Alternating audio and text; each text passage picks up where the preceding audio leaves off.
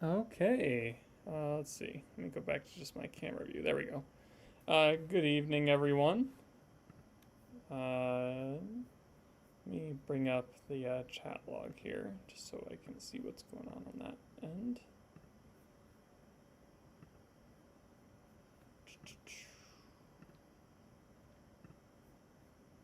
So I will say things don't look super promising at the moment, but of course that was the case last night too, and eventually that changed. So let's see if I can. Okay, there's that. Okay, I got the chat log running. All right, so let's bring up the Zwo camera view and just see what we have so far. I saw a couple of stars out there, but this is definitely not one of our better starts to a night. It's so funny. The weather has been very strange lately, and it's been hard. Like it just seems like it hasn't been predicted uh, quite right these last few days. And it's been very hit or miss, which I mean to be expected with weather. It's very chaotic science. Let's see, bring this Zwo camera up, and I just gotta reconfigure that window.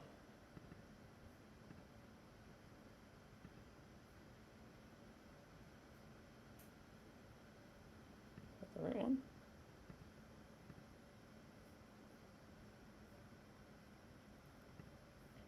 No, that's the right one. All right, you should be seeing it now.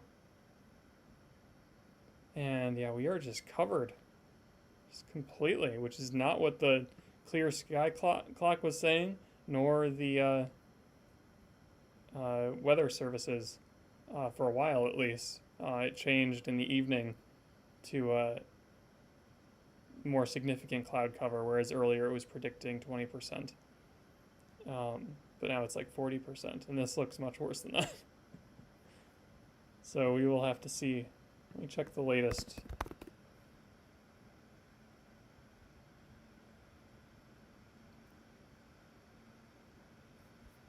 See what they're saying now.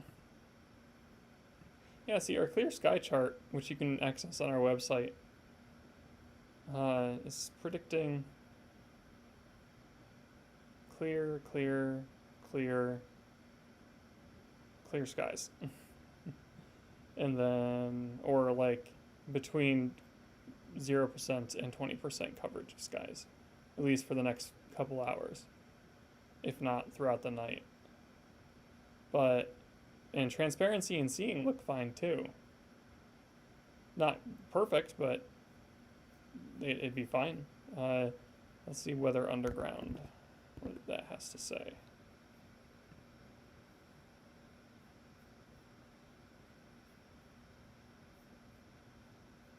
I think Jupiter might be peeking out through the clouds there. Yep, I see it. At least I think I see it. Who's that? Antares. Might be Antares. Huh. What does Weather Underground have to say?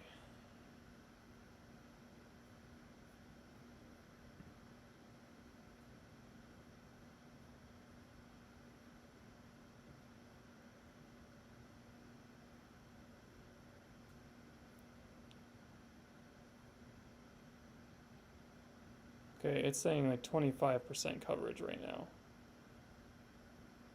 30% as the night goes on. But like right now it should be pretty decent. And evidently that's not the case.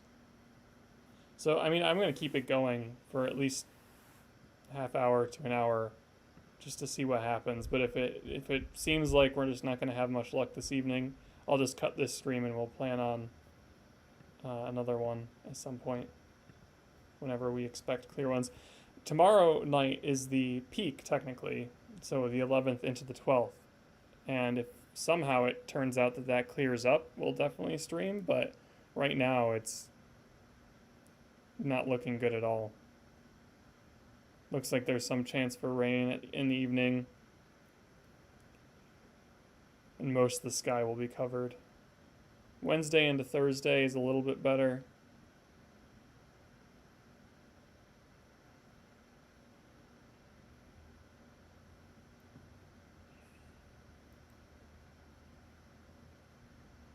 It's always possible something will change, though. So we'll keep an eye on it and see.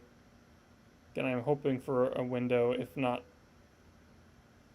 tomorrow, then at least when the moon is gone and it's mostly dark, clear skies would be the hope.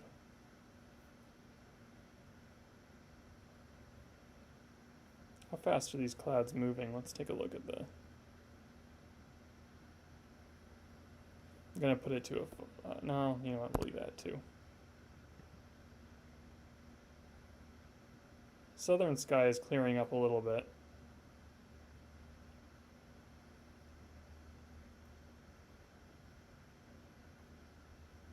Yeah, we'll see what happens.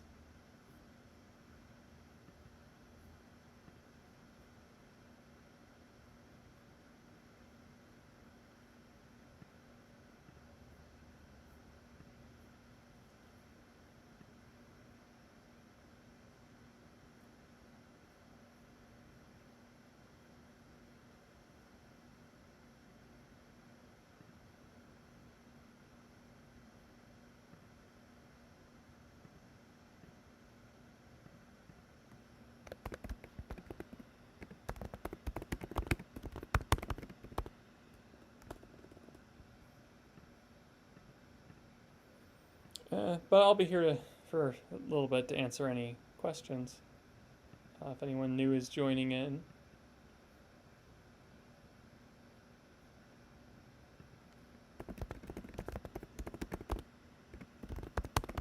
Ugh! Another... oh, it's a beetle. Go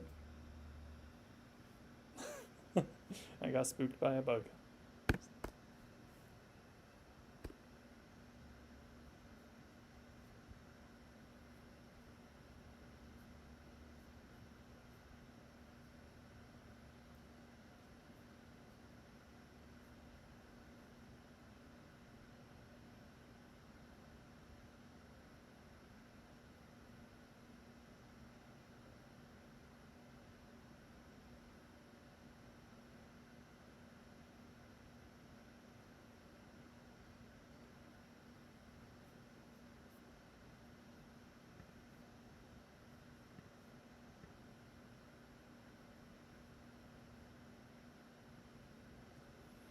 Hey, Blue. Yeah, we're gonna see what happens in the next half hour, and see if anything opens up. Like, for the past couple days and earlier today, it was the weather report was saying that we would have clear skies tonight, or mostly clear at the very least. But this is the worst we've seen it in the past few days. And I hope it does dissipate. Our clear sky chart is still reporting clear skies. Weather underground is a little bit iffy, saying like 25 to 30% coverage over the next few hours. So we will see what happens. I'm gonna keep streaming for a bit, and if it clears up, awesome. If not, then we'll try again when we do expect some clear skies. What's that flying in the south there? Oh, it's a plane.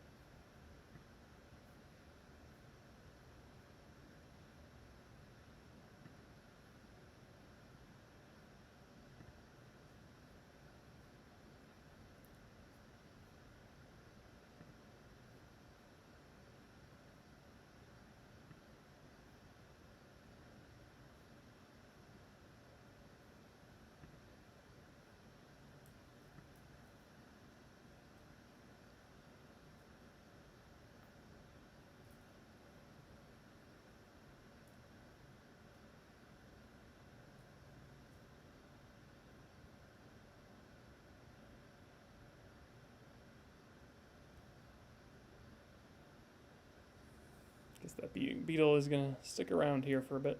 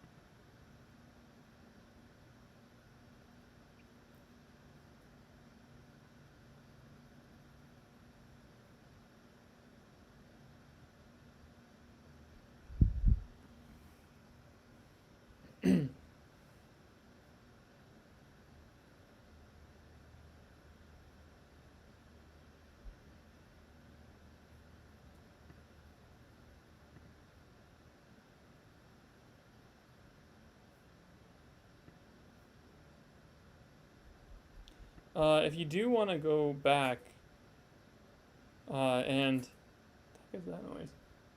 The radio room is making noises.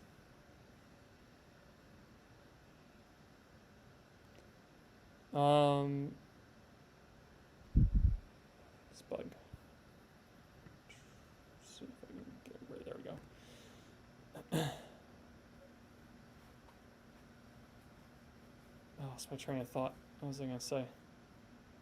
Oh yeah, if you want to go back and check out the meteors from last night's stream, we did get a few, and we did in the video description we did link roughly where they'll show up.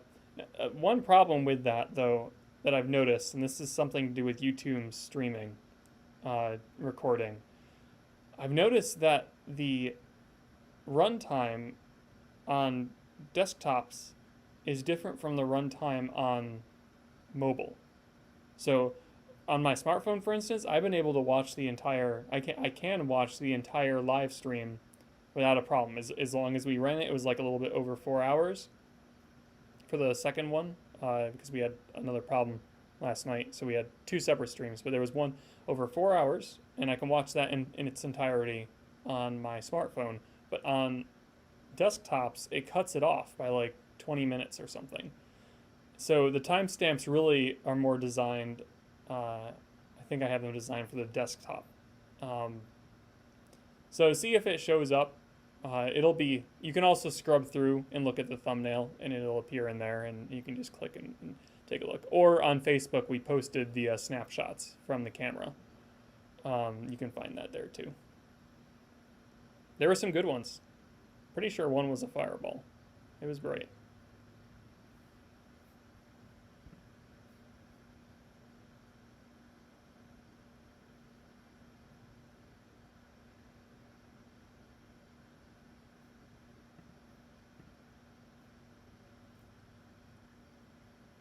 See our comments here.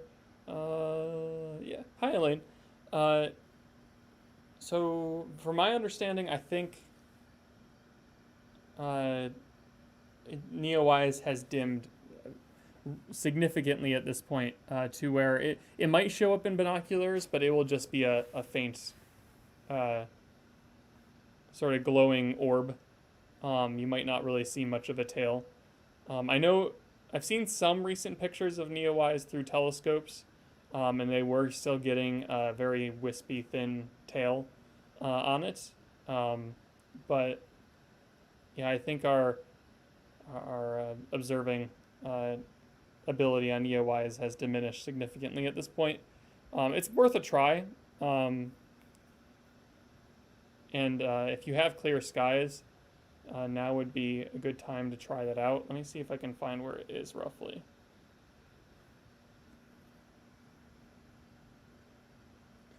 Because it will set later in the evening. Let's see. 20. So it is just above the constellation Virgo, and right now it's due west above the constellation Virgo. It's gonna set. It'll reach the horizon at right at midnight. Looks like. So right now is not a bad time to go looking for it if you wanted to go see what if it's bright enough still. Um,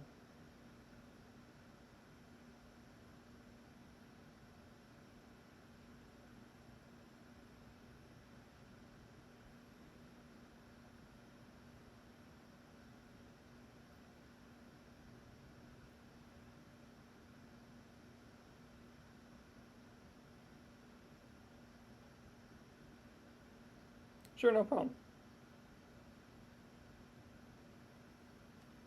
Let's see how the camera's doing. Not much better. The south is trying to open up.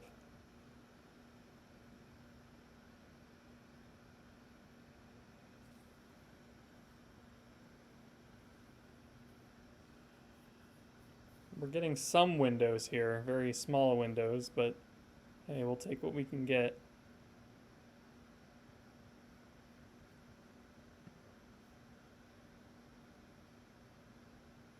So I'm on iOS here, and the app I recommend is Starwalk. I think there is a paid and a free version, like most apps, I suppose.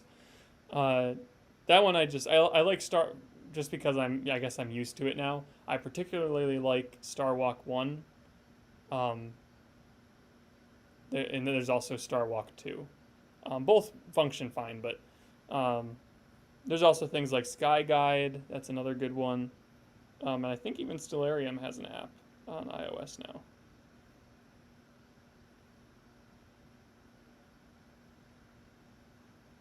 Let me put in the chat the ones I mentioned. Starwalk, Sky Guide. Oh yeah, Stellarium does have one, but it's a little bit... You do have to pay for it, looks like. Yeah. Sky Guide, what else do I have? Looks like that's about it. So I'll put Stellarium in too, although worth mentioning that you do have to pay for that one. Stellarium.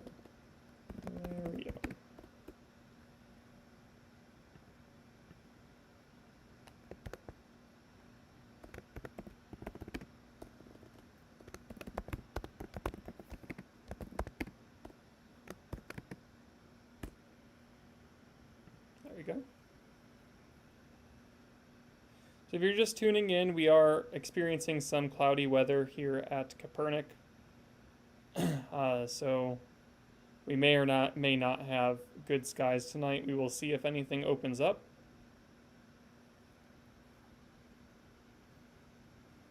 Oh, that's good to know. That there's one for that it's for Android as well, because that is my favorite one. So I'm glad I can recommend it to both platforms.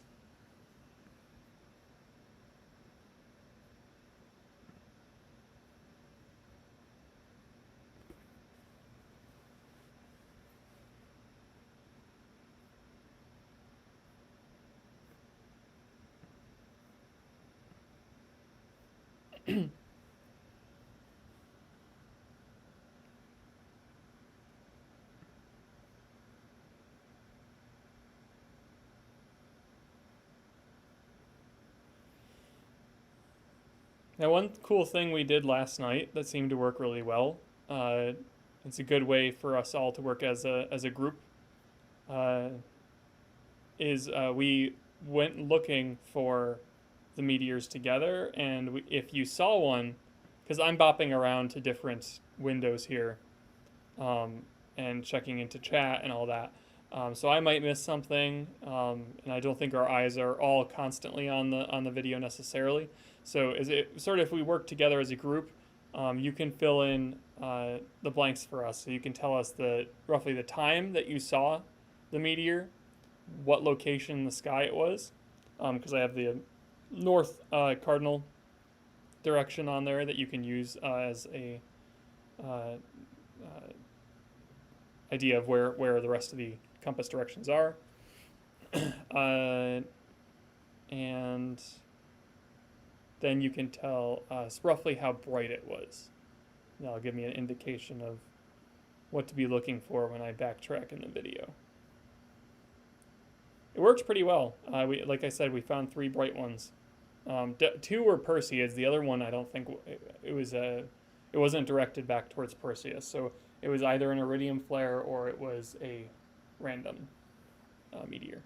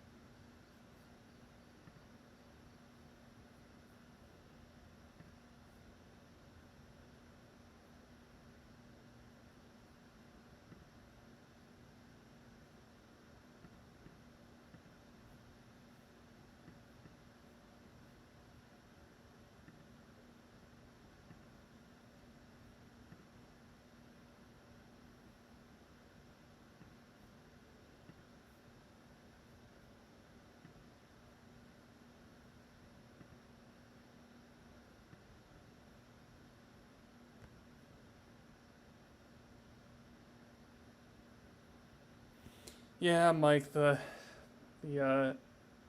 clouds were really unexpected because our clear sky chart was reporting clear skies, uh, weather underground, and the other weather services too were showing clear skies. So I don't know what happened. Uh,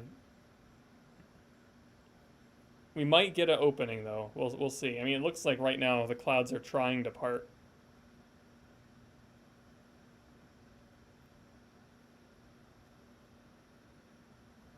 Maybe I can look up the radar, see what we have going.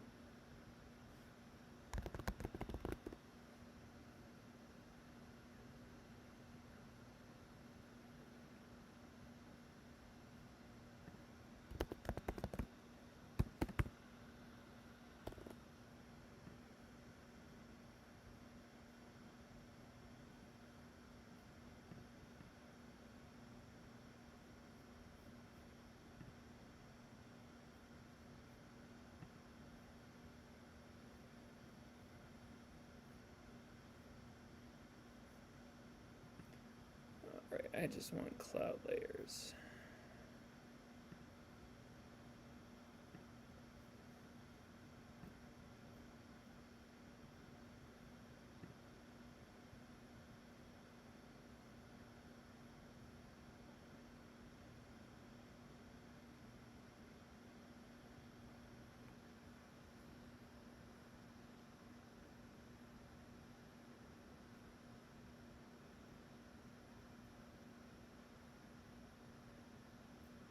Yeah, we're not dealing with thick clouds, which is at least somewhat positive.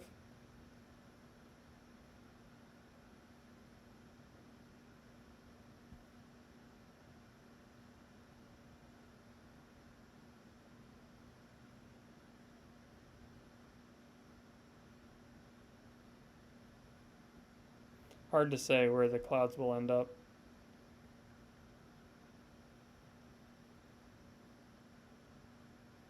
They sort of filled in, like earlier in the evening, we were sort of right on the cusp of the clouds. So if they just moved a little bit more northernly, we would have been in clear skies. But now that whole area to the south of us has filled in. So we lose our chance there. So really it's just a matter of waiting for the clouds to pass us by. Which may happen. There's a huge clearing if the clouds do pass us. And of course, it's not accounting for cloud formation, but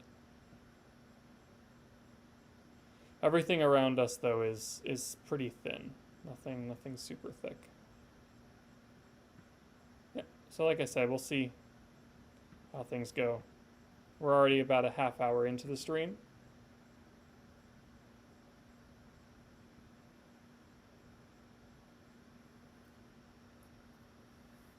Yeah, I think that's what I'm seeing too, Blue. It's just that window, that possible window.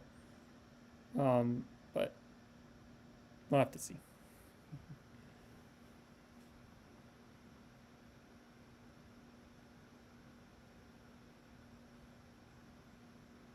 Yeah, yeah. Let's get rid of these clouds. I agree. Let's find a way to get rid of them because no fun at all.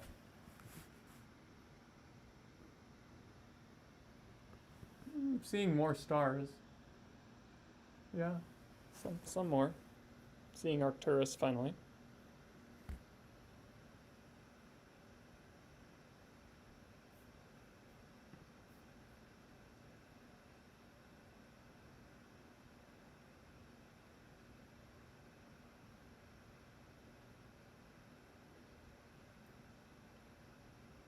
Yeah, I think that's what we're gonna get hit by. And why we can't really see the or watch the on the peak day tomorrow night because we have some significant cloud coverage coming our way. There's another crane fly. Nope, go away.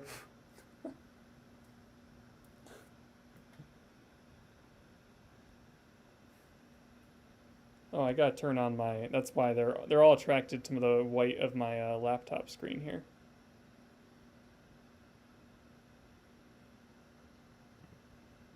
I'm gonna turn on my display, my red filter on my display. There we go. Now hopefully they won't be as curious. I'm gonna turn off this light too because there's some white coming from it, mostly red, but no sense in having it on. It's not really doing much.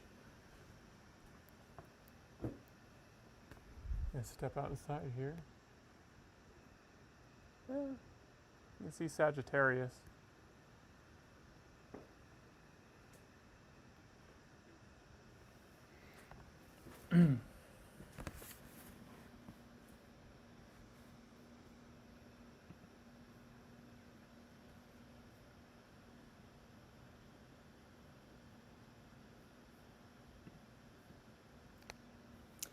If anyone is watching that's new to Kopernik's live streams, welcome. We are an observatory located in Vestal, New York, and we are streaming to you from a 180-degree all-sky camera. So at any point, if a meteor does come our way, we will be able to pick it up. That is assuming we don't have clouds like we have right now. We did pick up a few really bright ones last night. We all as we were streaming, everyone watching us, we all worked together to point out when those occurred, and we put some timestamps on those videos that sort of work. It depends on what device you're using because it doesn't seem like YouTube necessarily treated the video the same between devices. So some of them got cropped and trimmed, whereas others will show you the whole video. So you might have to shift through the thumbnails and see where those meteors occur. But there were a few bright ones, and possibly one fireball. That was pretty significant. So we'll see if the skies do clear up tonight. It's hard to say right now if they will. The forecast was saying we'd have clear skies. But right now that is not the case, evidently. So we'll see what happens, but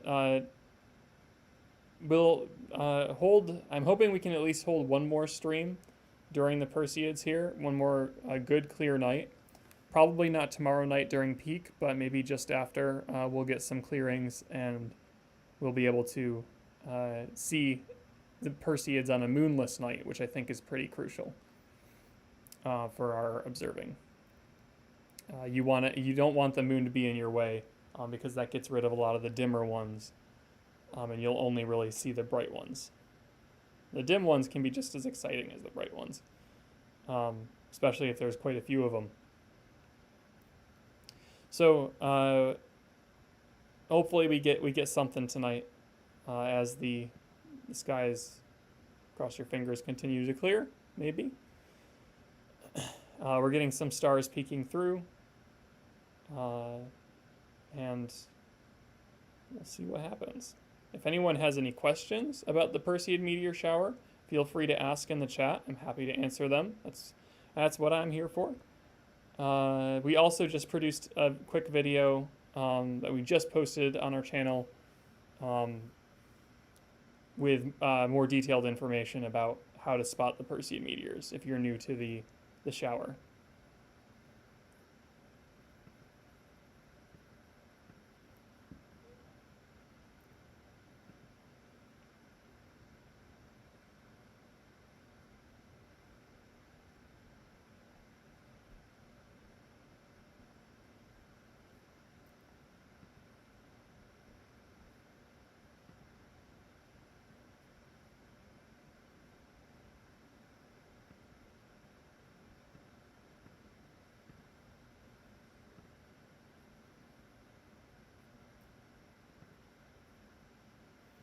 Right now, if a meteor did fly overhead, a brighter one, we would notice it through these patches of sky that we're getting in our image. And it would kind of be cool to see one sort of move through the windows in our field of view. But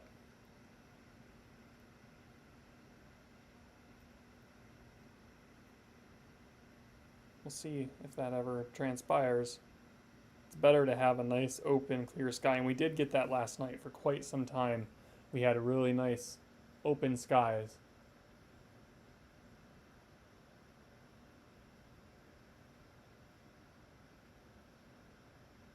Problem I'm seeing right now is where there are clear windows, there is a lot of haziness. So even though I can see some stars, the windows up in the sky just aren't super clear. We'll see if that improves. If we ever do get a clearing, that might improve, but hard to say.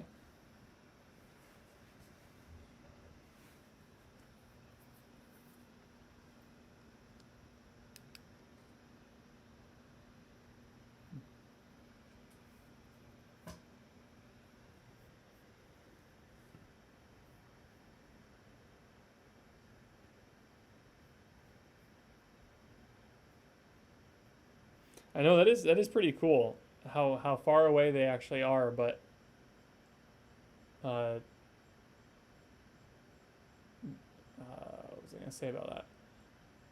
How far away they actually are. I keep losing my train of thought tonight. Oh, and yeah, how tiny they are. How tiny the actual particles of whether it be just tiny bits of sandy dust or some larger pebbles.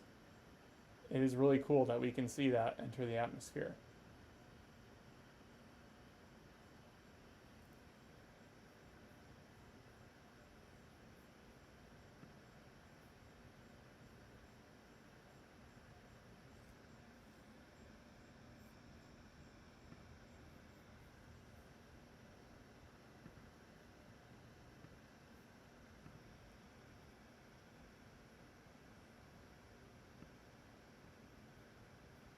And if anyone is new to our channel, consider subscribing.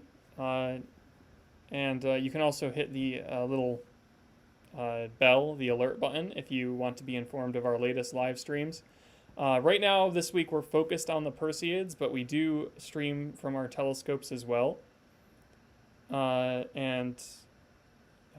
We've streamed planets already during some of our live streams. We've looked at Jupiter. We saw the transit of Io across Jupiter, and also the emergence of, was it Ganymede? I think it was Ganymede. But from behind Jupiter, we watched both of those events happen live. We saw the Great Red Spot. We got to look at Saturn's rings. We've had a lot of neat streams so far, and we're just getting started. I think we'll eventually make our way through the Messier catalog once we get our deep sky imaging set up. And that'll probably take the form of more of a imaging um, live stream rather than a direct view through a telescope, because of course these deep sky objects are much dimmer. So if we want to see detail, we'll have to do some longer exposure imaging. But we might be able to see some live views of a few things, of the few brighter stuff that's out there. Now I have a question here. Where is this cam? So this is at Kopernik Observatory, located in Vestal, New York. And yeah, that's that's where we are. We are an observatory and science center in the area, and we focus on public observation. So we're not necessarily a research institution, although our 20-inch telescope in particular is research grade and research ready. But we've mostly used it for imaging data rather than anything else.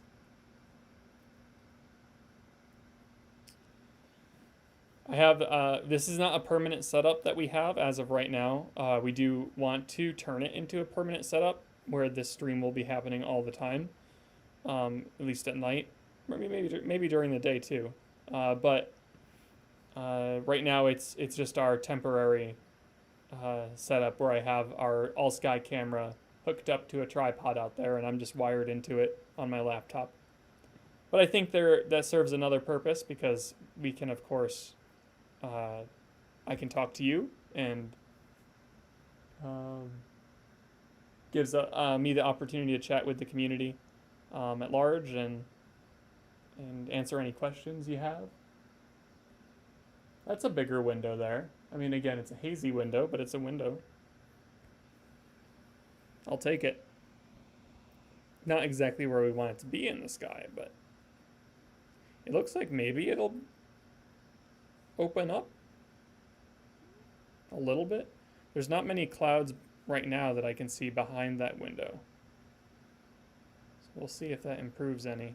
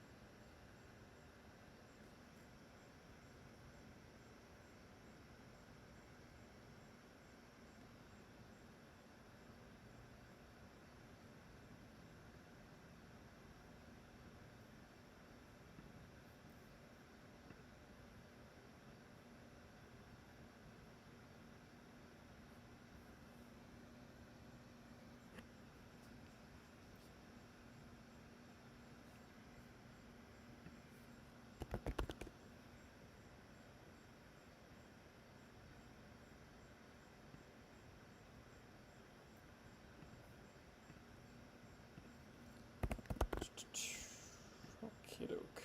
Let's see what we got here.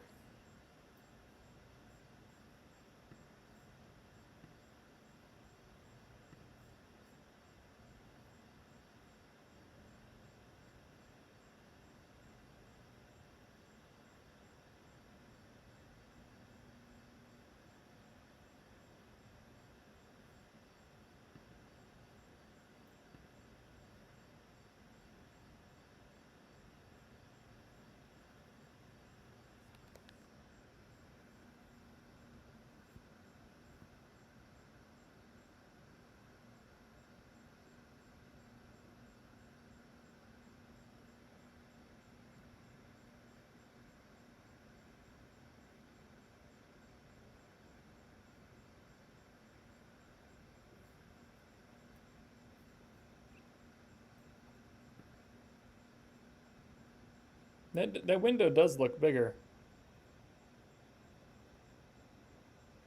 We might be getting something here. Let's see what happens.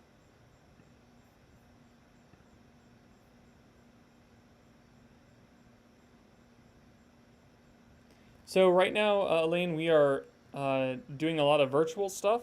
We have our summer camps going on right now. I just finished my... Oh, there was a fireball?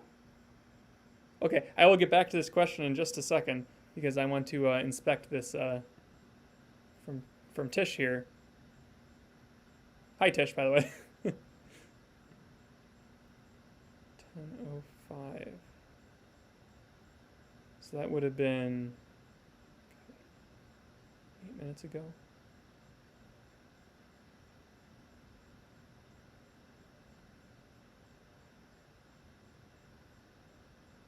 Near the tower.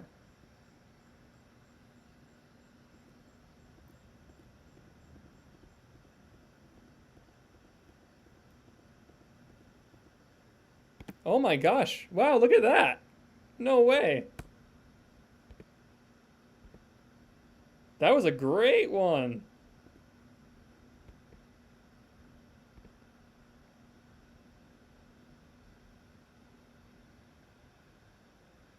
Wow. Through the clouds, too. That was a cool shot. I'm going to save that one. We'll mark it down as 10:05.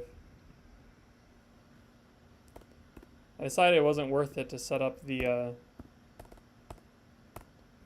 360 camera tonight unless it does clear up a bit more. That would have been a cool shot. That's too bad.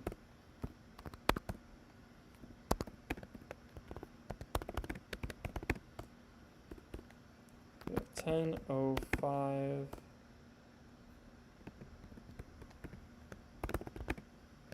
That was definitely a Perseid too.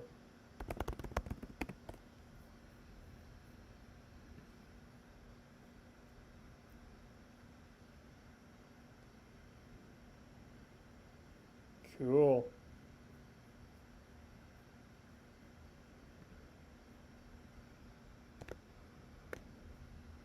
Snag a picture of that. Oh, you know what? I should make sure I'm streaming at the rather. Yeah, there we go. Cool.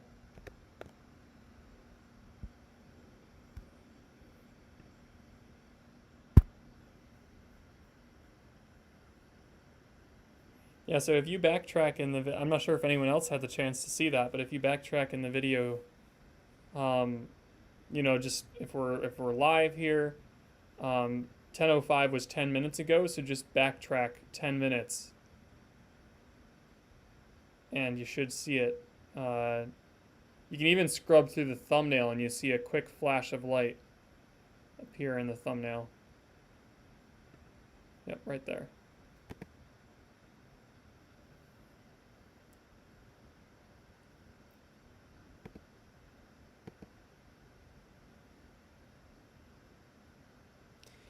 Well, at least we're getting something. And I kind of like that one through the clouds. That was pretty neat.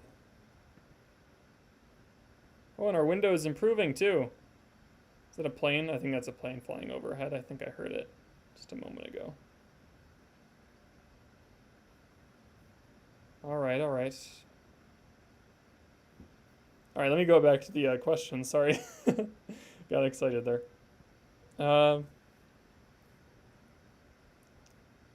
So yeah, we're mostly we have our summer camps going on right now. I just got finished with mine last week, which was a virtual reality summer camp, and students seem to have a fun time with that, and they learned how to 3D model, and oh, I just saw one with my eye.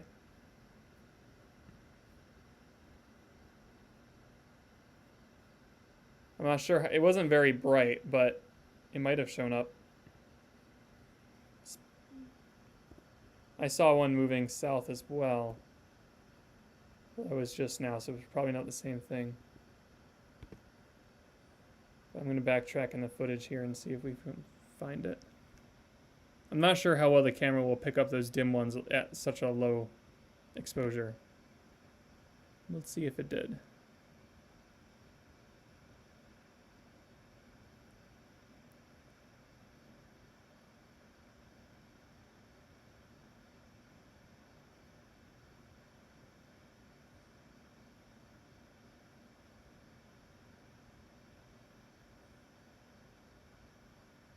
No. I didn't see it though. But we also, in addition to our summer camps, let me finish my summer camp talk, I guess. We have an ISS, an International Space Station camp coming up soon, and that one's going to be really exciting because the students will have the chance to talk to the astronauts. We're going to accomplish that all through Zoom, but we'll be using our ham radio station up here to contact the ISS. And we've organized that through NASA. We've yet to schedule a specific date for it yet, but we're going to be streaming it on our YouTube channel. We'll stream that contact. So we're super excited about that camp. We're hoping the students will have a blast learning about the space station and space exploration that week. But we're also doing these virtual observing programs. So we've done one every week now, if not a couple a week. And it's sort of nice because it offers us the opportunity to continue to share our telescopes with you while we are closed. Our facility is closed to the public. We can at least interact with the public and answer questions and help you explore the sky from home. And I think that's a really important thing. And the other side of it, too, is that we can share some of our more advanced imaging methods with you and in some ways get more detail out of the telescopes than your eye otherwise would. Now, don't get me wrong, there's nothing like looking at these objects with your eye because you got to think, your eye is picking up photons from objects that are in some cases, light years away, or just, within our solar system, millions and millions and millions of miles away. So that's definitely important, and everyone should have the opportunity to do that. But we're working with what we can right now, and we're also using this as an opportunity to share some improved images. Next thing I want to do is do some deep sky astrophotography. And there we will definitely have to take longer exposure shots. So that's just some of the plans we have ahead. We want to keep in communication with the public so we can be your guide through the stars. We also, when we can, we schedule Friday night presentation programs like lectures, and sometimes they're more activity-oriented streams. So we are trying to keep up with our scheduled Friday night programs, and we're calling them right now FNLs. So Friday night live streams. So if you right now we are delivering all of this content to you for free. However, if you are in a position to support us, we do have a donation link in the video description, and that would really help us out continue to send out these streams to you and continue our FNL programs and our potential class activities as well, and continue to build up our resources to meet this new sort of more virtualized age.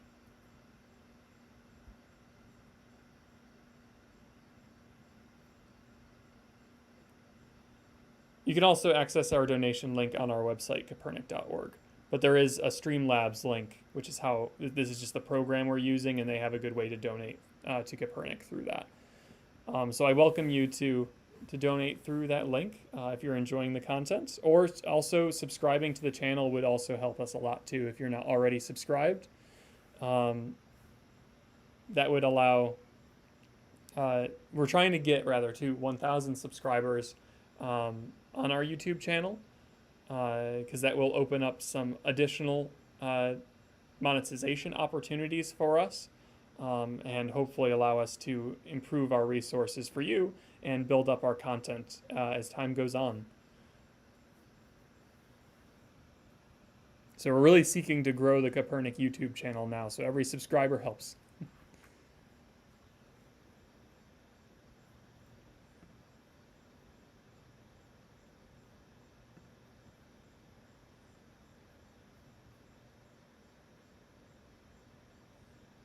see, I have a few comments here. Okay, I gotta backtrack a little bit. I apologize if I mispronounce your name. Medea? Is that how you pronounce it?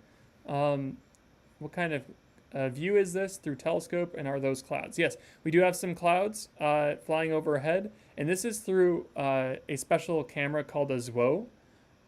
It's a astronomy, basically a fancy astrophotography webcam. That might be simplifying it a little bit, but we used it for our planetary exploration. But we've now put a wide-angle lens on it, and in fact, this wide-angle lens allows us to get a 180-degree view of the sky, which effectively gives us a full view, an all-sky view. So if the sky is clear, we won't miss anything. We won't miss any meteors. It ends up working out really well for us. It is monochrome, so you'll notice there aren't any colors, but that ends up being more sensitive to light, so we'll actually see more this way. So we are able to hook this up through a telescope, and we've done that already, and we're going to continue doing that in the future. This week, though, we're focused on the Perseids. So this is just a view right outside of our domes. You can actually see our domes, two of them, one in the left-hand side in the north, and one on the right-hand side, towards the right-hand side, next to the big tower at the bottom of the image. That one on the right is the 20-inch dome. The leftmost one is the 14-inch dome. So yeah, what we're looking at is a full, all-encompassing view of the sky. All right, I think that covered one of the backlog questions. And Tish's, oh, we did schedule a date for the ISS contact. Awesome. So it looks like that's Friday, August 31st at 2:23 p.m. Cool. Oh yeah, and that's a good point too about yeah, like you're looking back in time when we're viewing these objects in the sky. Are we looking at, Elaine says, are we looking east at what degree above the horizon? Let's see. So yeah, if you look at the I marked it at least one compass direction. So I have north on there to indicate due north, just above the 14-inch dome there. And then from there, the western sky will be towards the left-hand side, and then the eastern sky will be on the right-hand side. And of course, south is directly across from the north cardinal direction. So really, it's hard to see right now, but on the very edge of the circle of the field of view, that's where our tree line is. So we are looking at the entire sky that we have here at Kopernik. So it's really, this is the ideal setup, because even in real life, if you were to try and watch the Perseid meteor shower, you'd have to choose your direction. But in this case, we won't miss anything. Especially the brighter stuff, we won't miss at all. Because if there's one that flies overhead and we have a perfect clear window, then we'll spot it.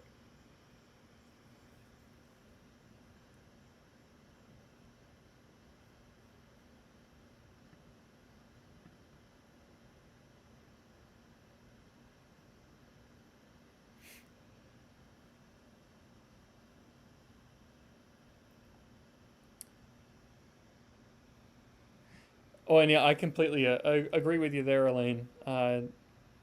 Before I started I originally started as an intern at Kopernik. I somehow had never even heard of the observatory, or at least knew enough of it. But then one night I actually came up for the Perseids because I had heard this. It was a program they were offering. That was back in 7th or 8th grade, I think. And I got to watch the meteor shower, and I was already interested in space at the time, but that really opened up my eyes and made me want to keep exploring. So yeah, it's an incredibly valuable resource in this community, and we're hoping to provide it to other communities throughout the U.S. and throughout the world. Um, During the NeoWise, we had people tuning in from all across the world. It was amazing. It's a great opportunity just to connect on a more of a global scale. So that's one of the positives, I guess, of this is we've had to adapt a little bit to the current environment, and we have been able to provide more outreach, even beyond our local community, which I think is just great. We've been able to provide the resources that we have here, and we want to keep doing that as time goes on. So yeah. I'm happy that the Kopernik exists, and of course that I've been able to work as an educator here, and help to virtualize our programs too. We all had to get creative this year, this summer, with how we were going to go about all this, and it seems to be working pretty well, especially with our summer camps and our live streams. We're pretty happy with how it's going. All right, we do have a pretty decent window now. There's those clouds lingering to the eastern sky, but it's better than it was, because before it was just completely covered.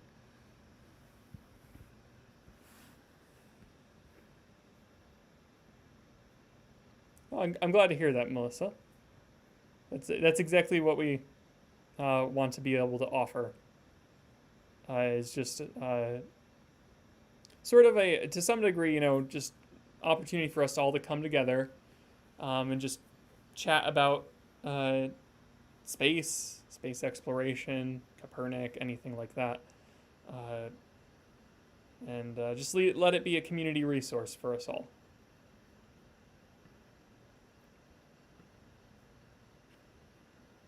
Again, looks like we have some more viewers, so welcome to the Kopernik live stream here. We are focused this week on the Perseid Meteor shower, but we consistently do these live streams, whether they be wide-angle shots like this or views through our telescopes. Just week before last, I think it was, we watched the transit of Io across the planet Jupiter. We got to see the shadow, and that night also had the Great Red Spot facing us. So it was a really cool view. I recommend you go check that video out. It was really neat to see the shadow move across, and then Io emerged and appeared on the other side of the planet. Sort of ended up looking like a weird bump on Jupiter, and then eventually moved out, and you could tell it was one of the moons. But you could see it in front of the planet for a while too. You could make it out that it was a distinct feature that was not part of Jupiter. And we also, whenever we do these streams, we try to post images, the results of the stream on Facebook. So be on the lookout for those. You can, and well, actually, it's across all our social media. Facebook is our most active, but we're on Instagram and Twitter as well, which we do post there. But Facebook is definitely where we are most active with our community.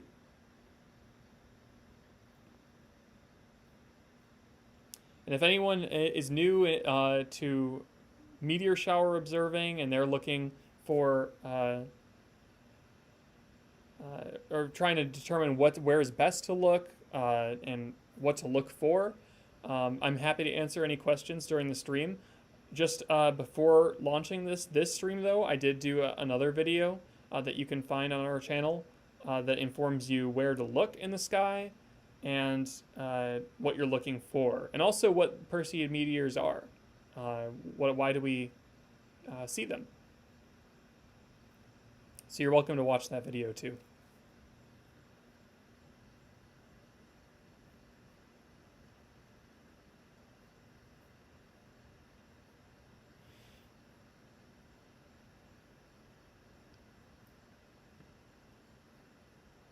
If you are new to the channel, please consider subscribing to us. We are hoping and trying to get to 1,000 subscribers We're at 500 something right now. Let me see. 551. And so we've made some really good progress with that count. But we wanna keep going, and hopefully make it to that 1,000 number. And we do offer also hopefully by getting to that 1,000 subscriber count, we'll be able to offer some additional programming for you, because it will allow us to start doing a bit more monetization. Of course, these programs are provided to you for free, and we will continue doing so for now. But if you do enjoy these programs and would like us to continue building up our resources and the more regularity to our virtual and online programs, then consider donating to us in the donation link in the video description. It's the support the stream link, Streamlabs. That's how we're streaming this to you tonight. And that would really help us out continue to offer these types of programs to you.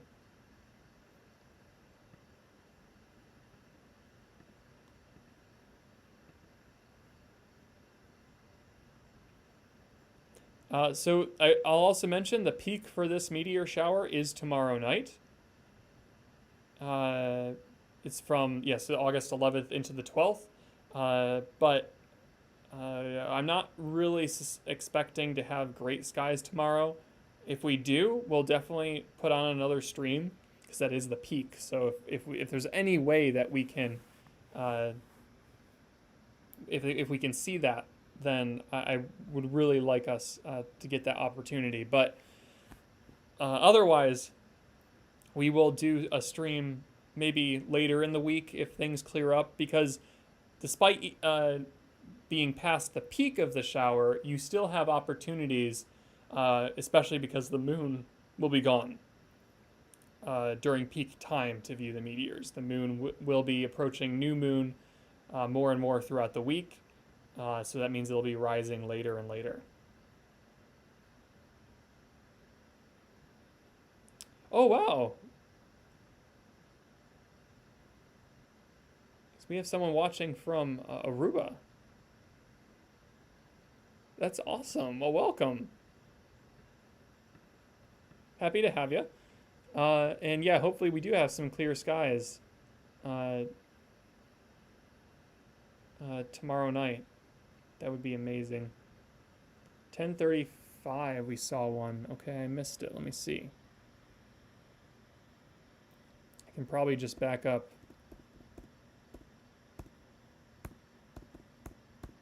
See if that's enough. I'll rewatch the footage. Elaine, any rough idea as to where it was in the sky?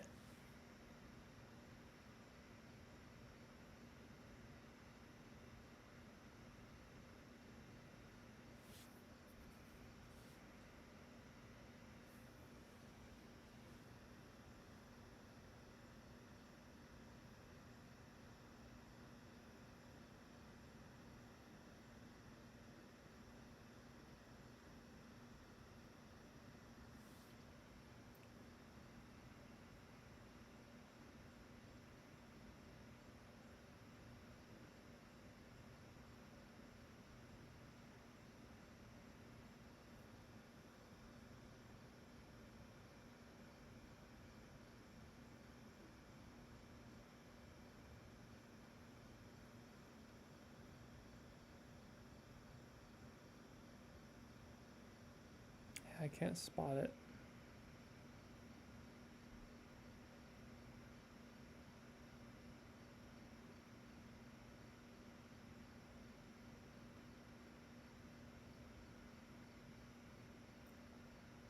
I wonder if there's a way I can put some kind of indicator on the stream that will allow us to pinpoint.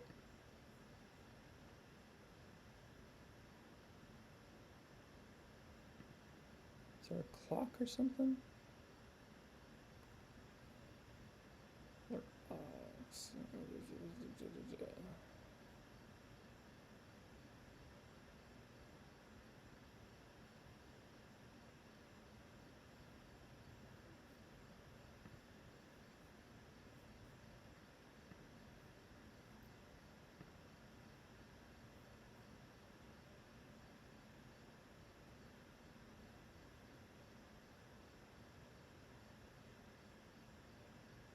Actually, one way that we can do this, uh, one really useful identifier, um,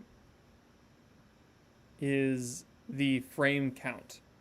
So if you look in the lower left of the image of our field of view, towards it's the bottom of the field of view where you get all those number reports. It'll say, let me see, it'll say preview FPS, total frames, and dropped frames. We are interested in the total frames because that's the number of frames we've recorded so far um, from this camera view. So if you give me that frame count, like right now we are at 1,881. If you give me that frame count, I'll be able to pinpoint exactly the frame that meteor happened on.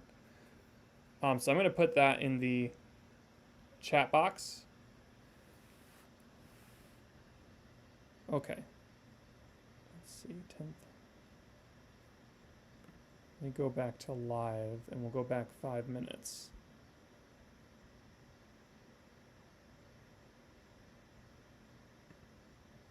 I'm just going to see if I can find this here. I'm going to record the notes down too. We would be at 10:35.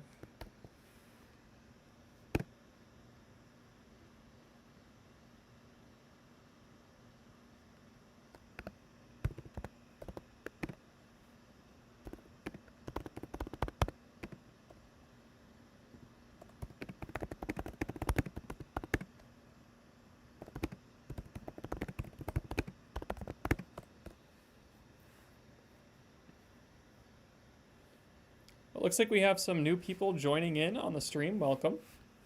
We are viewing the Perseid Meteor shower tonight. And actually that's our goal throughout the week, ideally. I mean, of course, it's all dependent on weather. We've done 2 streams already. This is our 3rd stream. And we've been pretty successful with spotting some meteors. We've already seen a couple tonight, a couple decent ones. And one of them was through the clouds, which is really cool to see. But now it seems like the clouds are finally starting to dissipate a little, getting some good windows to the sky, and it's opening up our view a little more. So join us, and we'll see what comes up. We're sort of all working together to watch out for them. And if you do see one, just post it in the chat. Let us know what time you saw it and roughly where it was, and that will help us a lot in picking up those frames.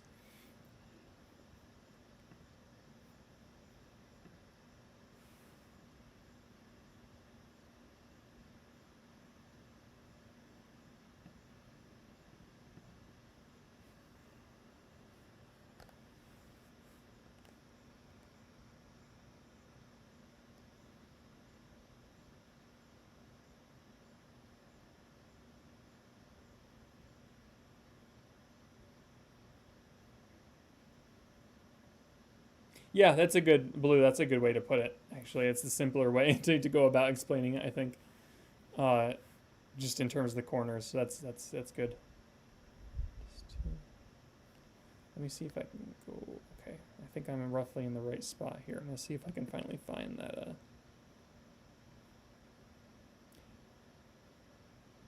Hello, Neva. Yep. Hopefully we'll catch some. We saw a couple already. We'll see if we can find any tonight. Any more. Yeah, that's the problem. I don't really. I'm so focused on what's going on my screen. I haven't really looked up too much because I know my eyes, even with my red filter on my laptop, my eyes are. It's still a little bit too bright. I might actually decrease the brightness a bit here.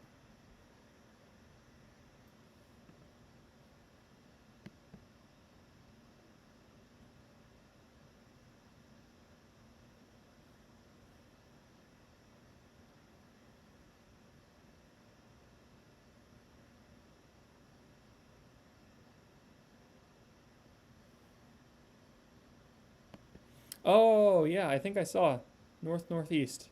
Yeah, yeah, yeah. I finally found it.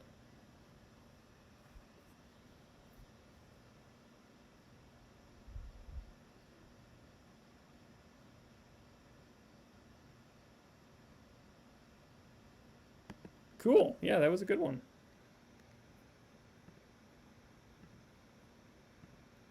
Take a picture here.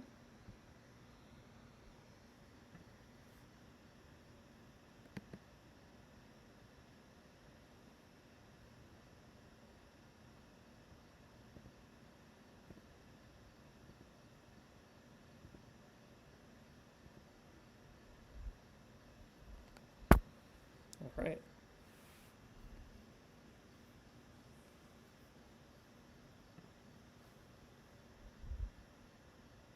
So welcome to anyone that's new to the stream here. We are on the lookout on the hunt for Perseid meteors.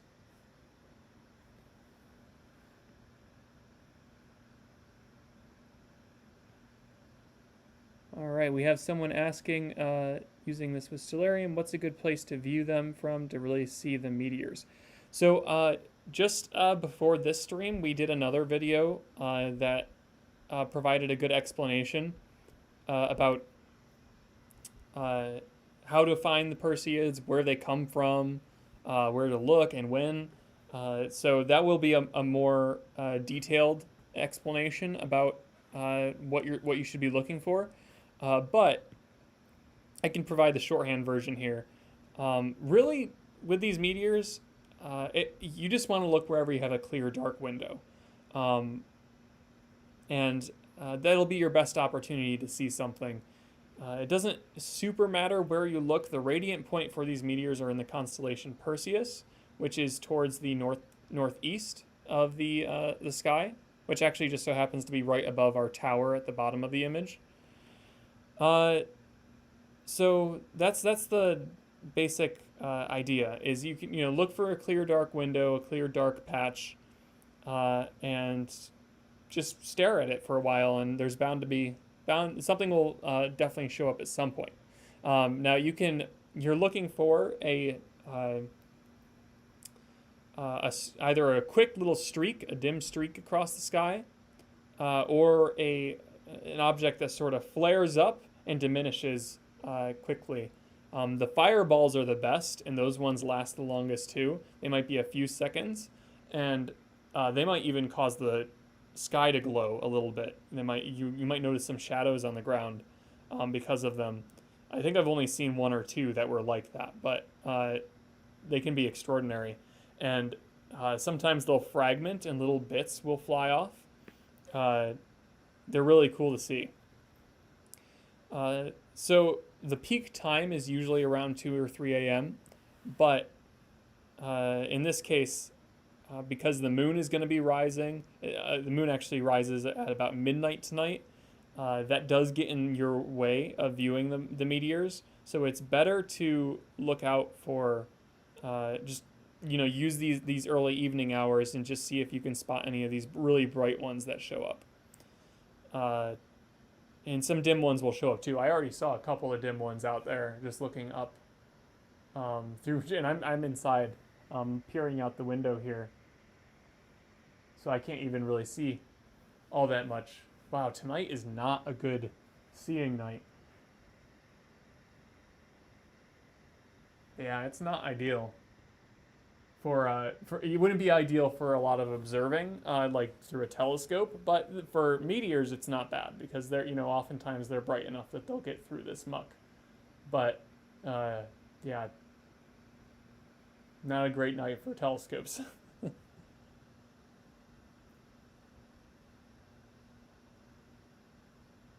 Oh, that's a good question, Melissa. Ooh, a green one. I'm pretty sure I caught a green one in my mirrorless camera last night. Um, just a brief thing though. It might have been like sort of caught in between frames, so I didn't get the whole thing. Uh, but I'll post. I'll see if I can touch that one up a bit, and maybe we'll post it on our Facebook page. Because that green color was very noticeable. The green ones are cool.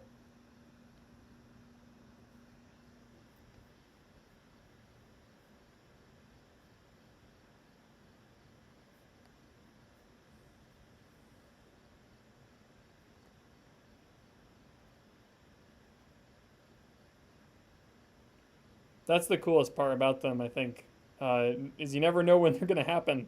So it could just be any old random moment, and they'll show up. What's that in our image? Is that some kind of plane or something? Just sort of flashed by. Plane or satellite. It's passing through the clouds right now. I don't hear a plane, but that's my guess, is it's a plane.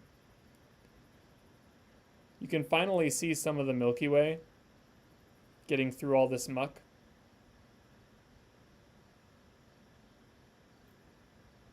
In fact, if I bump up the exposure for a moment,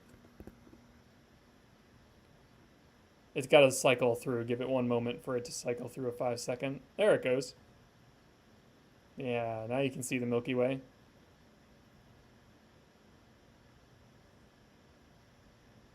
Let me know if you'd like. I mean, it's not going to update as regularly, but let me know if you prefer this view in the chat.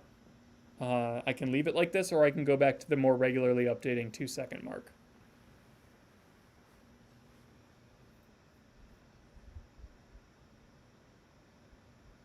It is blown out a little bit in the northern sky there. So I don't know if that's...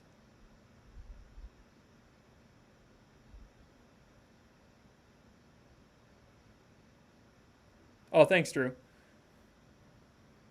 Yeah, I wasn't sure.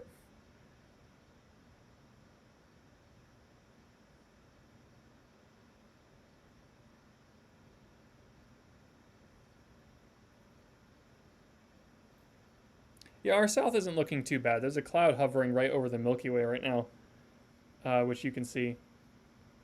But other than that, it's fine.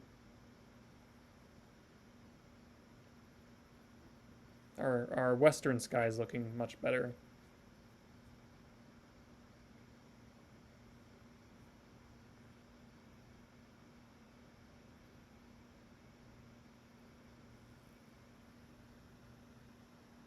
There's another bug.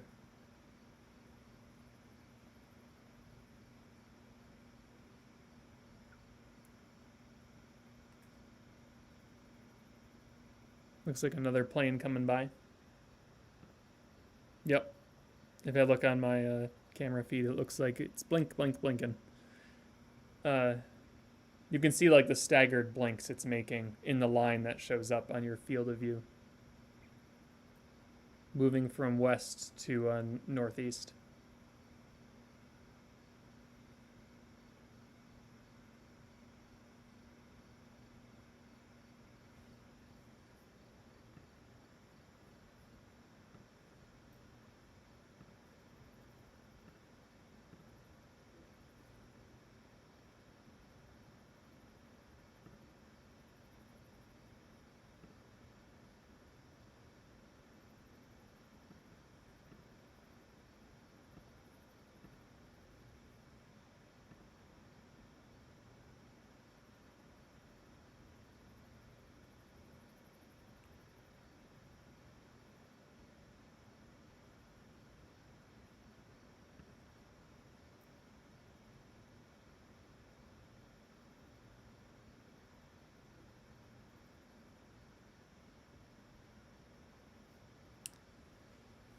All right. Yep, there's that plane still.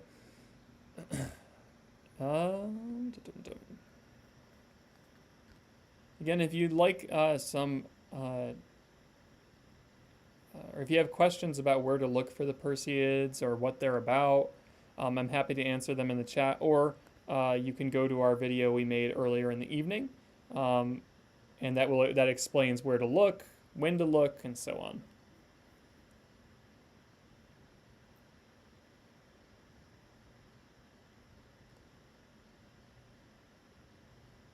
Oh, thanks for the that layout too, Baloo. I don't think I've ever seen anything beyond green myself. Maybe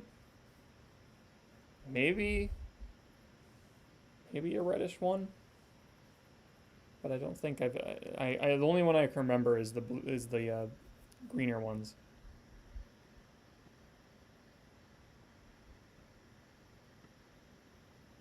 thinking back to those experiments in college and high school, where you or just even you can think of fireworks too, I guess. You burn the salts, and see the emissions, different colored emissions.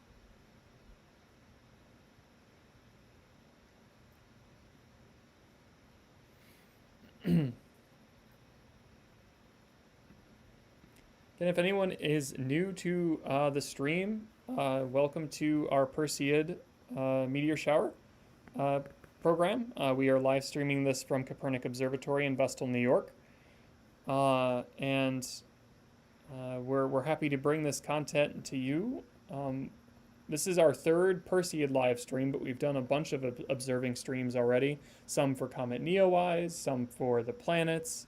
A couple weeks ago, we saw the transit of Io across Jupiter. So we've been observing quite a bit lately, and we're going to continue to do so. What would really help us out is if you hit the subscribe button, and that will alert you to our latest streams, and will also help us out a lot as we continue to build our channel and provide new content for you.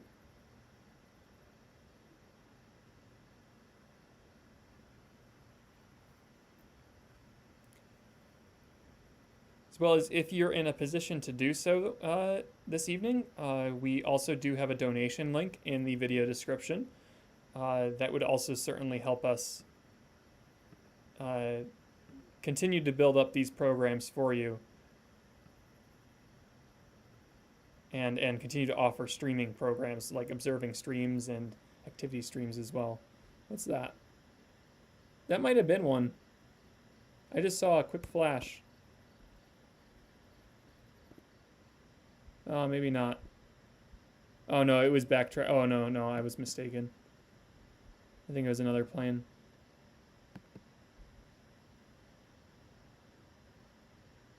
Yeah, never mind. False alarm.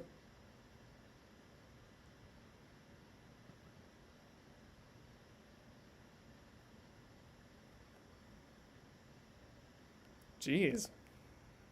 Why are there so many? So many planes.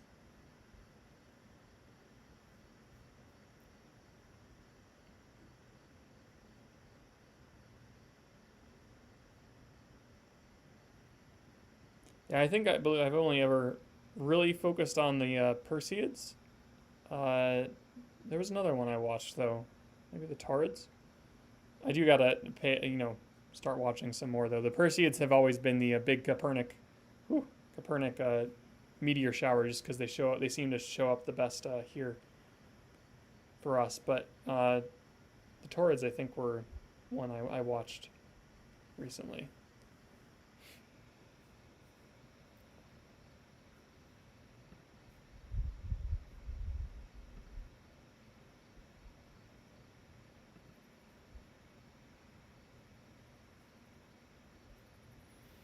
The wildlife out here tonight is much quieter. I'm only hearing the frogs and the crickets. No coyotes from what I've heard yet.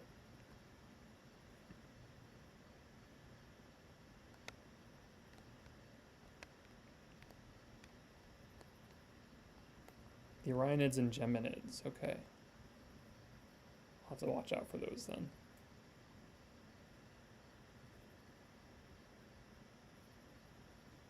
Looks like we're really cycling through some new viewers tonight. I'm watching the count go up and down, and I usually assume that it's just new viewers tuning in and some leaving and so on. So welcome to anyone that's just jumping in. We're having some relatively decent skies right now for viewing the Perseids. We've seen a couple of good ones already.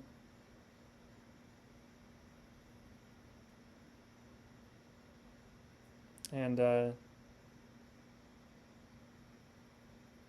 oh yeah, let me mention that too. Yeah, we do in our image here, we do have Jupiter and Saturn. As I mentioned, we were looking at Jupiter and Saturn in our other live streams. Right now, they just look like they're just 2 points of light because this is a full wide-angle view of the sky. In fact, we're getting the entire sky, our entire sky up at Kopernik in this image.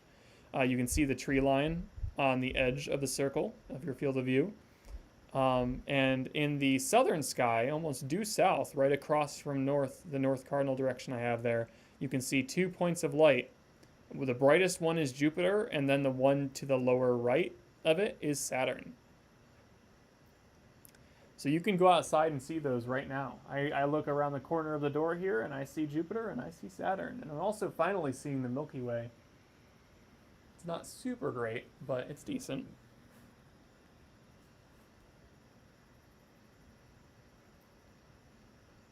Yeah, the one in the due south is Jupiter. Yep.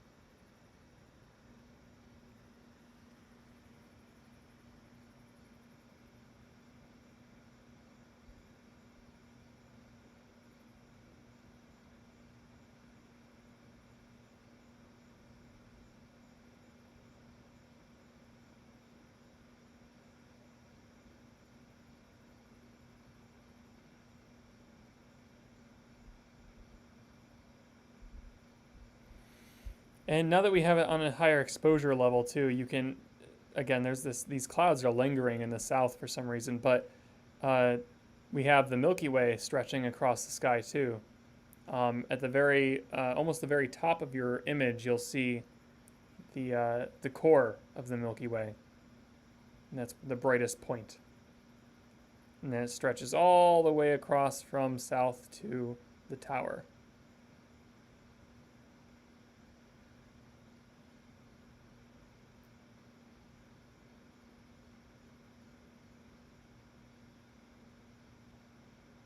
The other advantage of doing these 5-second exposure shots is the image will stay on the screen for longer. So if we do get one, more people will see it. Whereas when we were doing the 2-second exposure shots, it doesn't stay on the screen for as long.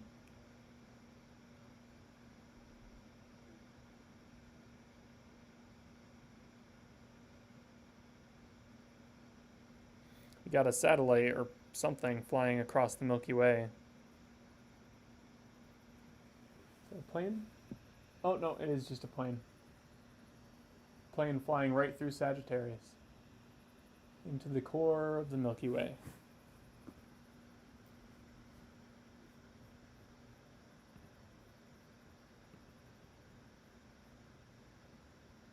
Thanks for joining, Tish. Good to have you. Again, we got some more viewers tonight joining in on the stream, so happy to have you. Feel free to ask any questions in the chat log there. I'm watching that closely.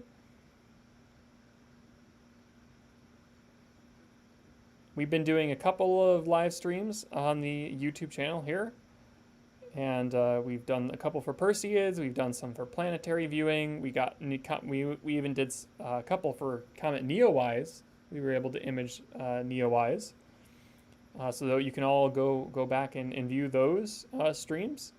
Usually, we like to connect it in with some commentary, and that's what I'm here for. Happy to answer any questions, and if you'd like, it would really help us if you subscribe to our channel. That will help you stay up to date with our latest observing sessions, and it's also one of our goals is to get to 1,000 subscribers, because that will help us look for new opportunities to support the observatory. So consider that. There is also a donation link in the video description if you're enjoying the stream.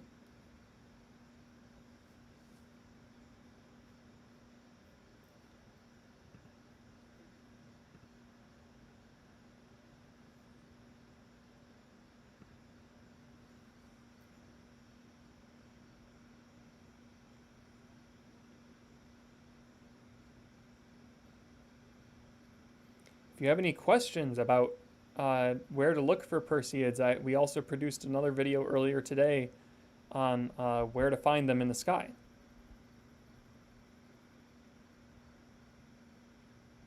So you can, of course, go check that out.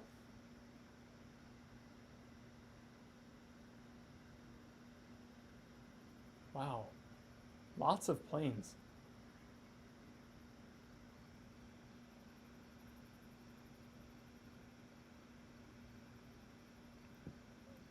The planes do die down as the evening goes on.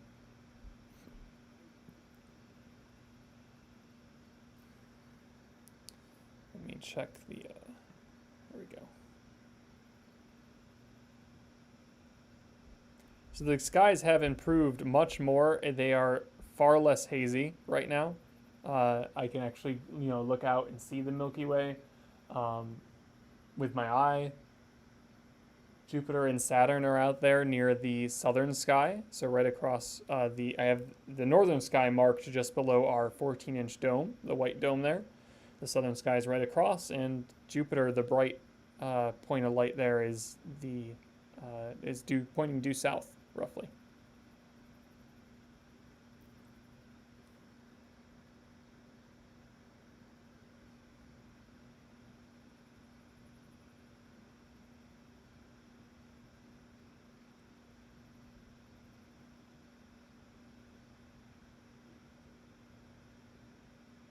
We've seen a few decent ones.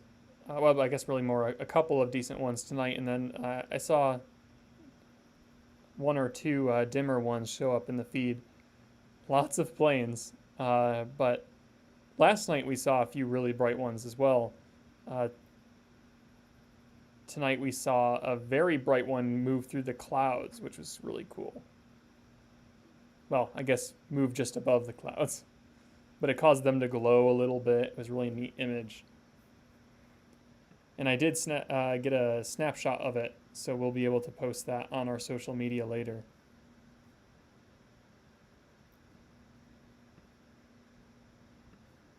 Let's see here. I'm also recording. If we're sort of working together to see if we can spot the meteors.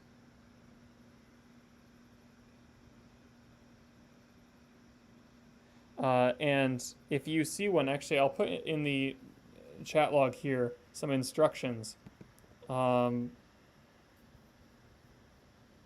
So let me put that down, because it helps us if we work together to find the meteors, and we can take snapshots of them and whatnot.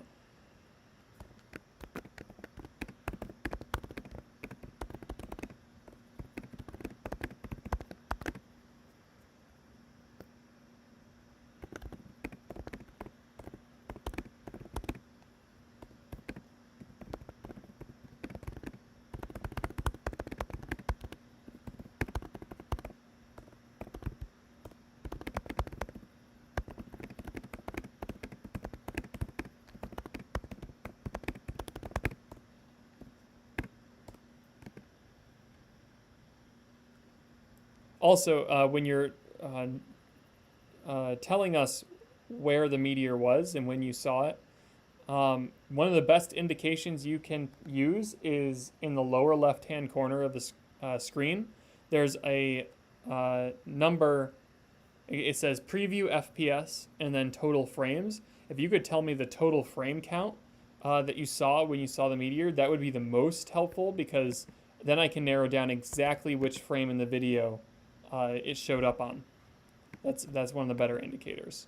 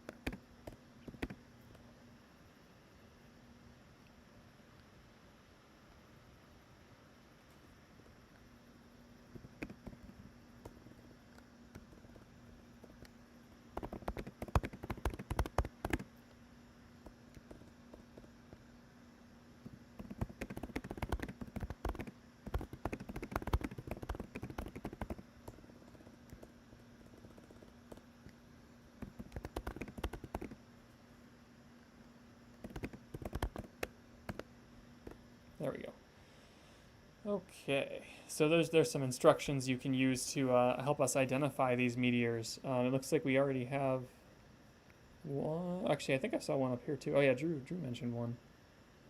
Two.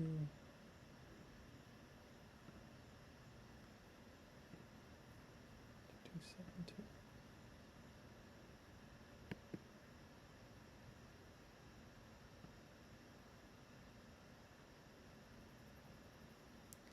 I'm going to in Streamlabs. I'm just going to see if I can shift.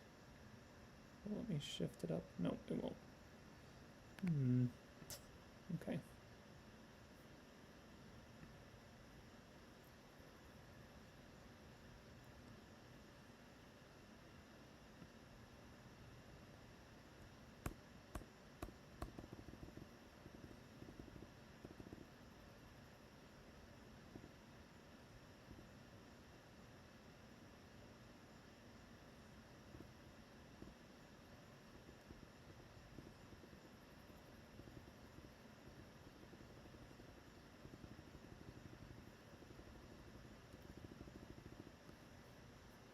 Whoops. There's another 2419.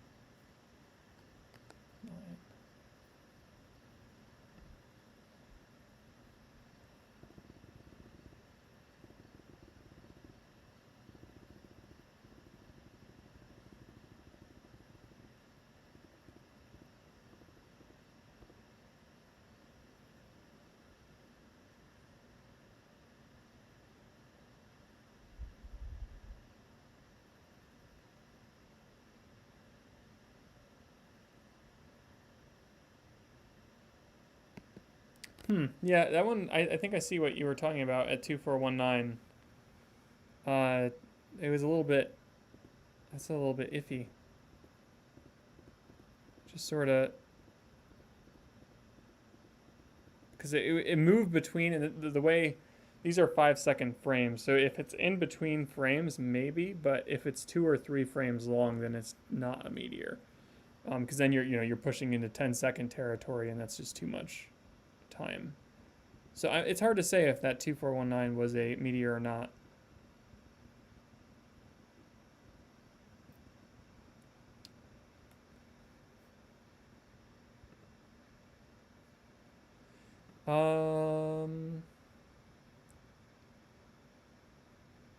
But yeah, one other thing I wanted to mention here in our field of view is, of course, our 2 of our domes.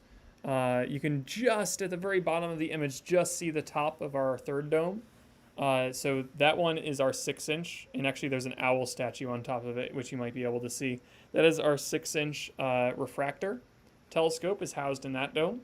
That's a really nice telescope that we've been using for our planetary imaging and live views that you may have come across if you're a regular to our channel and our live streams.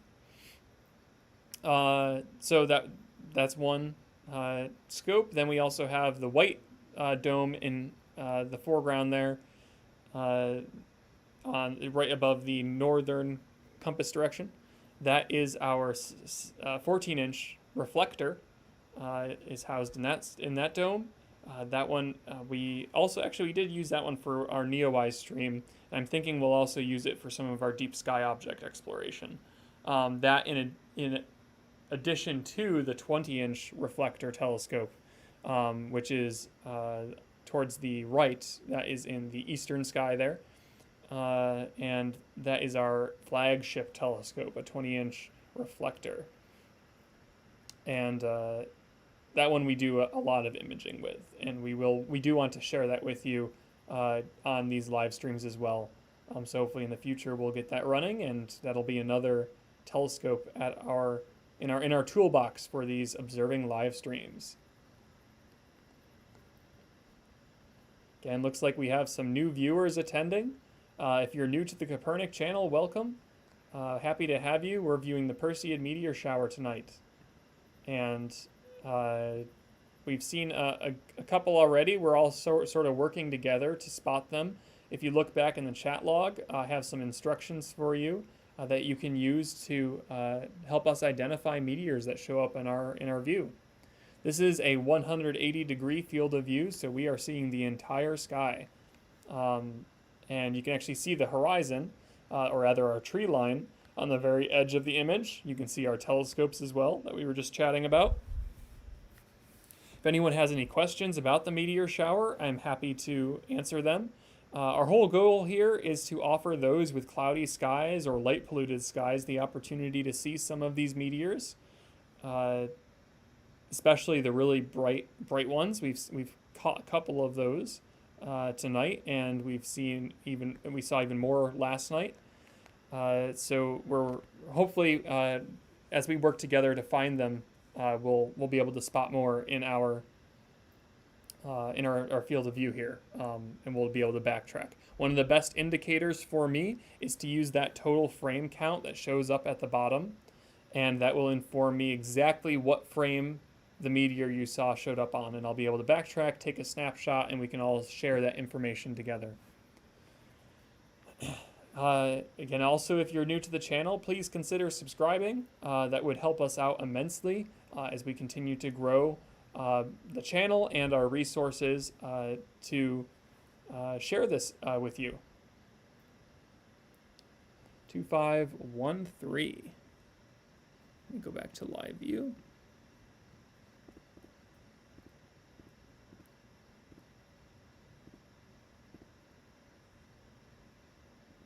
You say in the west.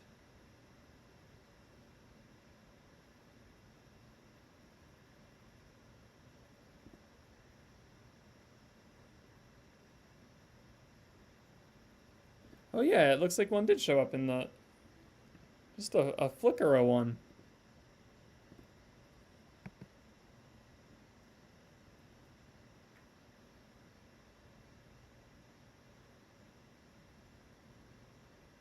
Interesting. Yeah, so if you go back to 2513 and look to the western sky, you'll see one. And again, when I say 2513, that's the total frame count.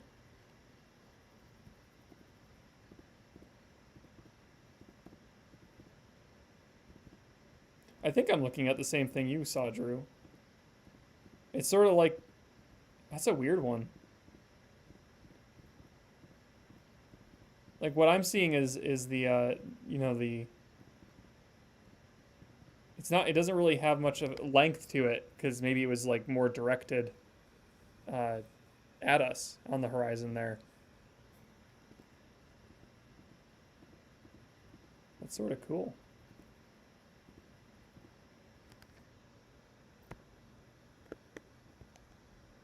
Let's see, I want to take it.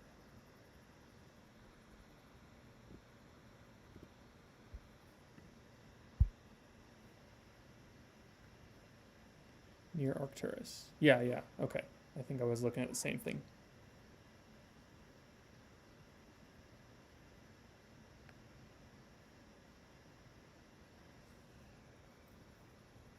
Hi, Elaine. Yeah, so a meteor is when it's flying through the atmosphere. There's also a term called meteoroid, which is when it's actually flying around in space. And then once it hits our atmosphere, it becomes a meteor. And if it makes it to the surface, or some fragment of it makes it to the surface, that is what we find as a meteorite.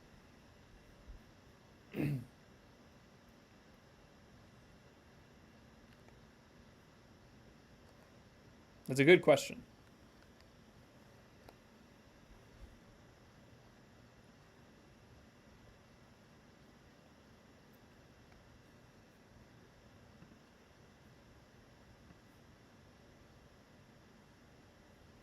Well, maybe there's a way I can get, because I'm realizing that banner that shows up a lot is getting in the way of our view here for the frame count. So let me see if I can sort of adjust where that comes up.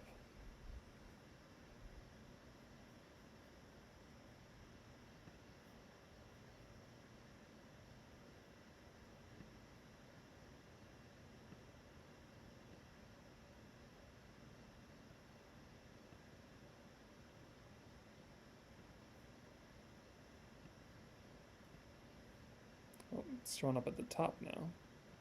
That's okay. Whoops, sorry. Drag the whole view off screen.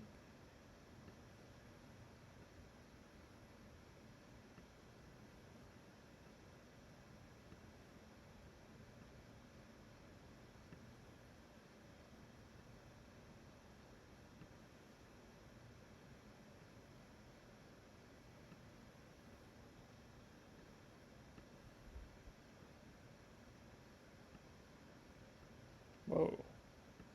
What's going on here?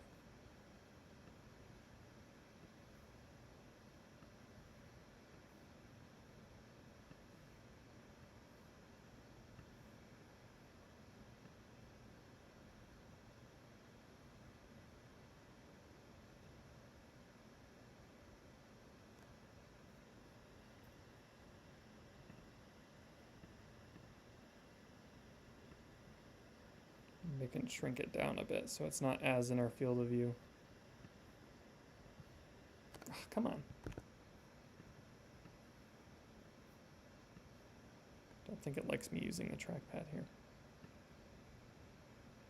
There we go. That's a little less distracting.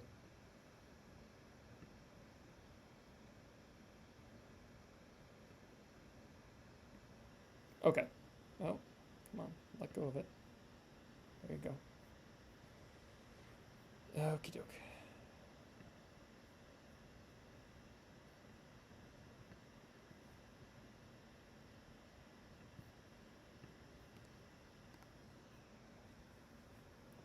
We've had a hi Aldo. We've had a couple show up tonight. We had a really interesting bright one on the horizon, and we also had one early on through the clouds. That one was pretty cool too. The way we're identifying them this evening is using the total frame count that you see show up in the lower left-hand side of the video. Right now, for instance, we're on 2580. Is that right? Am I live? Yeah, 2580, 2581. And that's the way we're identifying them. So you'll see those numbers show up in the chat, and you can always go back and look to see if you can spot that meteor if you backtrack in the video. That seems to be a really good way to identify them.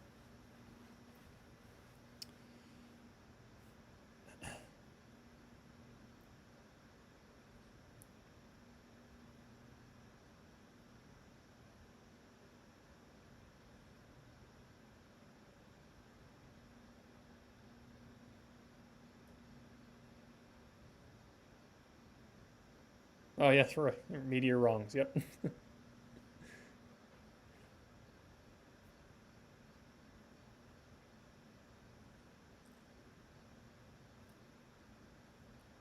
Yeah, the Milky Way is looking pretty nice now. We had quite a bit of haze for a bit there, and of course some cloud cover right at the start, but things have improved much more now. Looks like our viewership has increased quite a lot at this point, so welcome to anyone just tuning in. This is we are Kopernik Observatory, and we are streaming just outside of our domes here with a wide angle camera that's showing the entire sky. So it's the entire field of view, so you won't miss a thing. If a bright meteor comes our way, we'll definitely see it in the view here. We've seen a couple of bright ones already, and we're identifying them with the total frame count that shows up in the lower left, because each frame has the potential to show a meteor, so that's the best identifier we're using. So if you see one, go ahead and put in the chat window roughly where it is and the number, the total frame number you saw it on. If you are new to the Kopernik YouTube channel, please consider subscribing. You can use the subscribe button right below the video, and that would help us out a lot as we continue to build our resources for our YouTube channel and beyond.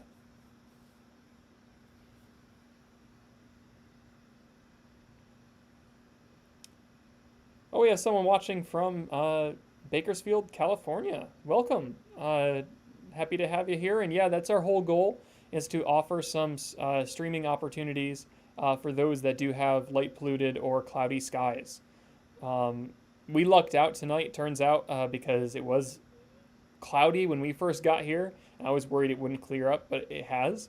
And we have some really nice clear skies. You can see the Milky Way shooting across from that'd be south-southwest to the tower at the bottom of the image and then northeast.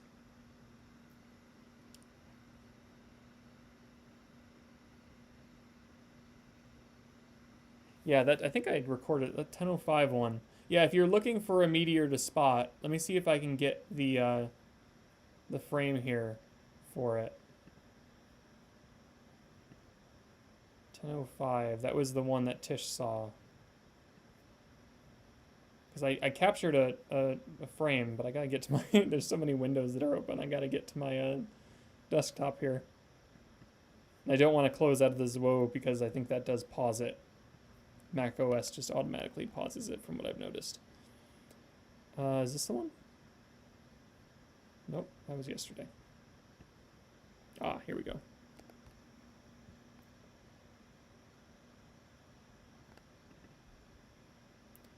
That was frame. Ah, darn, the YouTube button is kind of covering it up. I want to say 956 or 856. 956 or 856. That's my guess. Or 656.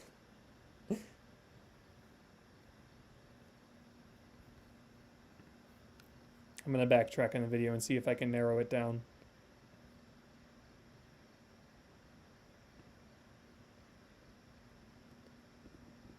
Let's try.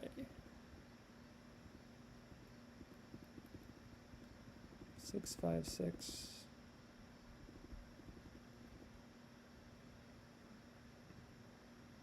Let me know if anyone else narrows it down too.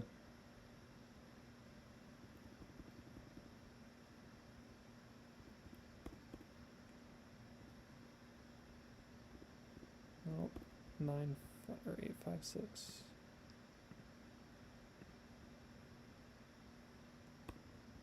Looks like 856 might be it.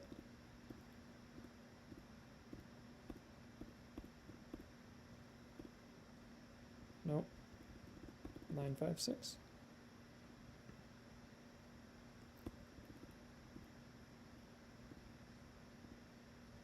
Ah, yep. Well, I was slightly wrong. It was 953.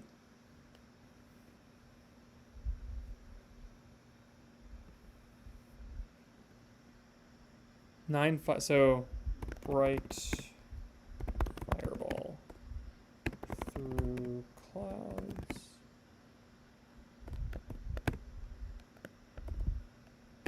At total frame count 953. So if you want to check back, if you go back into the video again, the total frame count is in the lower left-hand side of the image. You can backtrack through the live stream and see that bright one through the clouds that we saw. It was really cool.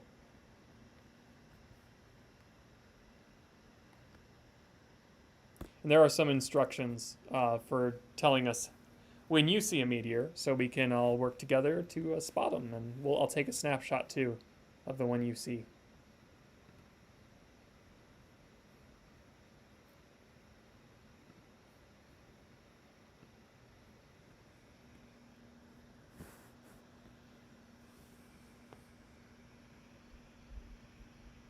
Got a plane flying just above the 14-inch dome there.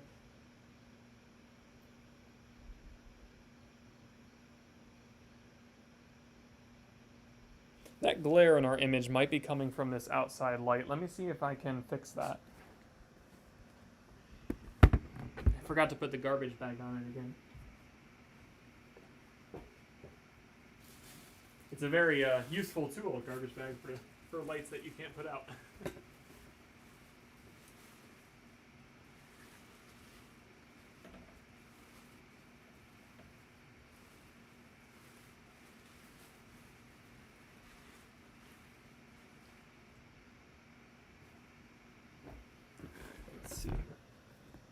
Oh yeah, that seemed to help a lot.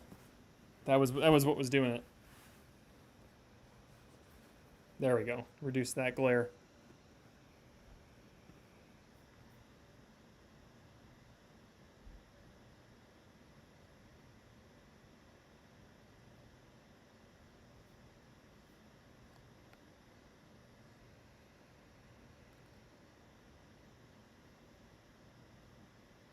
Oh, that's right. I forgot you said you mentioned the Death Star earlier, Blue. It did look like a Death Star. Sorry.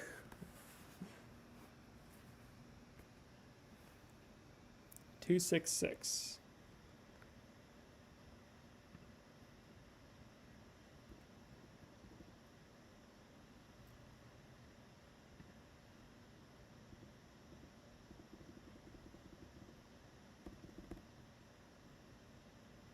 Or 2666, sorry.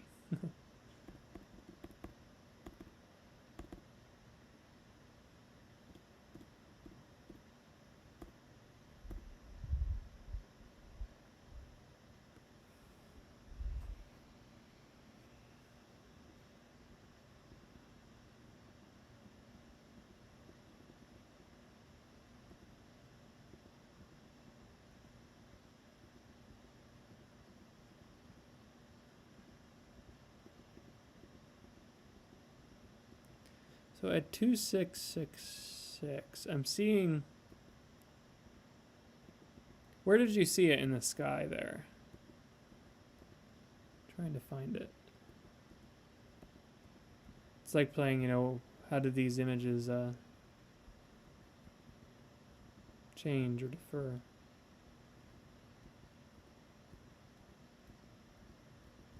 Oh, yeah. No, I see it. Never mind. I got it. Oh, you're saying the bottom.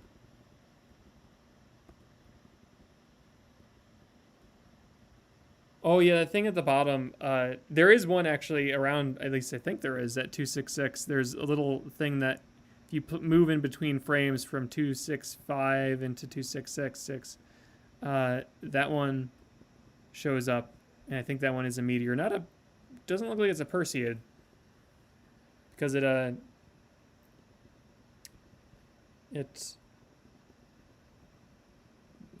isn't directed back towards Perseus, but it looks like a meteor or maybe a tumbling satellite or something. But the thing at the bottom of the image looks like it was a plane, from what I can tell. And the only reason that would be is because you can sort of see the staggered lights caused by the blinking of the plane. That's the one indicator for planes that when we see those pop up. And if you click through the frames, it also continues to move across the sky, unless I'm missing something. But at least that's what I see at the bottom of the image.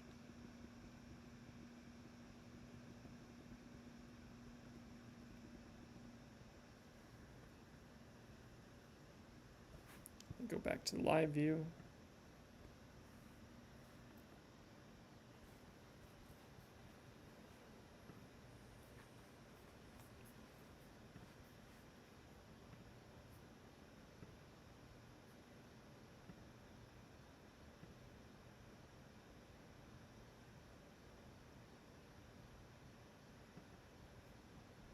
Looks like our thank you all for subscribing. I see our subscriber number has gone up. If you have yet to subscribe and are just joining in, welcome. We are streaming the Perseid Meteor shower to you for those that are in light polluted areas or cloudy skies. We happen to have nice clear skies at the moment. So we're on the lookout for some nice bright fireballs and maybe some dim ones along the way too. If you look back in the chat log, there was a bright fireball at the total frame count 953, and you can see the frame count in the bottom left of the image. That's how we are identifying our meteors tonight. So if you see one, pay attention to the frame count and just let us know in the chat, and we will look that one up and see what you got. That seems to be working really well, so we'll keep that up. If you would like to see more streams like this in the future, subscribe to our channel. We are an observatory located in Vestal, New York, and we are expanding our reach beyond our local community to those beyond. In part, that's because of the current environment, but it has opened doors to us to actually communicate beyond our local community and really interact with a lot of diverse group of people from across the world. And I think that's really awesome that we've been able to do that. That became apparent during the Neowise comet Neowise. We were seeing people from all over get in touch with us and ask us questions about how to find it, and that was really exciting. We've had a few people from across the U.S. and world tonight as well. So we're happy to communicate with you and answer any questions you have. You can see our two telescopes, our two domes in the bottom of the image there. We also have a third dome that's sort of hidden in the back. It's still the same building, but it's just hidden from view. And that is our 6-inch refractor telescope. We use that for planetary viewing, and we've been able to stream planetary views. So you can go back and watch those videos, or I'm sure we'll do those streams again in the future, where you can interact with us and ask questions about what we're seeing. We always like to add some commentary to our videos, so you can ask questions and just interact. I think it's a great social opportunity for everyone, and allows us to see ideally a nice clear dark sky to observe and just sort of chill. That's our goal as of right now, is let it be a hub for astronomy and science, and we can discuss any of those topics.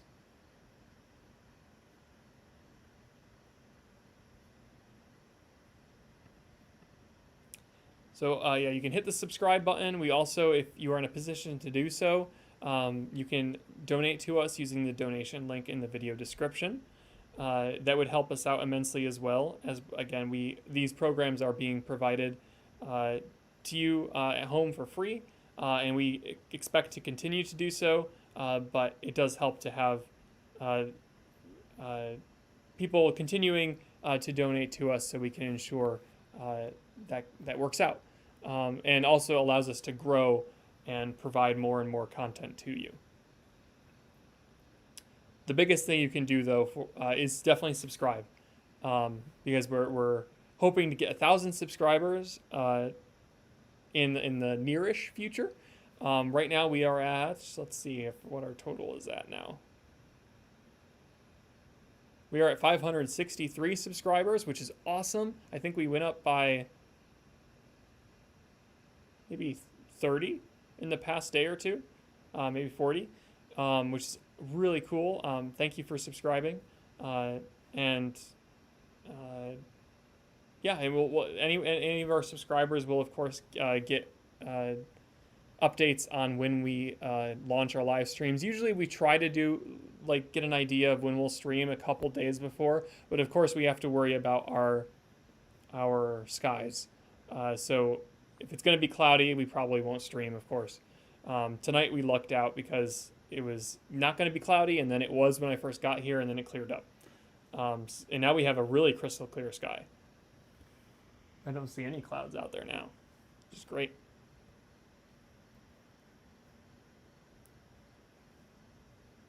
If you see a meteor, let us know in the chat.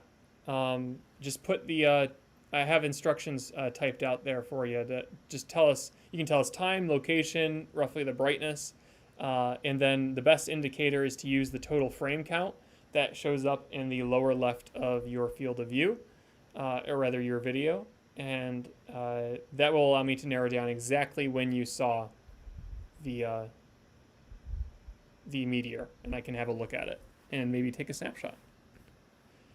We had a really bright fireball at the total frame count 953. So if you backtrack in the live stream, you'll be able to see that. It was pretty cool because it showed up through the clouds. Sort of made the clouds glow a bit. It was really neat to see.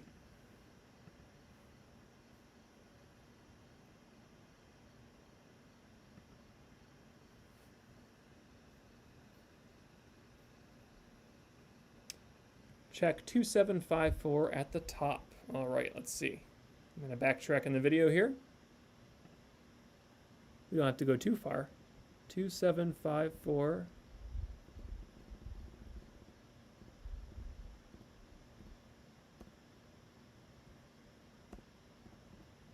Oh yeah, yeah. If anyone wants to backtrack to 2754, we have a what looks to be a fluke, as we call it, or a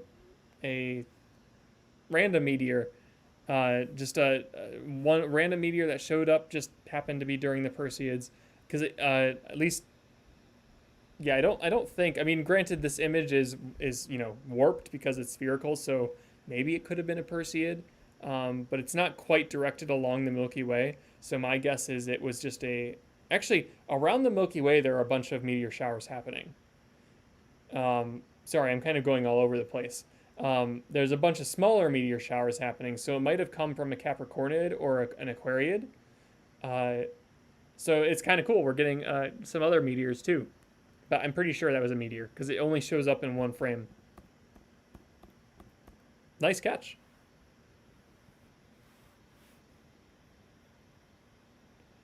So yeah, we have a. I'll just put a non-Perseid at total frame 2754. Nice catch.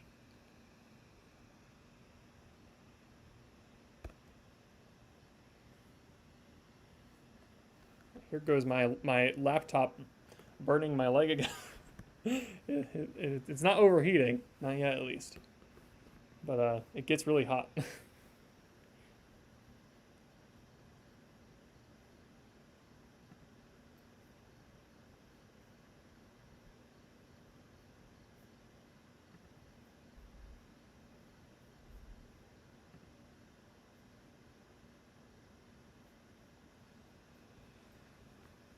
All right, cool. So we're getting some other meteors. I want to see another really bright one though. Get a nice fireball, especially now that we have clear skies and then the moon does rise at midnight, but hopefully that will. It actually won't. We won't notice it for a little while after. We won't notice the moon glow because it takes some time to get above our tree line. So we still have some time away from the moon, and even last night we were seeing some of the meteors show up after the moon rose. So we may, as long as the skies are clear, we may keep going.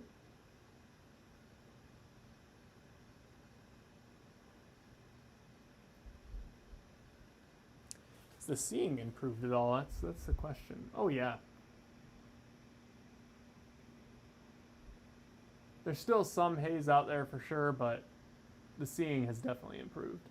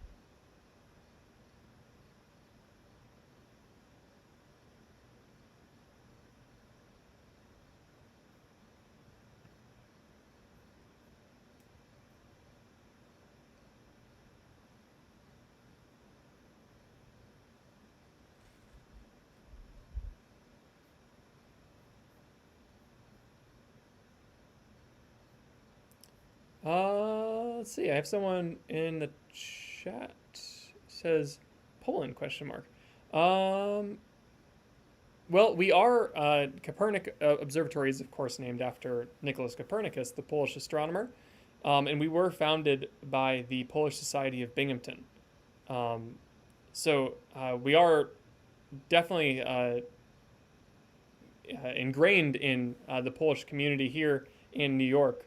But yeah, we're in New York, Vestal, New York, is where we're based.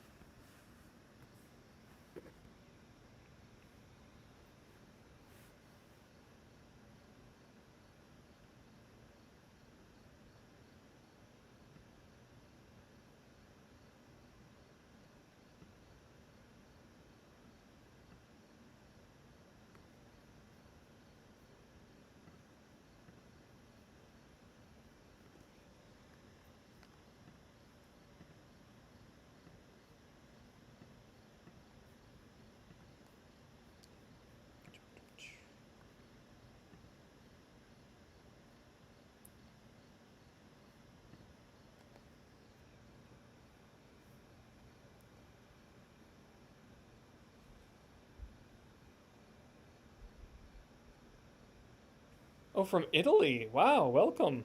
Another uh, international viewer. Yeah, we had a few people tune in internationally, which is great. That's amazing. We had similar people joining in for the Comet Neowise streams from across the world, that which was just fantastic to see, and like just the fact that you know technology allows us as a global community to enjoy the hobby of astronomy um, just is fantastic. So welcome. We're happy to have you join in and uh, take a look and try and spot some Perseids with us tonight. And you asked there are some predictions for Leonids in November. Um,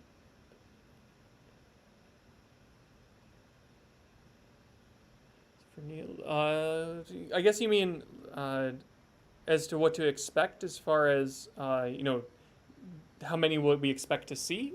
I guess I'm not 100% certain on the question there, but yeah, I'm not too familiar with the Leonids myself off the top of my head. I don't think it's one I've observed directly, so I couldn't give a great uh, idea of how many you expect, like per hour, for instance.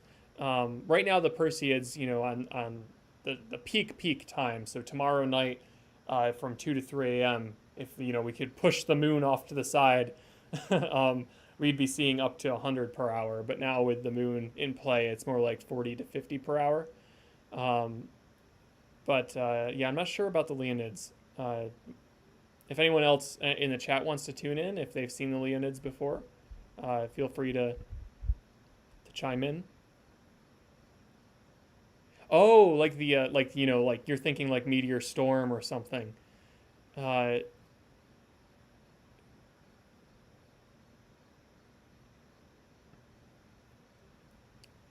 let's see. Blue says it'll be dark new moon on November 15th, so peak on the 17th will be best it can be. Oh, great. Okay, we'll watch out for the Leonids. Um, I think this is our opportunity to keep exploring meteor showers and live streams like this, especially now that we have our all sky camera going. Perseids have always been our big one, but I mean, I don't see why we can't keep exploring. Let's see. It will be dark. We saw that. Also, I noticed Unskilled there, you mentioned photographer interested in astronomy. Yeah. I'm actually just, starting to get into some more advanced astrophotography work. Still, I consider myself an amateur as well.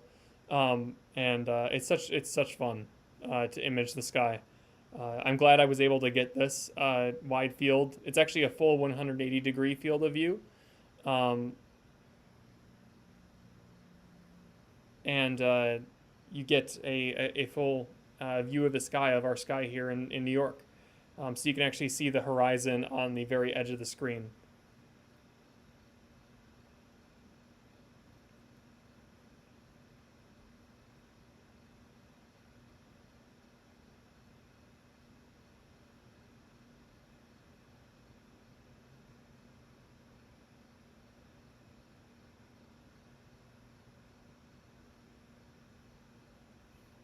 Oh yeah, I'm not familiar, Elaine, with the mythology myself, but it sounds like Unskilled uh, has an answer there.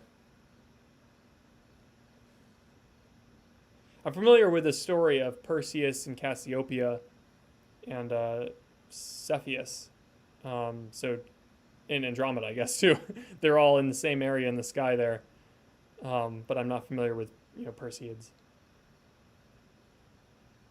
Uncle Google helped. Yeah, that would have probably been uh, my method of answering that question. But yeah, you can see Cassiopeia right above our tower. That's the W. But it's really supposed to be sort of the queen of Ethiopia, Cassiopeia, sitting in her chair, and sort of her throne. And it sort of makes sense, right? You can sort of see like it's structured like a chair, like someone sitting down. Of course, this is like it's all a little bit abstract, so you kind of imagine what you want to. Just knowing that it's supposed to be a person, you can sort of piece it together from there.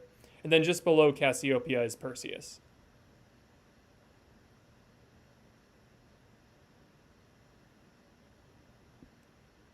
Oh, blue, that's cool to know about the Leonids with their ion trails.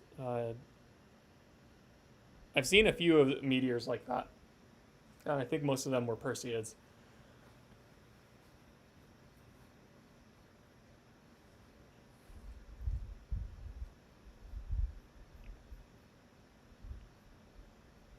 And if anyone is new to our channel, we welcome you to subscribe.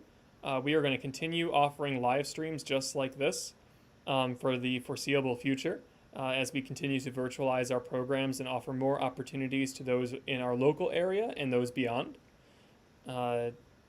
It's one of, it's partly a factor of the times we're living in, but also a opportunity for us to really offer some programming for those that are outside of our area, and also those that are at home in our area, and just to keep the discussion of astronomy and science going.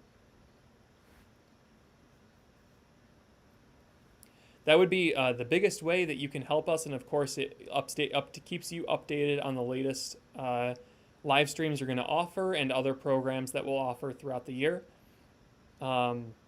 Most of them, as of late, have been live streams, and I think that makes the most sense because it offers the opportunity for us to communicate with you directly through the live chat.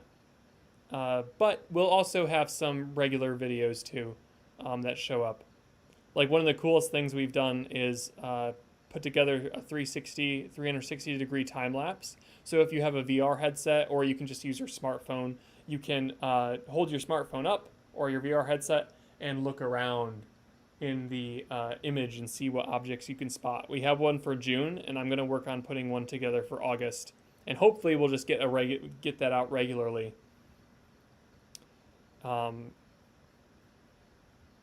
We also have some tours, some 360 degree tours of our science center and our observatory. If you want to see what our telescopes look like up close, that's the best way to do it. And again, a VR headset is the best way to view those, but a cell phone works just as well for, sort of looking around the building.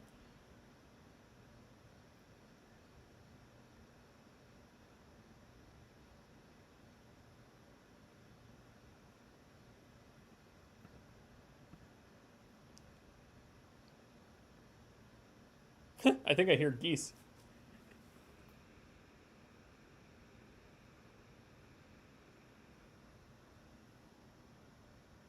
It's funny. They're definitely like flying overhead, but of course you can't see them. If the moon was out, maybe I could see them.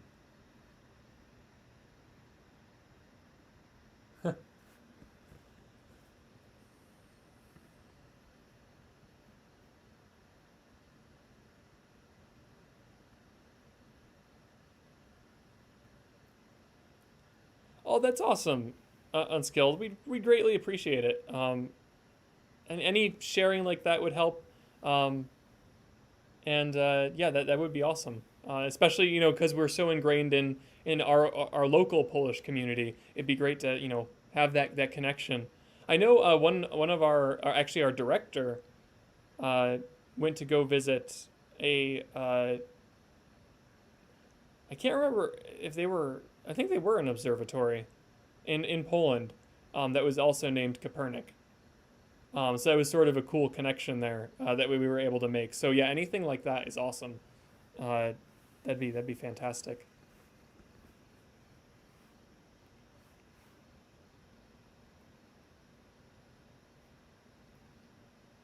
Oh, the Orionids are going to be good too.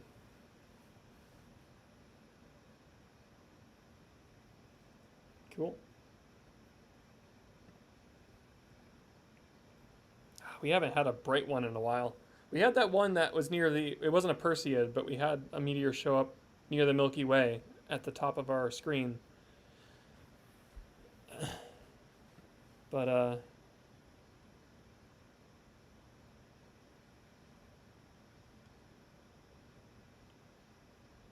about the James Webb Unskilled.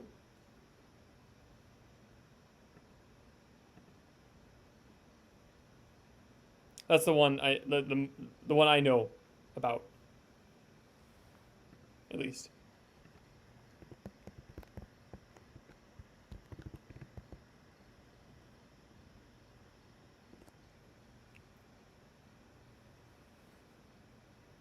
I know it keeps getting delayed. Yeah, I know it keeps getting delayed. I think next year is the tentative launch. Let me look it up.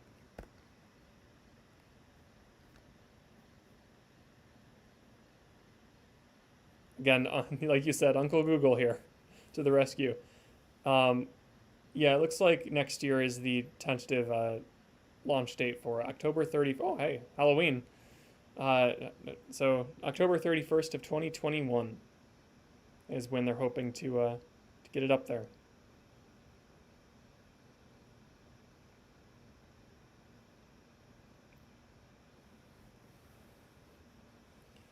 Which will be, yeah, I can't wait to see what. I totally understand why it's getting delayed because they have to get it just right. If they don't, they're in trouble. Because it's not going to be at a position where they can easily repair it, like when the Hubble had its issues. They were able to send astronauts up and repair that scope. So yeah, they got to be careful with James Webb. So I totally understand why it keeps getting delayed. But man, when it makes its way up there, oh wow, it's gonna unveil so much.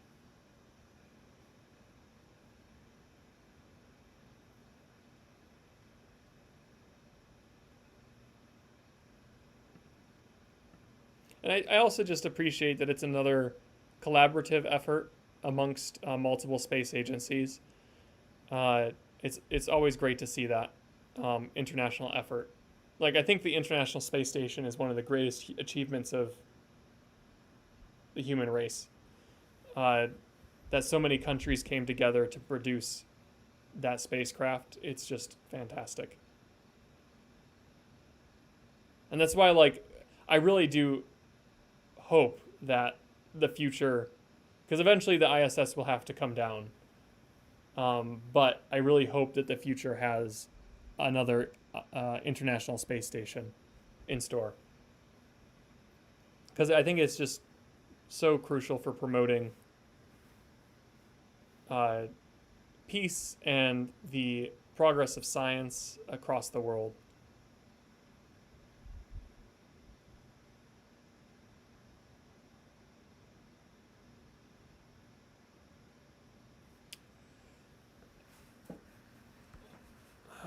Let's see.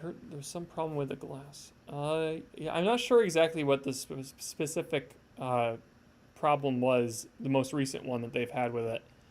Uh,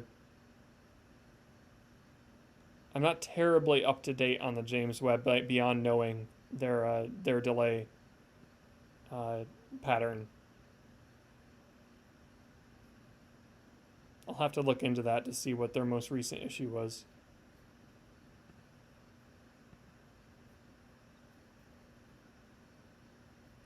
Looks like we have some more people tuning in. Welcome to our Perseid live stream. In the chat, you will notice that we've been posting some information about where you can find some of the Perseids that we've observed tonight. If you'd like to go back and check out the fireballs that we've imaged through our all-sky camera that we have in your field of view there. There was a really bright one. I think I posted it somewhere here. I want to say it was 953. Now, when I say 953, yeah, it was 953. That refers to the total frame count that shows up in the lower left-hand side of the video. Right now, we're at total frame 3026. You can go backtrack in the live stream and find total frame 953, and that will show you a really nice bright fireball that showed up through the clouds. So that was a really nice one.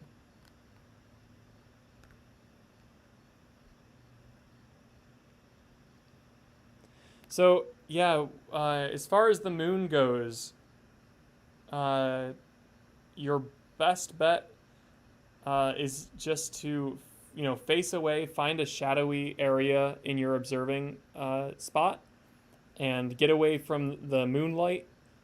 Face your back to the moon, whatever you got to do, and just find the clearest, darkest patch in the sky you can find, and stare at it. That's my best advice for dealing with the moon during these showers. We still have a little while yet before the moon comes up and it's above our horizon, but we will. It is past midnight now, so we will start to notice it where we are. But hopefully we will still see some meteors after that. We did last night. We saw a couple of bright ones even after the moon rose up in the sky. Been a while since we saw a bright one though. If anyone, especially newcomers to the video, I'm going to post some instructions in the chat here. And you can use those to help us identify meteors. Because, of course, we're not all keeping our eyes completely locked. Well, maybe some of you. But I know I'm filtering between the different video streams in the chat log. So it would help me a lot if you put in the chat the rough location, and I have the north compass direction there to help us determine that, and the brightness and maybe the time. The easiest way to tell, though, is if you include the total frame count that shows up in the lower left-hand side of the screen. Each individual frame will has the potential to show a meteor, so that's the best way to identify.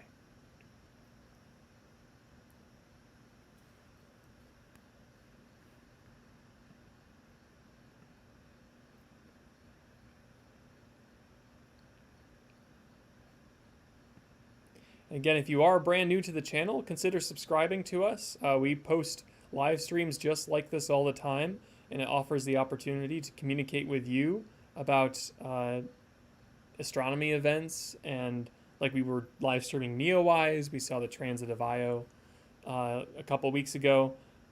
So we're going to continue doing streams just like this for the foreseeable future. And it offers us a great chance to communicate with our local community and beyond.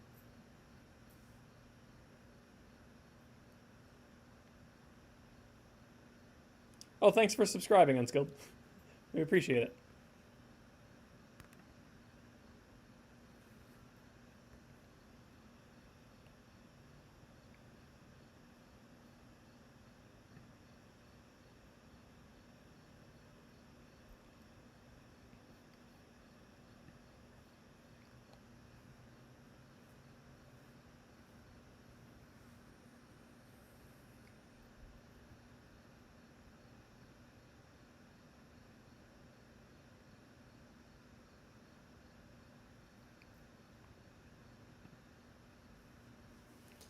All right.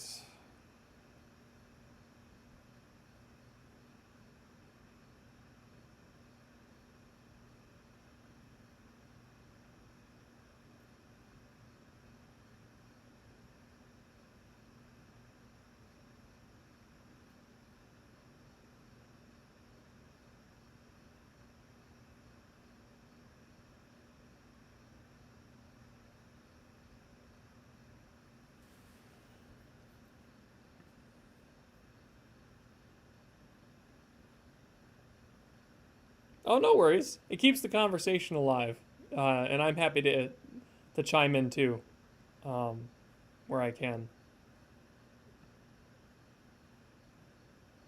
But yeah, also, just I completely welcome anyone to ask any questions in the chat. Um, that's what I'm here for, to provide some commentary for you, while we observe some Perseids. The whole purpose of this stream is to offer those with light polluted or moonlit or cloudy skies the chance to view this meteor shower. And we've seen some bright fireballs already, and we're hoping for more.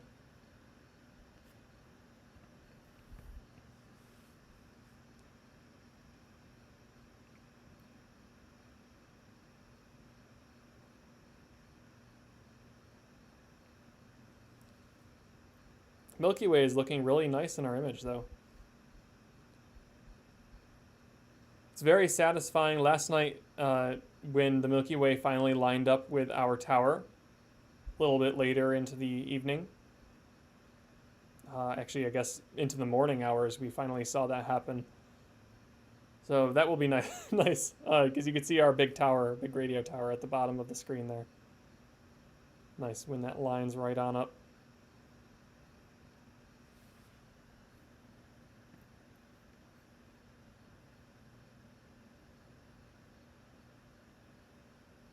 In the you're so we have someone from India here.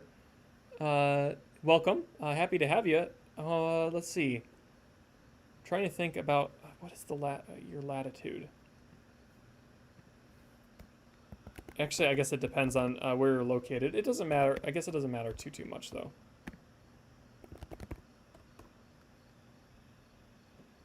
Okay.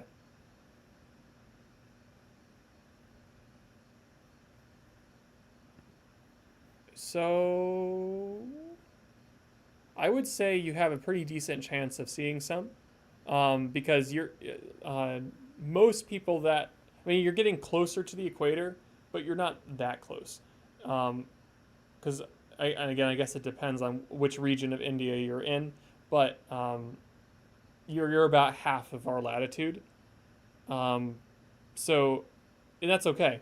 You'll still see Perseids. The whole idea is the radiant point for this meteor shower is it's right in the constellation Perseus, so the meteors will appear to fly out of that.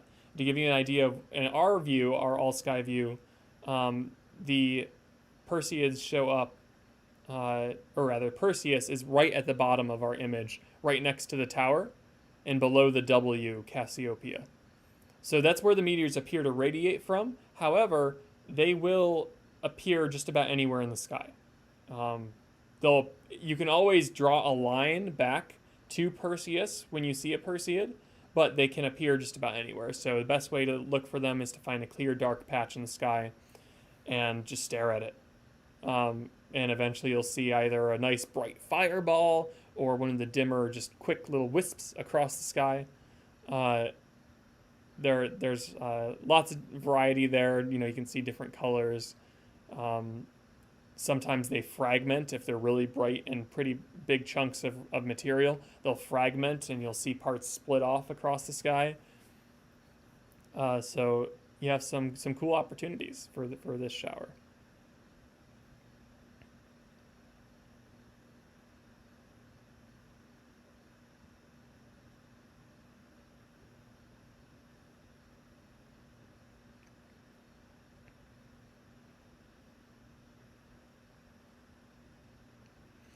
Oh wow, that's a cool story. Gord, from Calgary, Alberta, saw the Leonids about 80. Ooh, in minus 15-degree weather. Oh boy, makes me cold just thinking about it.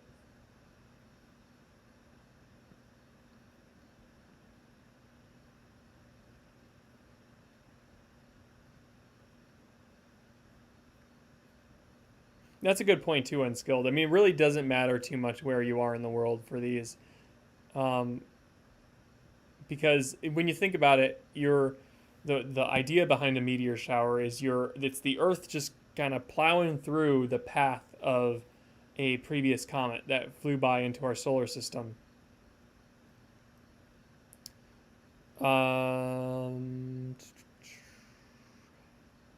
So yeah, you're it's just moving through this cloud of dust and material left behind a previous comet. In this case, it was Comet Swift-Tuttle, and the previous flyby of Swift-Tuttle was in 1992, and the next one won't be until the 2100s. But it left enough material behind that every year we move through this cloud, we get these meteors show up in our sky.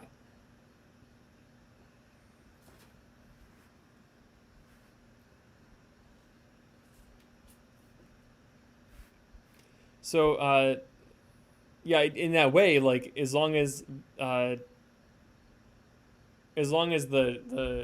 this cloud isn't directed too far, high above or below, in like terms of northern hemisphere or southern hemisphere, really anyone has the chance to view these meteors.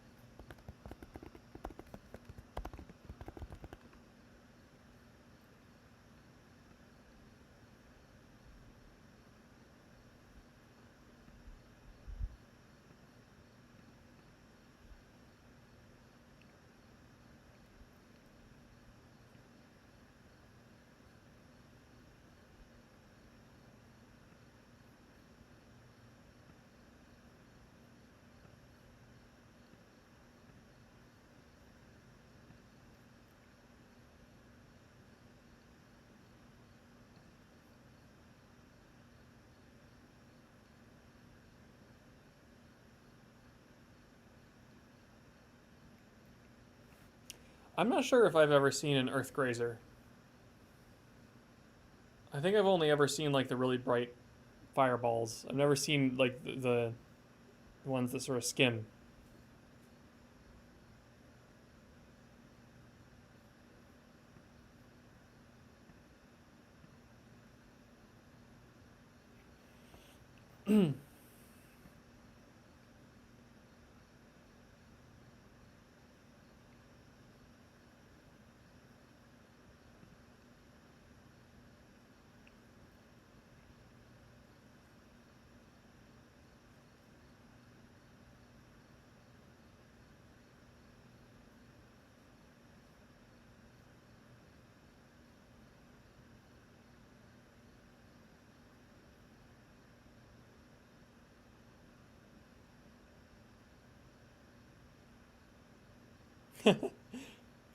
Well, that's a fun experience.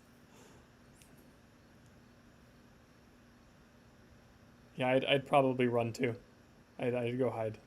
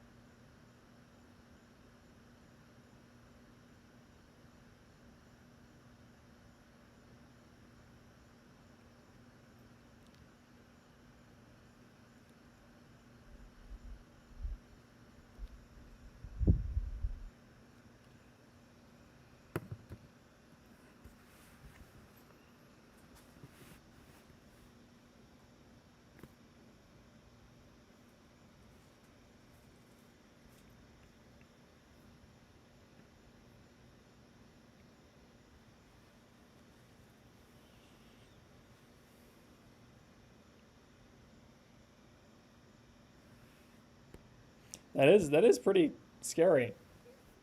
It's not something you want to see come at you. Space rock from the sky. Ooh.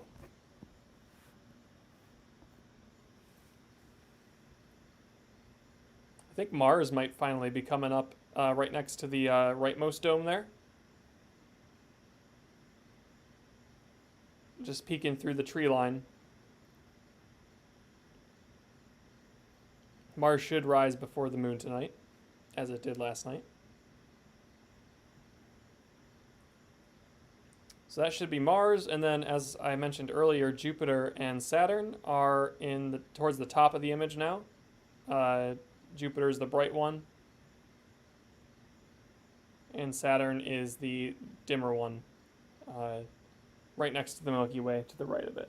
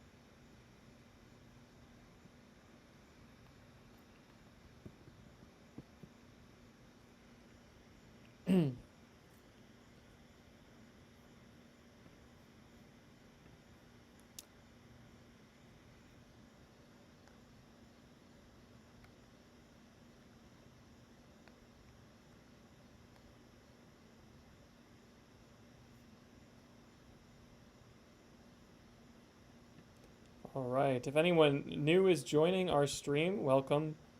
I'm going to post the sort of instructions we're all working towards tonight on how to notify each other that you saw a meteor. The best way to do that is to use the total frame count that shows up at the bottom of our view in that white bar. Right now we're at total frame, let's see.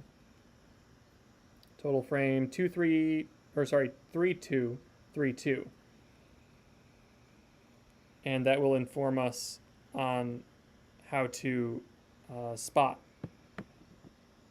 the meteors and sort of backtrack. Again, at total frame count 953, that was a really bright fireball that showed up through the clouds when we had clouds earlier. So if you want to see a really nice one, go back to frame count 953.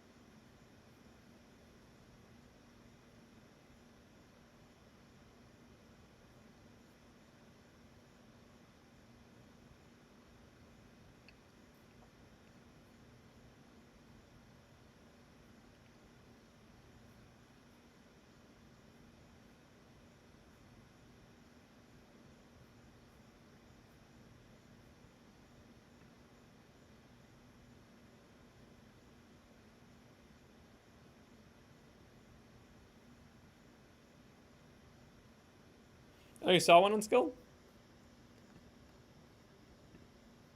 If possible, you can back up the frames to let's see here.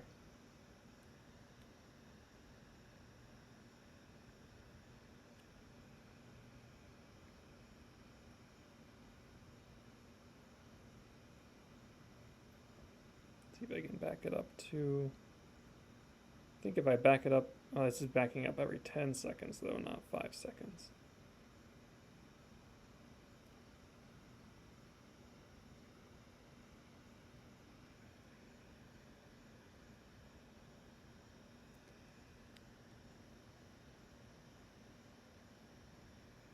Okay, we got 2, 3, 2.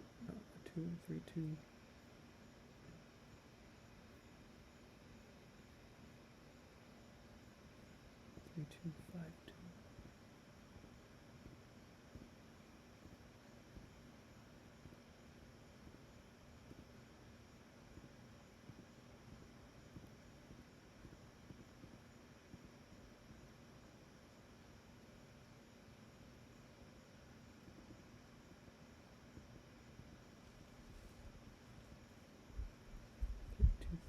7.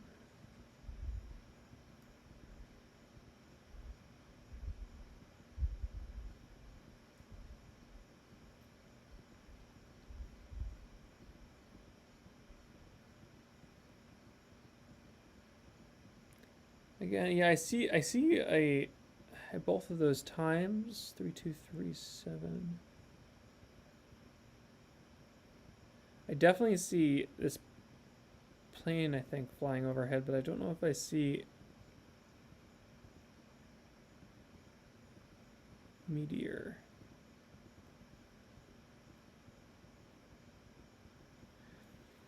I thought the planes would have winded down at this point, but evidently they have not.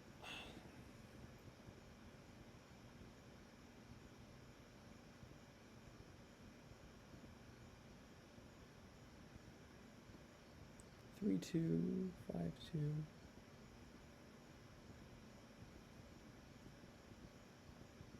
I'm just not seeing that one with my eye there.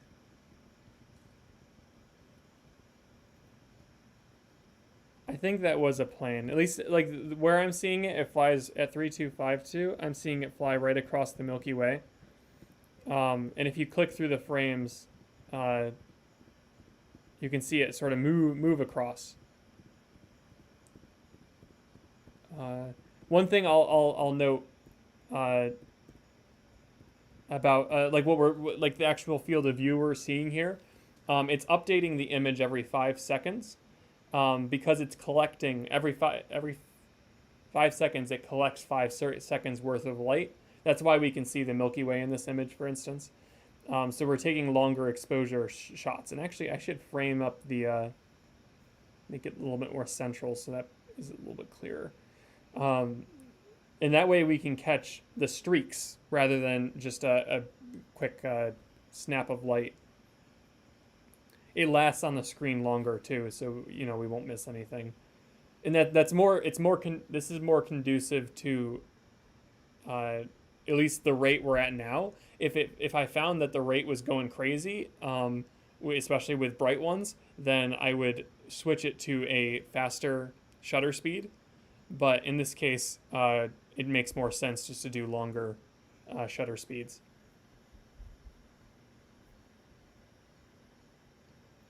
So yeah, if anything lasts longer than 2 frames, then it's something like a plane or a satellite. Meteors will only last within 1 or 2 frames at the shutter speed we're at right now.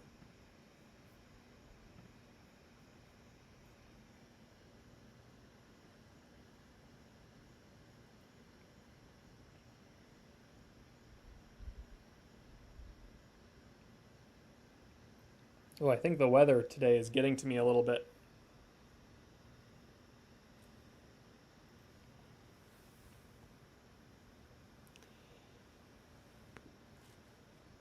Michelle, yeah, I'm not sure if I've spotted any yet. Like, it's hard to know, at least right now. Like, I haven't noticed any of, the lines of satellites, when they're all straight in a line, they're starting to spread out. I haven't noticed that.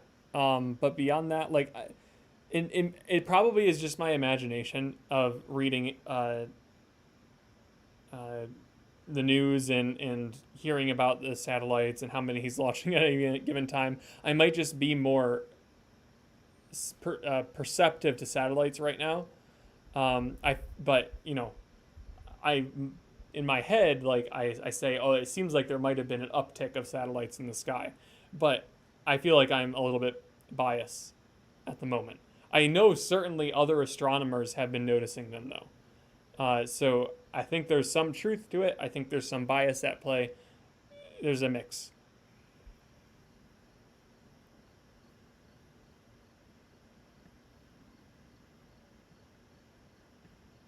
I would certainly prefer if he stopped launching them though. I mean, on one hand, Internet for the World sounds great.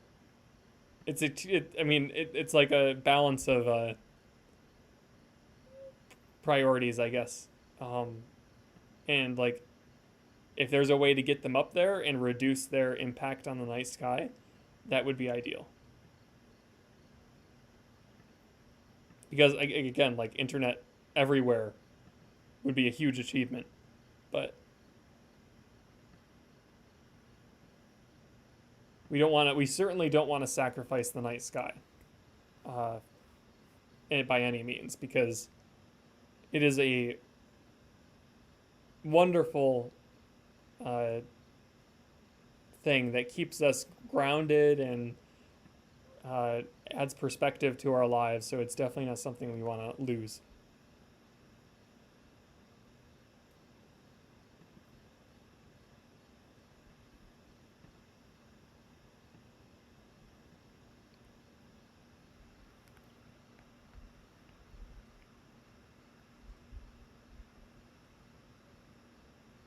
And Ovo, yeah, uh, I'm hoping we'll get something at something at some point. Like we saw a good few uh, earlier, but now it seems to be very quiet. Um, so we might be in just a lull moment. But you know, the thing is, any moment now, something. Oh wait, actually, just as I speak.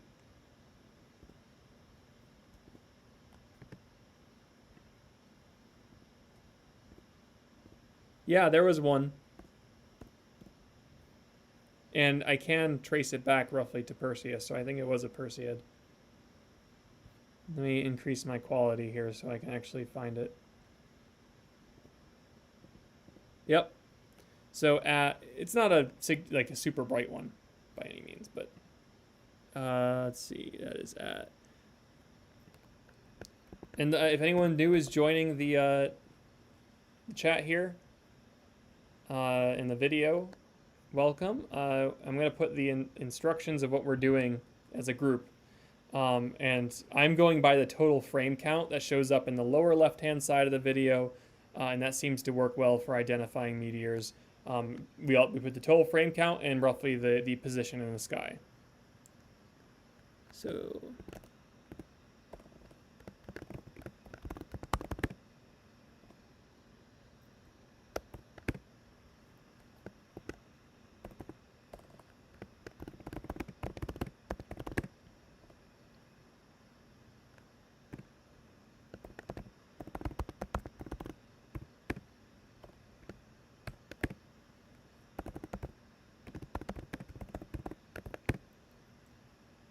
that was 3340 if you want to check that out. Let me go back to live view.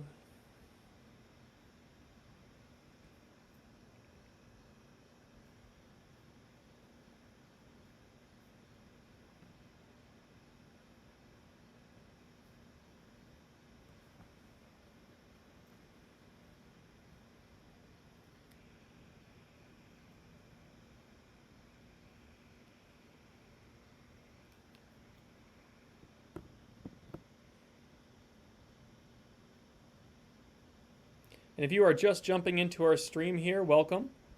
We are Kopernik Observatory and Science Center, and we are streaming the Perseid Meteor Shower to you tonight through our all-sky camera.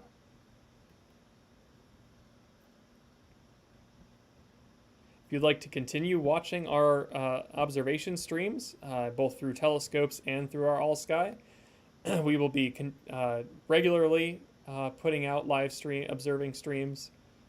So feel free, and it would help us out a lot too if you could hit that subscribe button, and that'll help you stay updated and help support our channel.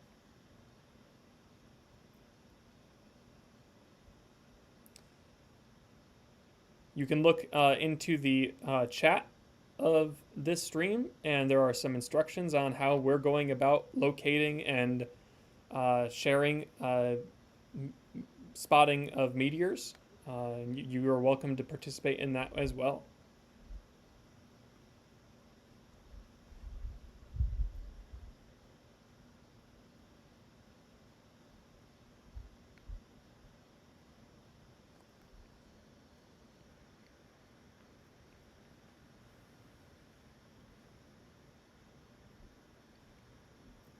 Yeah, there was a huge, of course, there was a huge lack of airplanes in the sky there for a bit, and that was very nice. Very quiet.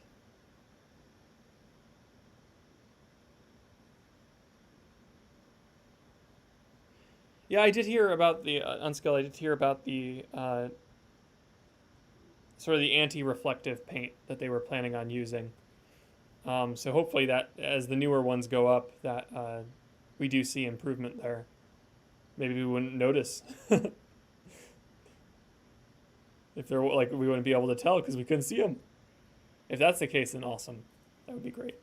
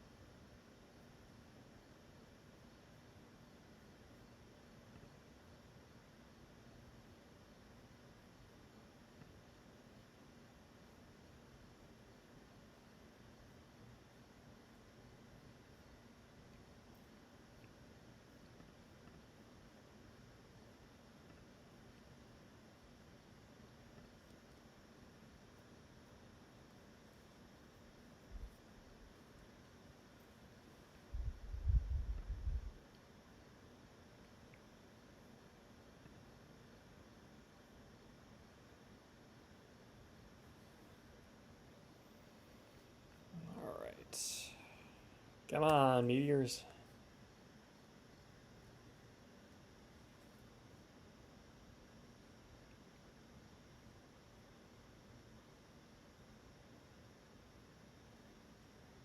I keep forgetting to add the E to my total frame count.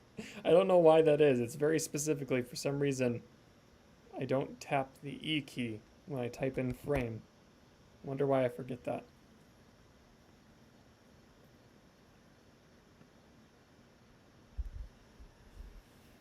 I think we are finally starting to see moon glow in the eastern sky there.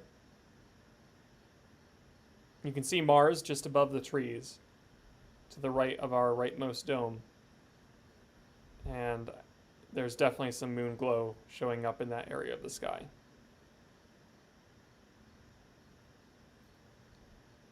Not affecting things too much, and it wouldn't affect fireballs.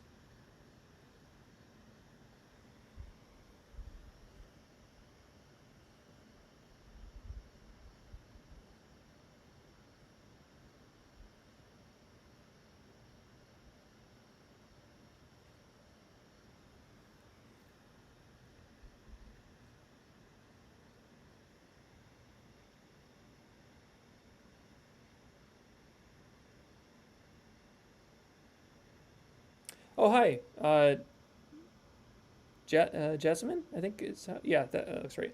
Um, so yeah, we're actually looking at an all sky view of the Perseid meteor shower. We're using a ZWO camera, which is just sort of a specialized astronomy webcam.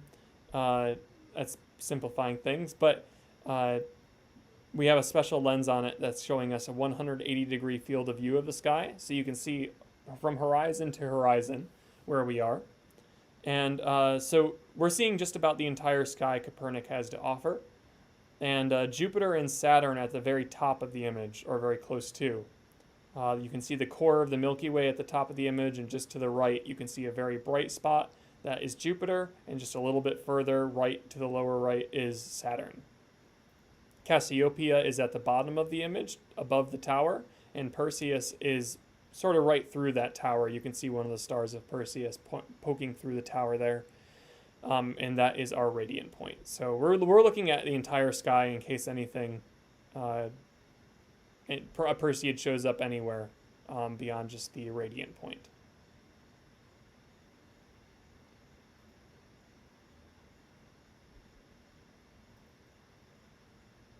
We've seen a couple of good fireballs, and the way we're communicating that with each other is using the total frame count that shows up in the lower left-hand side of the video you're watching.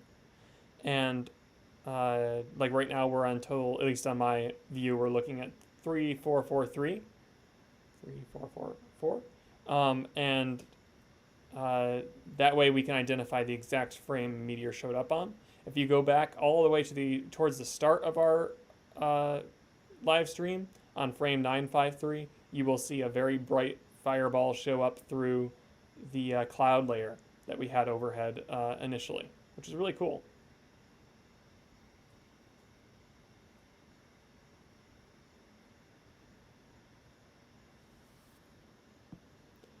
Again, looks like we have some newcomers joining in on our live stream.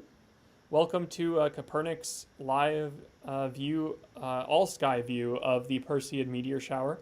So we're showing this through our 180-degree camera. And so we can see from horizon to horizon, so we won't miss any of these bright ones and even some of the dim ones that show up in the sky.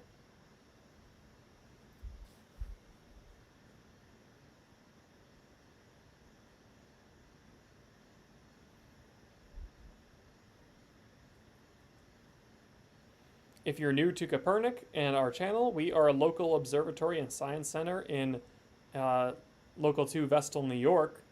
And we are starting to expand a little bit into reaching out beyond just our local community, but to those in the U.S. and in the international, I guess, throughout the world.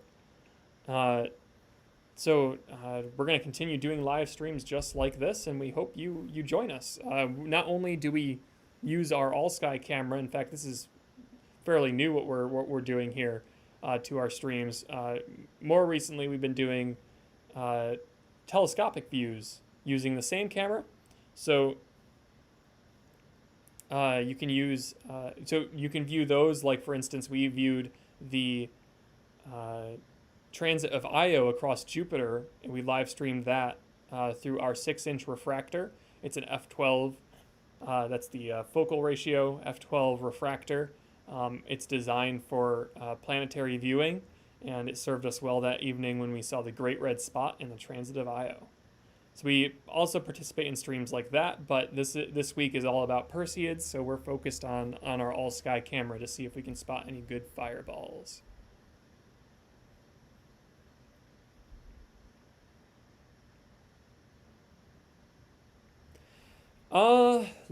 At the start, I was really hopeful. I was really hoping we'd see a bunch tonight. It doesn't seem terribly active, especially in terms of the brighter stuff. We've seen some dim ones. At the start we saw a couple of bright ones, but it's tapered off as we headed further into the evening. So yeah, it, in my opinion, doesn't seem to be terribly active tonight. Maybe as we head a little bit later into the evening, of course, you can see in the just above or to the right of the rightmost dome that we have some moon glow showing up, and that will take away part of the sky and maybe minimize our ability to see the dim ones. But I'm hoping that things continue to pick up as we head towards 2 and 3 o'clock. If I can last that long tonight. I'm not 100% sure if I can or not. Just because we were also, but then again, Baloo's here and he was staying up with me. A couple others were as well. We were up until 3 a.m. That's when we cut it off. So we'll see if we can make it again that late.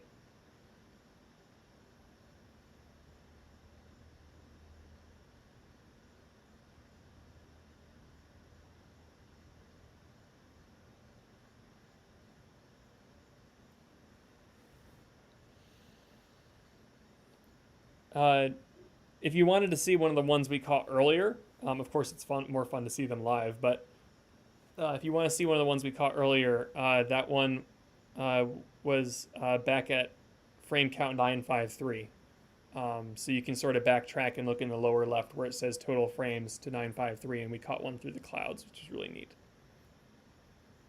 But yeah, thanks for tuning in, and we're happy to be broadcasting here and streaming the Perseids to those with cloudy or light polluted skies.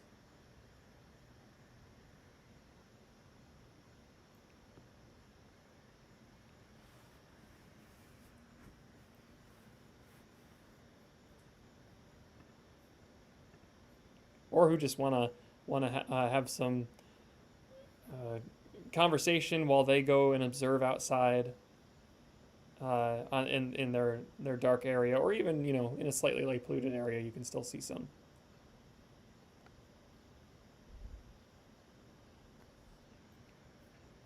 So yeah, the 12th, the release. I guess the way I heard it is actually Tuesday leading into Wednesday is the peak this year. So the 11th to the 12th, but the 12th to the 13th would be just as fine.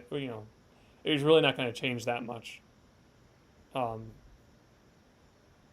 and especially if it's like the difference of, oh, I have clear skies from the 12th to the 13th, but not so much the 11th to the 12th. Of course, that'll make the difference there. But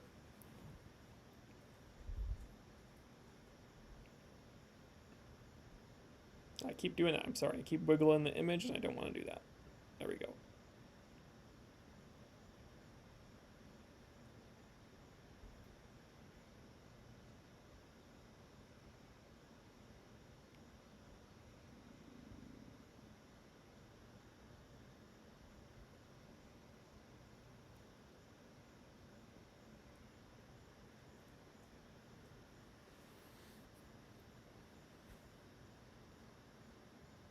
I appreciate, just like last night, uh, we had some clouds at the start. Oh, oh, there was one. Maybe a Perseid. That was at frame. Let's see. See if I can spot it.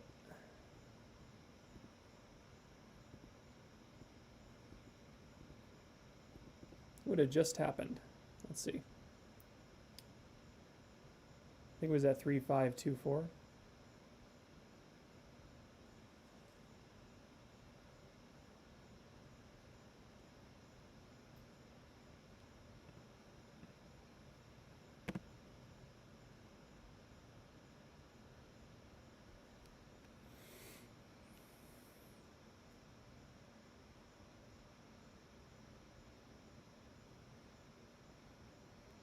Yeah, I'm not seeing it show up on the feed. Maybe it was too thin. It's getting removed through the compression.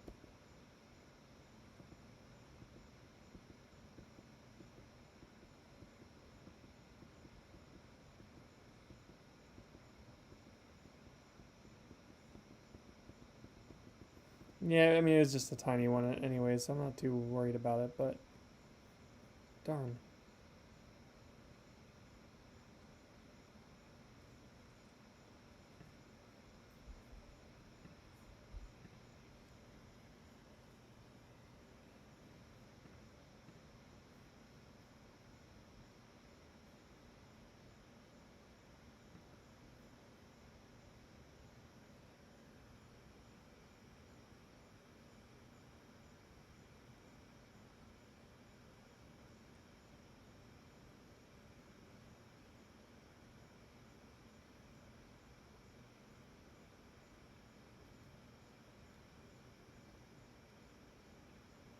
Yeah, Blue, I should have come more prepared.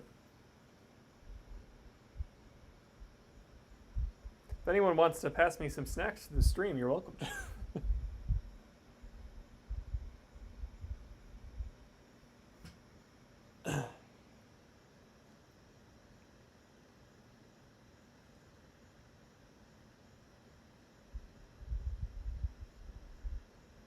Ooh, on skill, that sounds fun.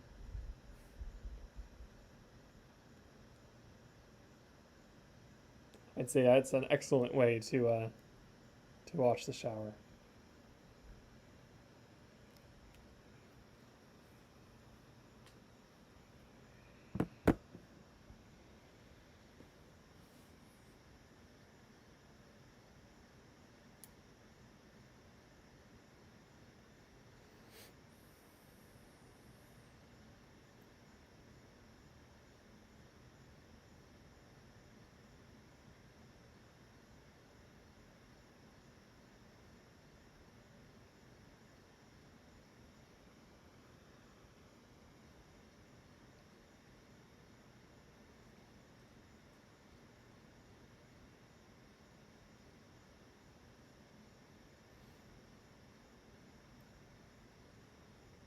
if we have any newcomers in the stream here, feel free to ask any questions or chat. That's what I'm here for, to add some commentary, so it's not just an all sky view. We're trying to add a little bit of something extra to the stream.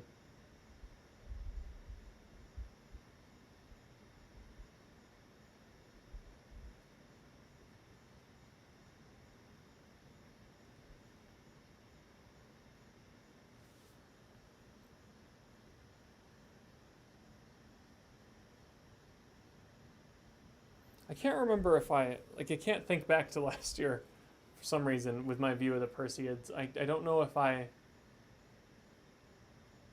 really took the time to observe them. I should have if I didn't, but I just can't think. I can't think back to last year. But yeah, I've seen more active years than this. This year seems to be a little bit quieter.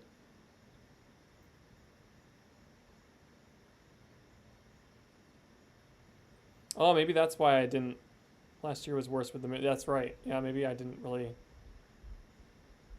watch too many, or take too many days to watch them.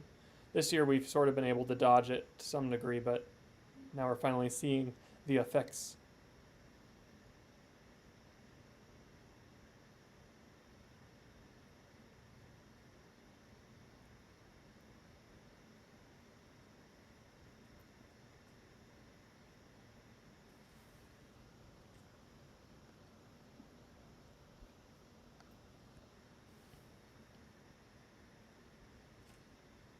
Uh-oh.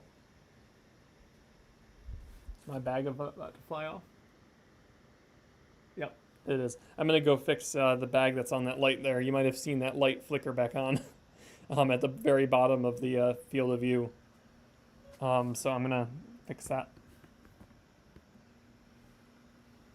It hasn't added any glare yet, but still I want to make sure it's in our way.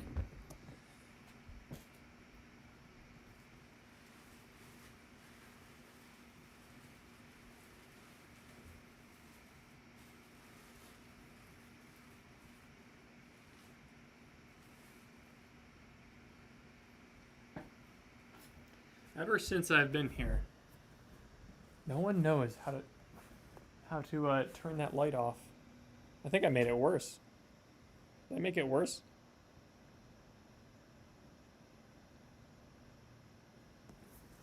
I may have made it worse. Let me see if I can fix it again.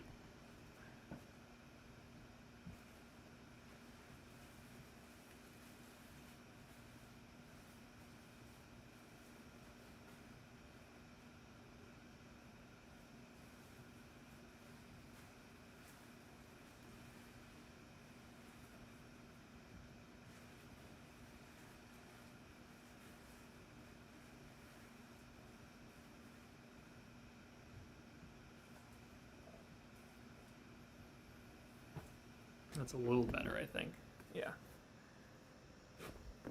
Oh.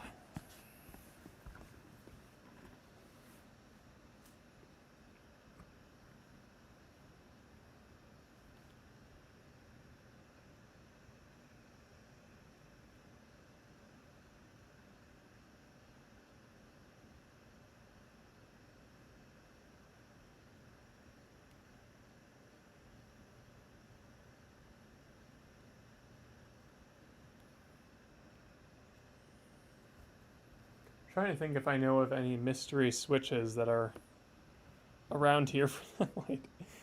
I just don't think there are. I think it's just a light that's permanently on.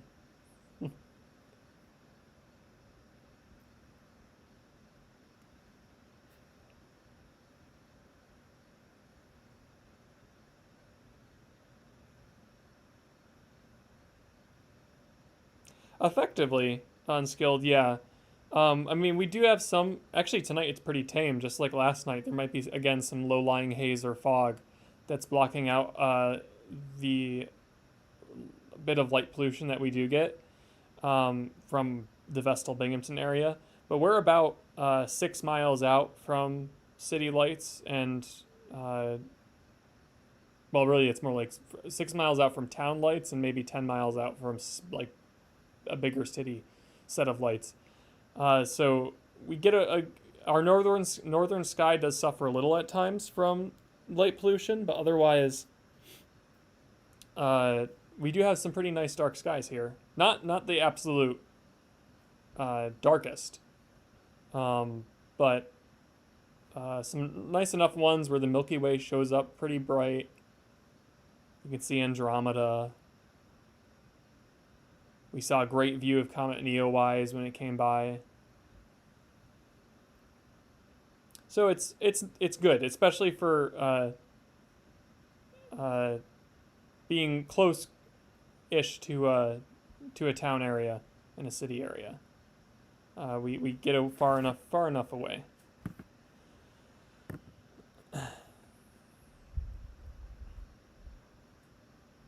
And it ends up being a great resource for our local community and now beyond.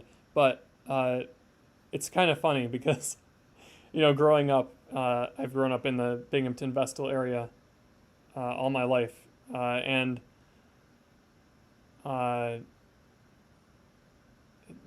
it's always been infamous for cloudy and just dreary skies. Very similar, if you've heard similar things about Seattle.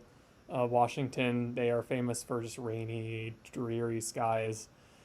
And that still holds true here sometimes. Sometimes we'll get, overcast for like a week or week and a half straight, and it just won't, that's what we have to deal with.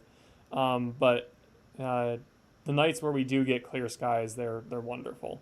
So, it's amazing to have this resource despite Binghamton's poor weather at times. Oh, 3640 low left.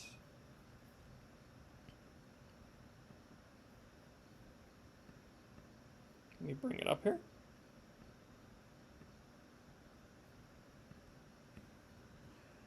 Backtrack to 3640.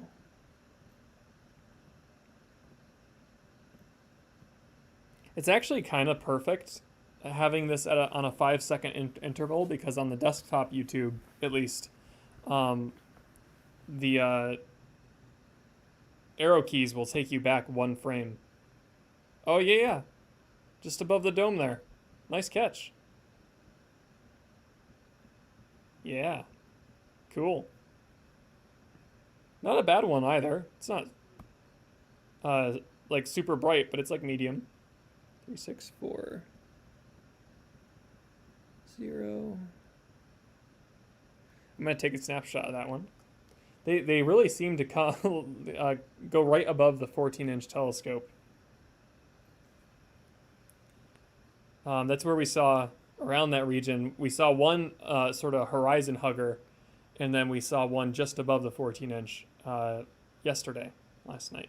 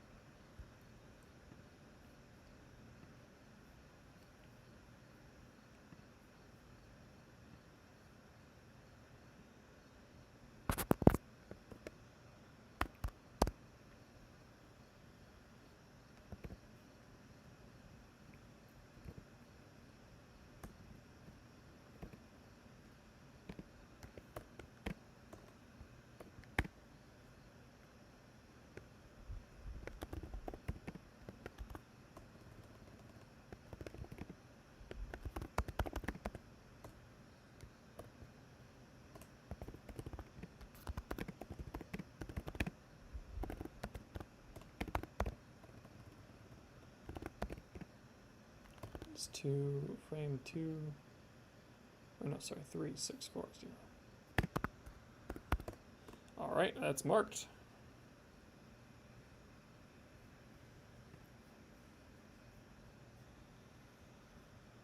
If anyone is just tuning in, I'm going to post the instructions on what we're doing here as we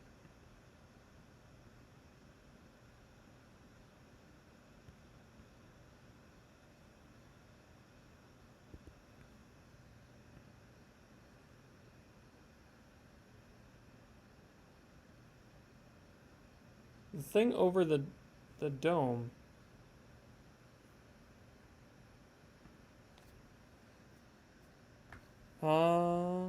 3666.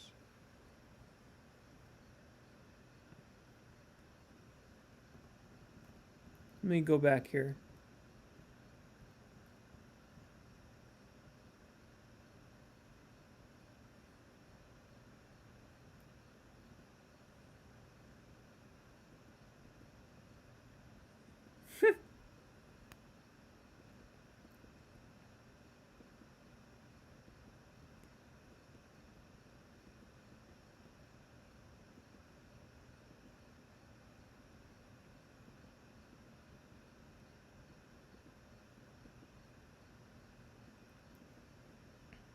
I think I see what you mean though. Just that like bright that one bright flash.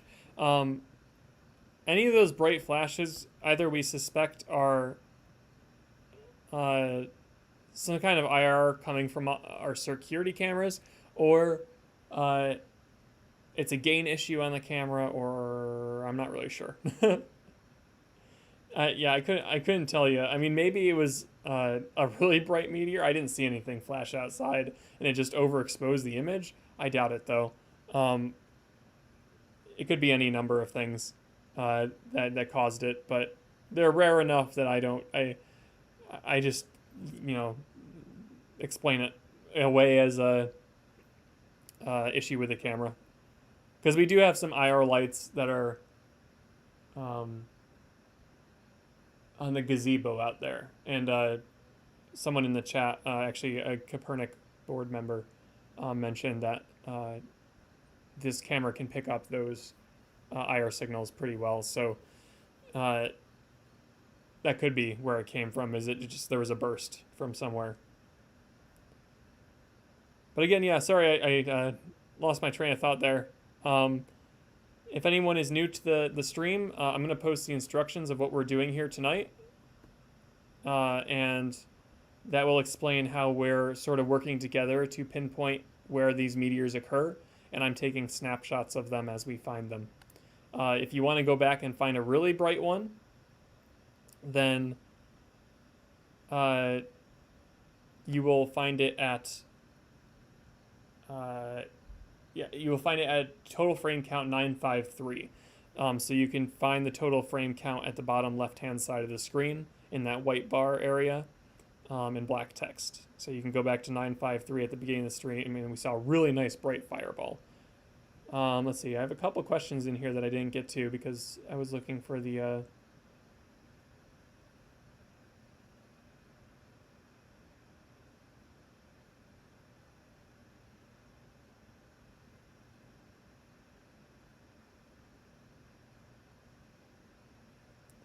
Oh, do you think we might not get lucky and a meteor will hit Earth?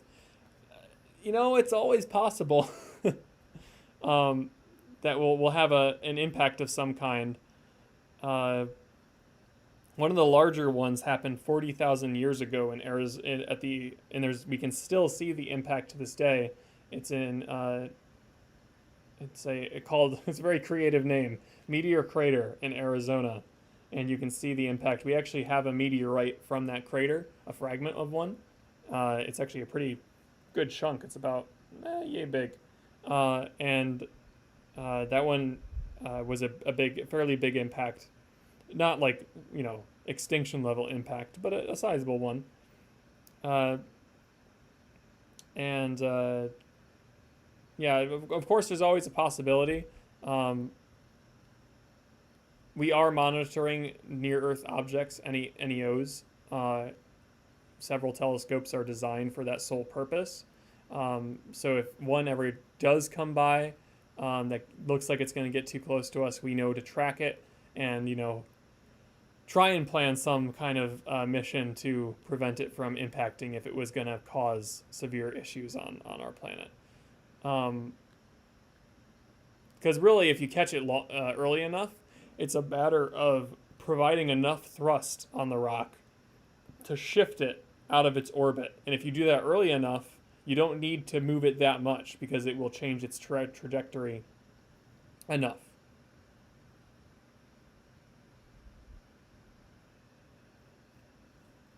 Let's see what we have here. A couple other questions. Do you have the ability to move a cursor or pointer on the live image we are seeing so that you can point to the various objects being discussed? Yeah, I've been trying to work on that, and find because like it won't capture my mouse, the way I have it set up right now in Streamlabs. I might be able to find a way to do that because I totally agree with you. That would be an obvious advantage for us if we had that ability to point our cursor on the screen. One thing I was doing yesterday, it was a makeshift thing, but I took this little O and I shifted it around so I can show you. Here we have Jupiter. See, the problem is it sort of snaps to different things. Let me see if I can decrease its size so it doesn't do that. There we go. So there's Jupiter, and there's Saturn, and down the way here across the image is the Milky Way. Cassiopeia is right in this region of the sky. You can see the W, and you can see our 14-inch dome. The white dome there is where our 14-inch telescope is housed. Back here you can see the very top of our 6-inch dome and the owl that guards it. That's the owl statue. And you can see the 20-inch dome here as well.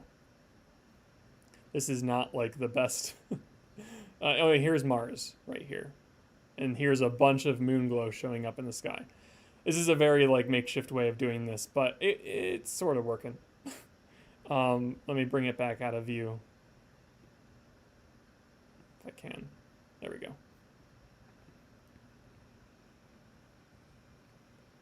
But I agree. I'll keep looking because that is a good.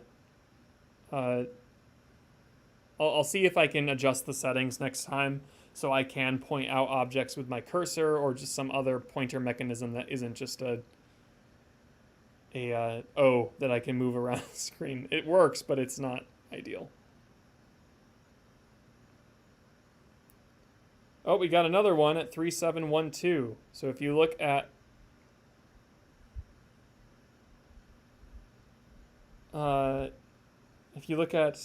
frame count 3712, if you backtrack, it sounds like we have another one right above the owl.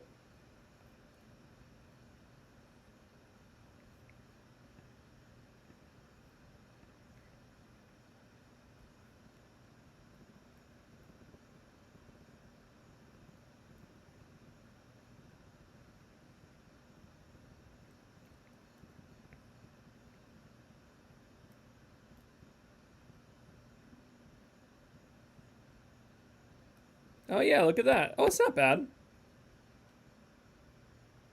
Small one, yep, but it's pretty bright. Definitely a Perseid, just comes right out of Perseus. Absolutely a Perseid.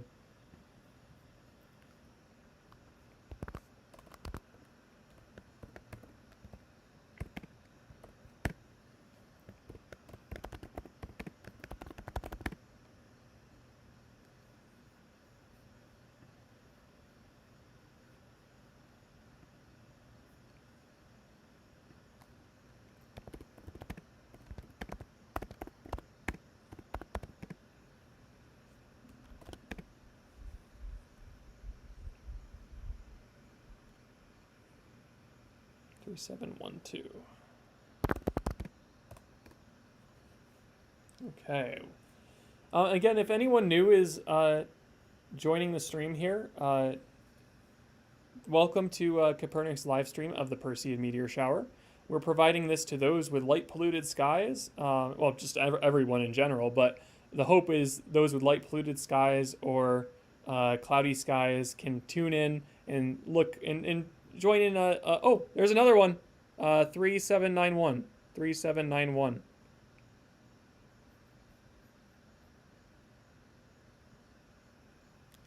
Let me put that in, 3791. Looked like a Perseid as well.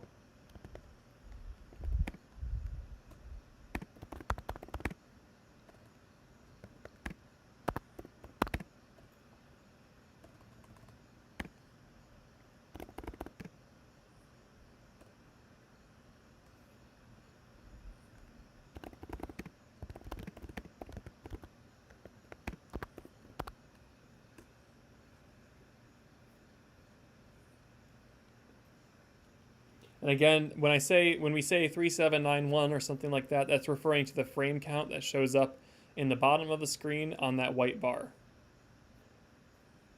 Let me copy and paste my instructions again, just so you can, if you want to help us out with this and, sort of work together, you can.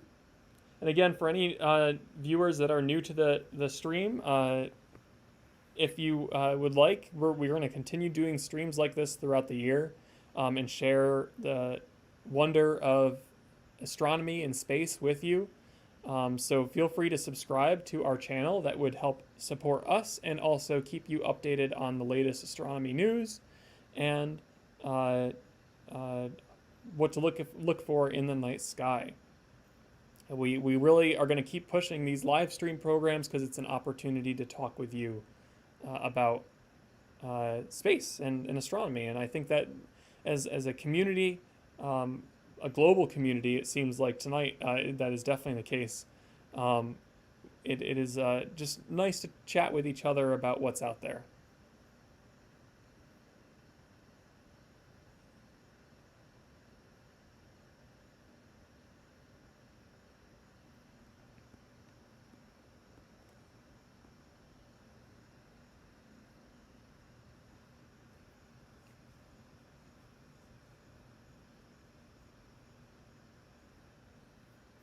Yeah, Blue, good job. It definitely seems like they're picking up again. Awesome to see. Let's see.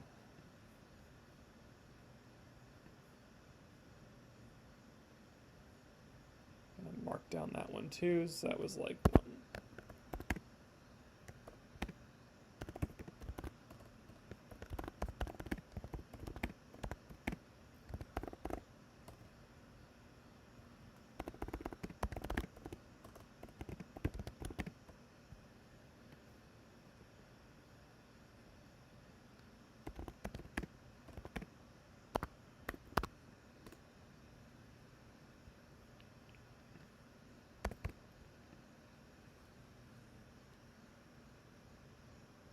I'm kind of falling behind in the chat. I apologize, but I think everyone's sort of having conversation here, which is awesome to see.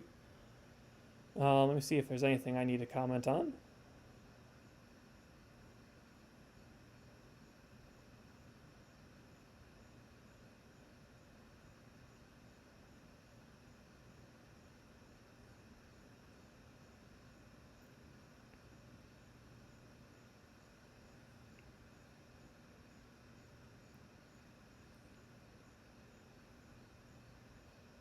Yeah, I think you should be okay seeing them in Chile. I've always heard like here at Kopernik, people have always said that the northern hemisphere is usually the best, but I can't speak to that really because I've never observed it anywhere else other than the northern hemisphere, unfortunately. So it's definitely worth trying, I think, even in the southern hemisphere.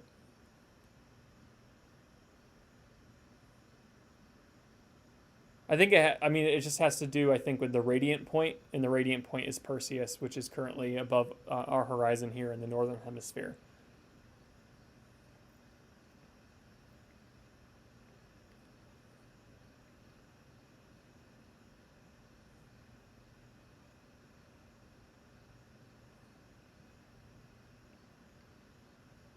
Oh, good to know the O was working. It's a good quick fix for now. Yeah, Blue, I don't know about the owl. I'm inside tonight, so hopefully he won't greet me in here. Or rather, I'm just inside an open door, so maybe he could, but...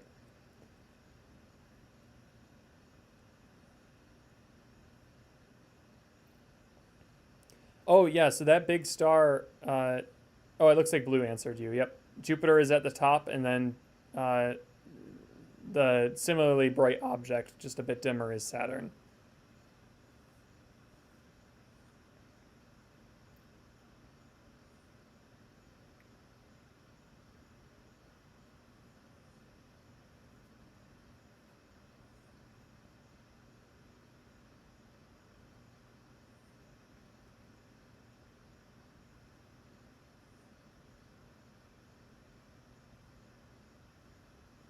Oh yeah, no, that's definitely something I wanted to do. Yeah, we should probably switch it soon, especially as the moon continues to come up. We'll bring down the exposure levels.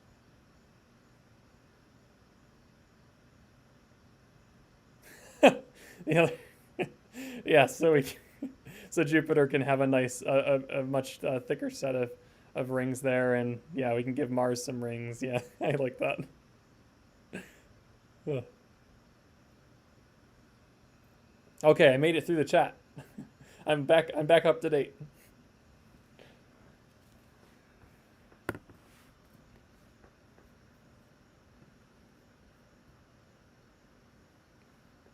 Yes, even the moon. We can give the moon some rings.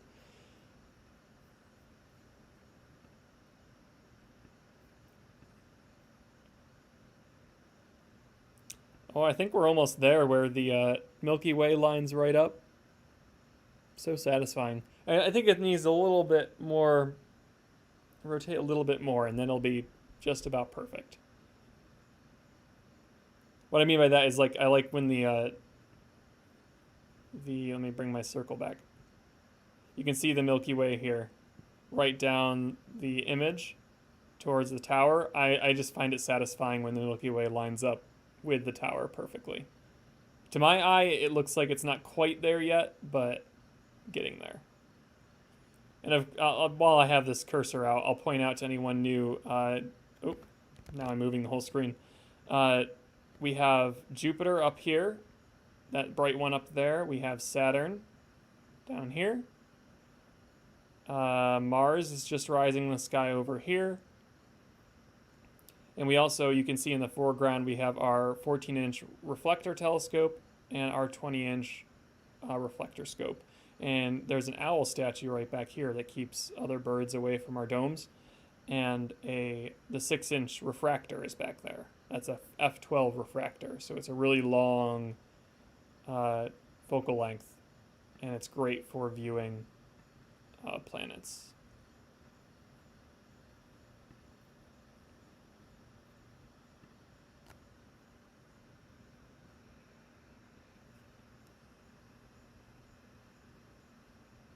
I think I did. I think the I didn't quite get the angle quite right, so we are a little bit shifted over compared to last night. It was almost perfectly up and down. I just never got around to correcting it tonight. So in fact, our north isn't quite perfect north as it's set up right now. I should probably move it to align better with the North Star, because you can see the North Star is right over here, just above the 14. That's the North Star. So we want to adjust this down just a touch.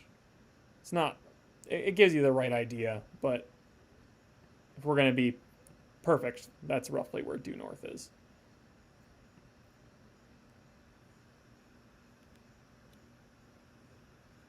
Last night was even more satisfying because the tower was like straight up.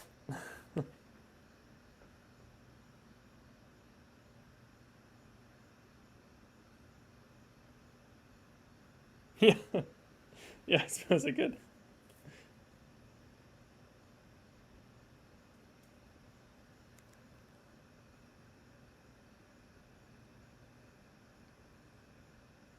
think we had another rule of 2 or 3, like you were mentioning last night, Blue.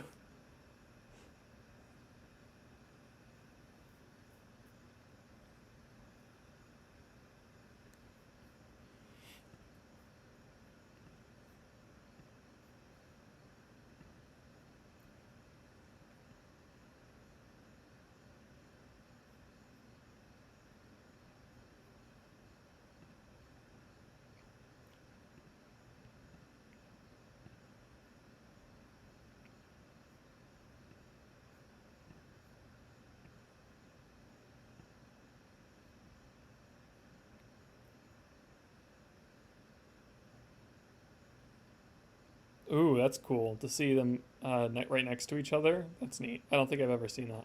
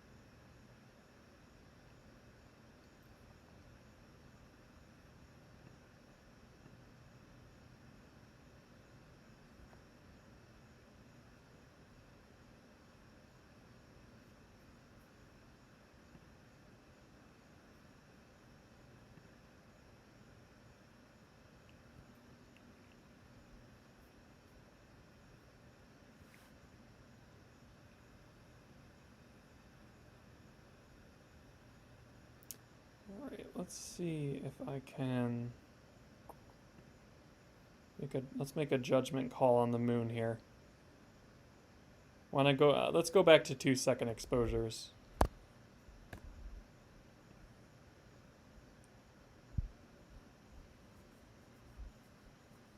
Yeah, that's a bit better. Let me know if you like, your opinions on that view. I switched from. We lost some of the Milky Way, but we're down to a 2-second exposure shot, and that seems to give us a little bit of a better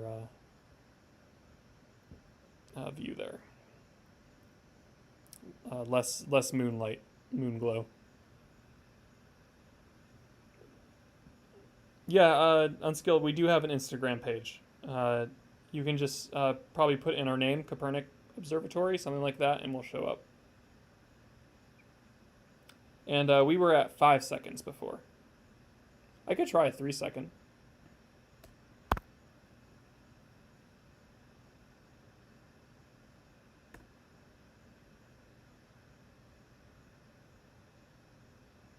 Yeah, 3 isn't bad. Let's leave it at 3. A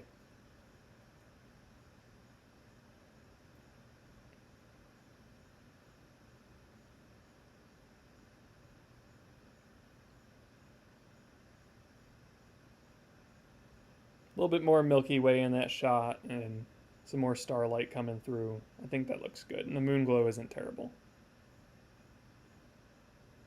Well, thanks. Yeah. Yeah, we post a fair bit on Instagram as well. Facebook and Instagram are probably our most active social media. Let's see. Jeremy, you tell us the difference between a reflector and a refractor. Yeah, sure. So we have, like I said, we have 2 telescopes here in our image. Well, 2 domes, even a third, really, if you can sort of see the very tip of the 6-inch dome.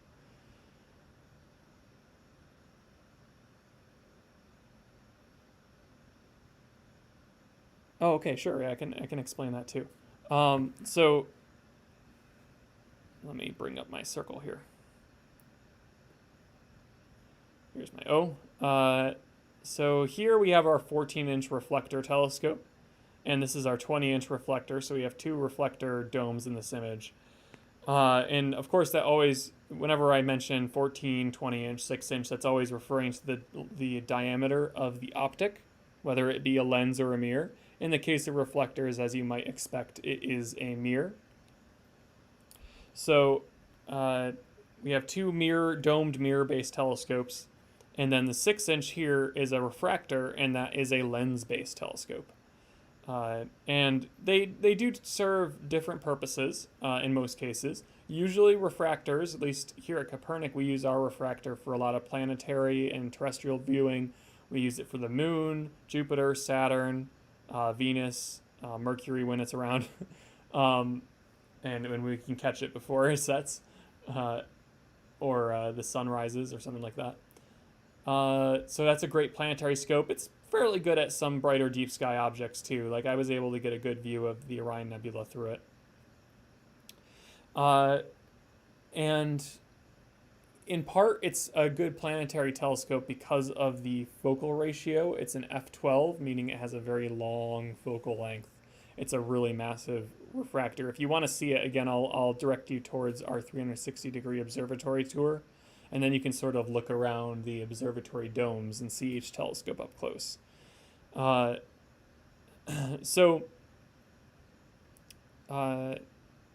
In part, that's because of the magnification. The focal length allows for greater magnification of objects, and in that sense, we can really zoom in on the planets on the really good seeing nights and get a lot of detail from them. So that's why we have our 6-inch there. That's our planetary scope. Now, it becomes very expensive to build a lens of large diameter. The price just really starts to skyrocket. So usually you'll see cheaper telescopes are refractors, but eventually you sort of, as you increase aperture, the the cheaper telescope at a given aperture ends up being a reflector because it's easier to produce that mirror. It's cheaper to produce that mirror compared to a larger diameter lens. Um, and that's why we have here the 14-inch reflector. Again, 14-inch diameter mirror, and this one's great for deep sky objects. Of course, with a wider aperture, you have the benefit of collecting more light and collecting potentially getting more resolution out of an object, and getting more detail out of the dim stuff that's out there. So that means galaxies, star clusters, nebulas. You have loads of opportunities there to see those objects and pair it with a camera. Then you get even more detail, and that leads us into the 20-inch, which has a permanent CCD camera attached to it. It was designed for this particular telescope. It's an astrophotography grade camera, equipped with a filter wheel, a digital control focuser, and it's a super fantastic scope. Many of our astrophotography images that you've seen from us, we pull from this telescope. And it's mostly operated by the Kopernik Astro Society. It's our astronomy club, basically, for Kopernik. And they contribute a lot to our telescope operation and equipment. So this is a fantastic scope. I forgot, I might not have answered the other question in here.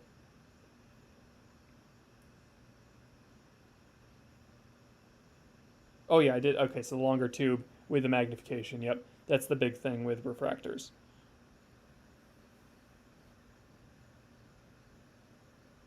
Yeah, usually, with that focal ratio, the longer focal length, yeah, you get you get better magnification. Um, you do have to start worrying about the optics at a certain point, and making sure that they're quality, of course. Uh, and I haven't quite. I'm learning a lot too right now, because I've always been interested in astrophotography and astronomy, and I majored in physics in college, uh, and so that's been my focus for a while. But I'm really just getting into more of the practical astronomy, and learning about the very specific different kinds of telescopes. Like refractors have several different varieties, like apochromatic, which you want to get rid of some of the flaring in the of different colors around objects, like the different shifting, like blues and reds. You want to get rid of that, which requires higher quality optics. Then there's like AA and triplet refractors, which is the amount of lenses that end up being inside the scope. And I haven't quite narrowed down and read enough about the positives and negatives of those, but it's worth being aware. I think the 6-inch refractor is a triplet, meaning it has a 3-lens setup. Then, yeah, I think that is about what I wanted to mention about our 3 dome telescopes. We have a bunch of smaller portable scopes as well, like Dobsonian reflectors. We actually just got a new refractor scope. Is it a 4-inch or a 5-inch? I can't remember now. Actually, maybe it's a smaller focal length 6-inch. That might be the case. But we just got that donated to us. We're excited to get that set up as a portable scope. We have a really awesome, unique telescope that was made by a company called New Moon Telescopes. And not a sponsor, by the way, necessarily, but they produced a really awesome, it's a Kopernik blue telescope, and it's designed so the eyepiece stays at the same height no matter where you're pointed in the sky. Of course, it will change its rotational position, because it is set up on sort of a Dobsonian mount, but it won't change its height. And here comes the moon, evidently. It's just rising through the trees there. But it won't change its height. So if someone has to be in a seated position or needs an accessible telescope for instance, if they're in a wheelchair, they can utilize that just as easily as anyone else would be able to. And it's a 12-inch reflector, so it's a pretty sizable telescope, so you don't really lose much by using a portable telescope outside beyond just tracking limitations and things like that. So we are really excited to have that scope. I think it's only a year old now. I think we got it late summer last year, if I remember correctly. There's my spiel for telescopes.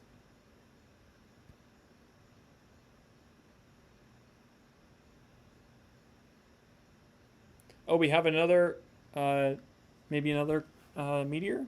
4072, middle 1 o'clock-ish. Okay, let me go back.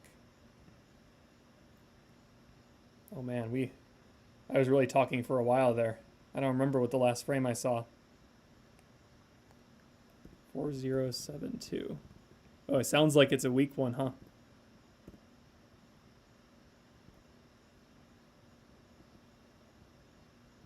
Oh yeah. Yep. I see what you mean.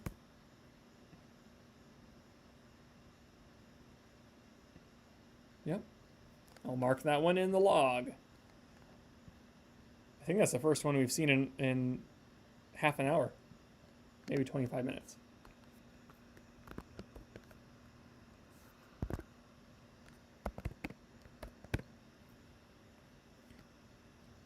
We'll have to see how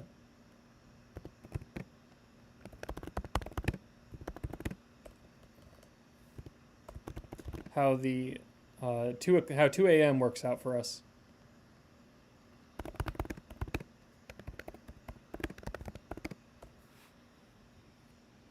There goes my laptop burning my leg again.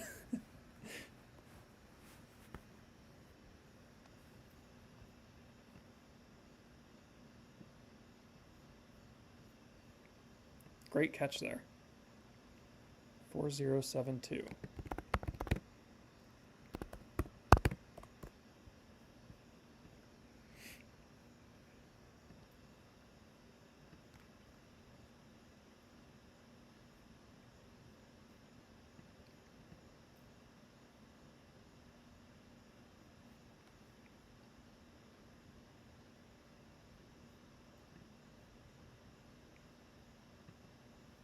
Oh man, look at that. There was like a lens flare or something from the moon.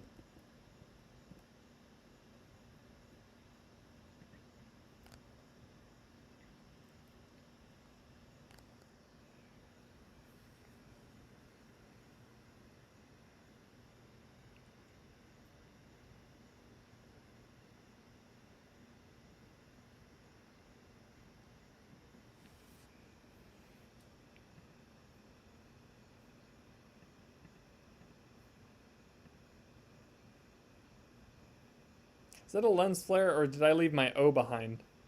I left my O. I thought it was a lens flare. Oh my gosh. I'm like, wait, it's not showing up on my... Oh, you can tell I'm tired. Oh boy. Oh, that cracks me up. Alright, lens flare is gone, guys. Look at that. I got rid of it.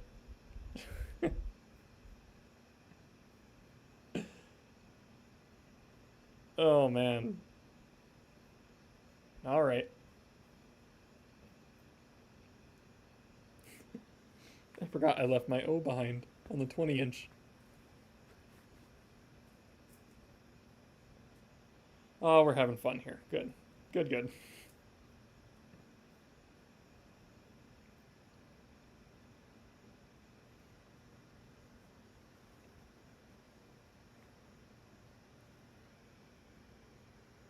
I wonder if the weather has changed at all for tomorrow in this area. I might go ahead and look up.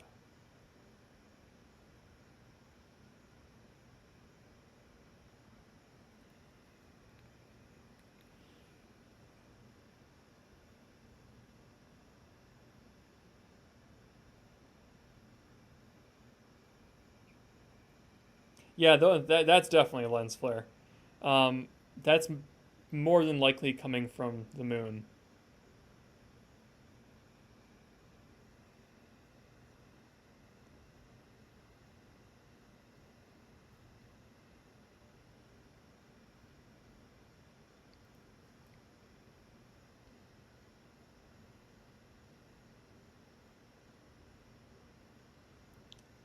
Yeah, Gord, they should. It depends on how diverse the makeup of the Comet Swift Tuttle was, because they all come from the Perseids all come from that comet.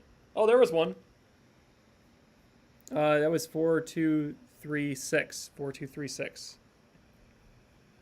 Just coming away from it, directed out between the tower and uh, the 14-inch dome on the left-hand side. 4236. Mark that down here.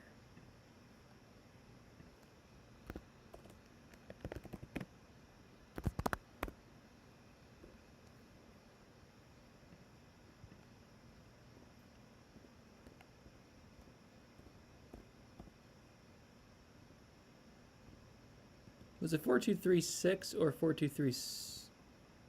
Let's see. Yeah, 4236. Actually, it was just above the 14-inch dome there. Very tiny one, but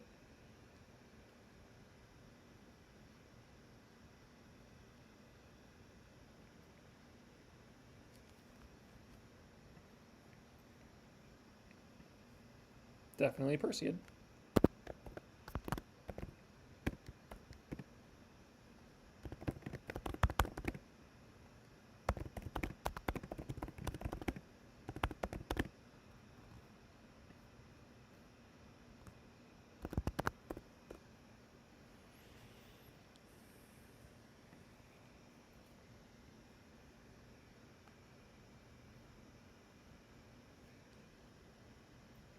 But yeah, the mineral content should be pretty similar, um, because it came from the same Comet Swift Tuttle, which flew by in around the sun in 1992, and it won't do so again. Oh, there was one.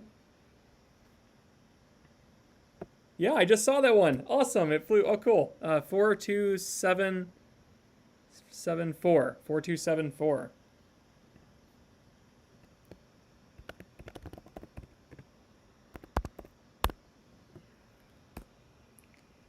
Right near the southern sky, near Jupiter, and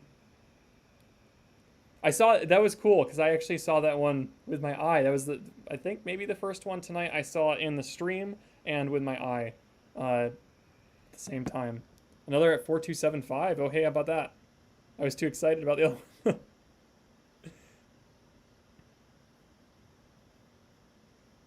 Twos and threes. Yep.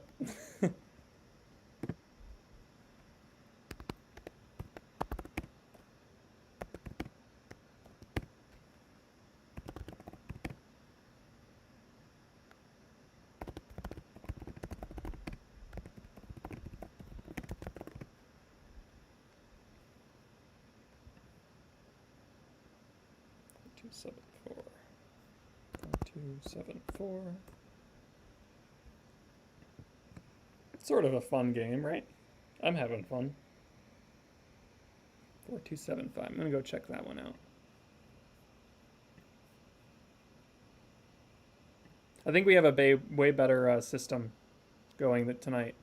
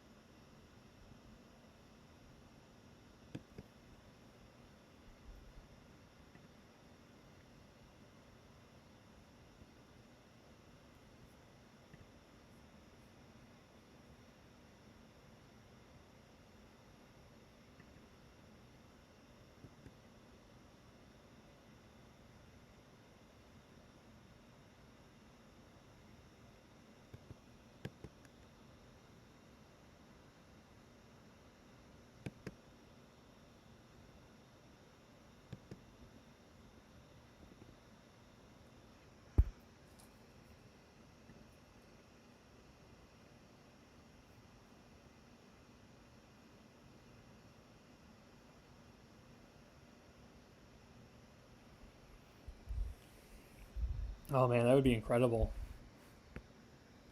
To see something, to see one, like That large? Oh.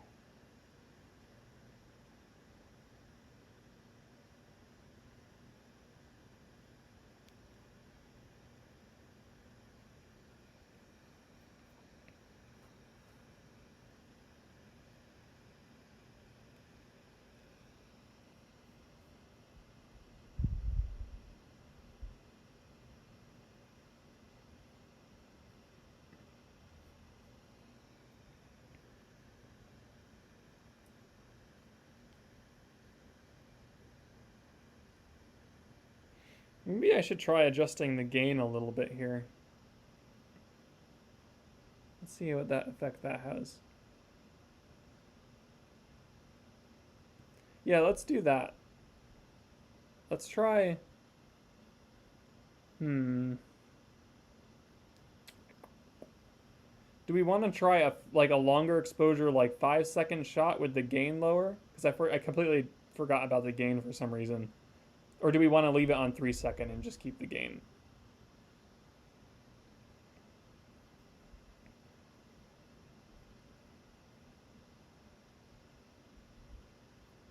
Okay, we'll leave it. I see 3 second. Okay, we'll leave it on 3 second.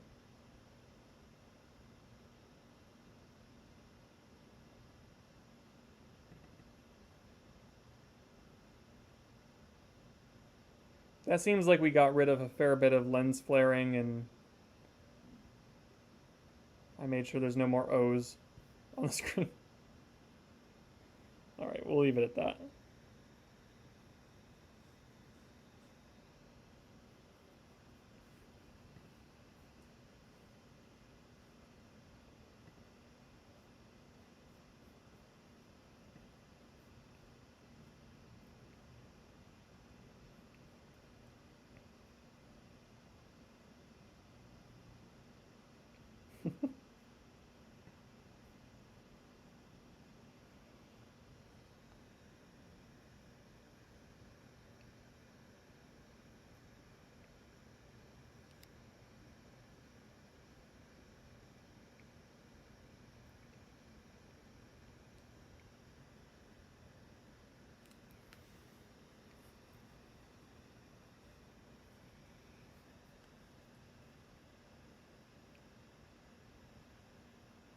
Oh man, did I miss the perfect? I think I did. I don't think the Milky Way is very aligned anymore with the Milky Way. Darn. You can always go back in the video.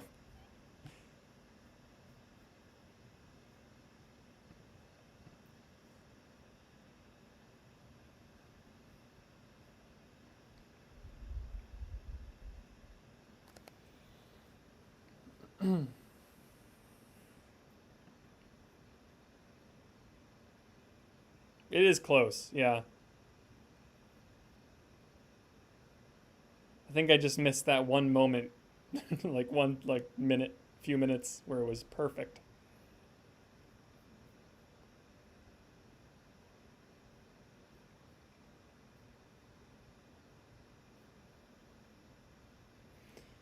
Okay, let's go here.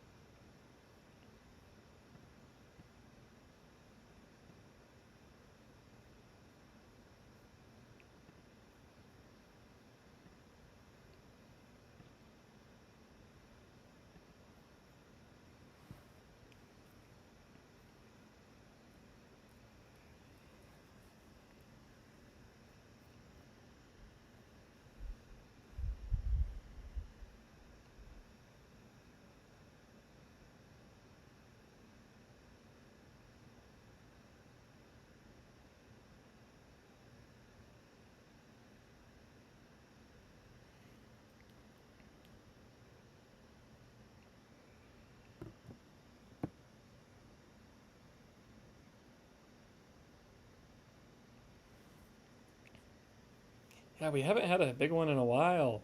Gee. you'd think, having this is like the first time I'm watching an all sky view. This is the first year we've set up our all sky camera for this, and watching them just in one area of the sky, like you think, oh, I'm missing all of these big bright ones, and now I'm getting the understanding, no, they're just not often there.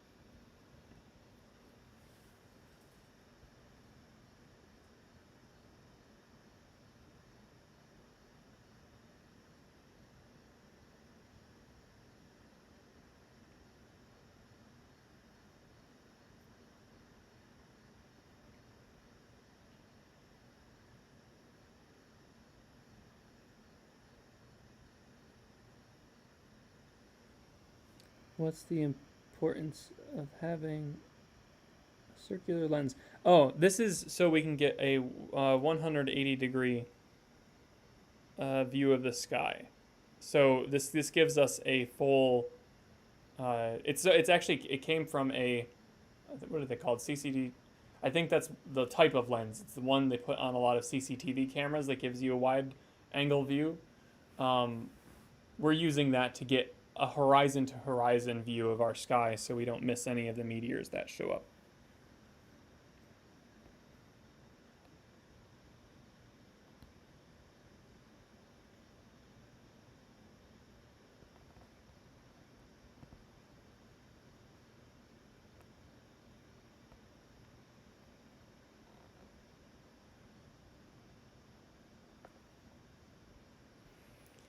Incidentally, I didn't think tonight was going to be great based on the skies I was seeing earlier, and I don't have my 360-degree camera set up, um, which is unfortunate because tonight probably would have been pretty decent, but uh, for capturing some stuff at least. I checked the frames from yesterday, and I think the 14-inch was blocking that horizon hugger, and the camera had cut out on me by the time that one or the 14-inch flew over. So I didn't catch those ones, sadly.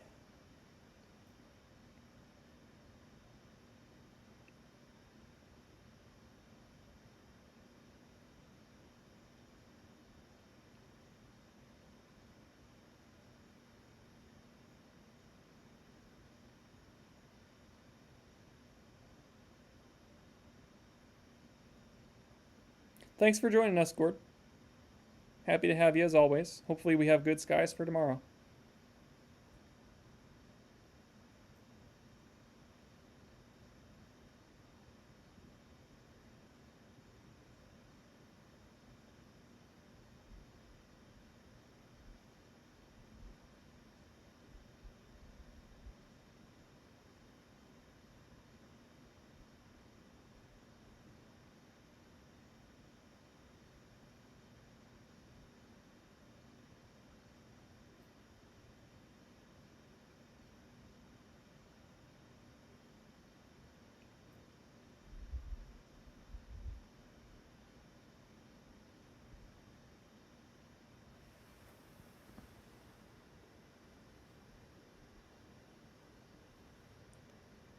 Oh, someone from Brazil is joining. Welcome. Welcome to our Perseid stream here at Kopernik Observatory. We are located in New York, Vestal, New York, it's called. And, ooh, almost dropped my phone. We've had some pretty decent luck with some medium to dim ones, and we saw a really bright one earlier. Oh, someone from Texas. Good to have you. And I'll post in the comment section here sort of it's almost like a game we're playing at this point. Because you know, it's at least for me, I'm jumping around from chat to stream and so on. So I'm not catching everything consistently. So if you want to help us out, track these meteors. Let me see. Where are my instructions? Oh no. Live chat. Trying to find my previous. Oh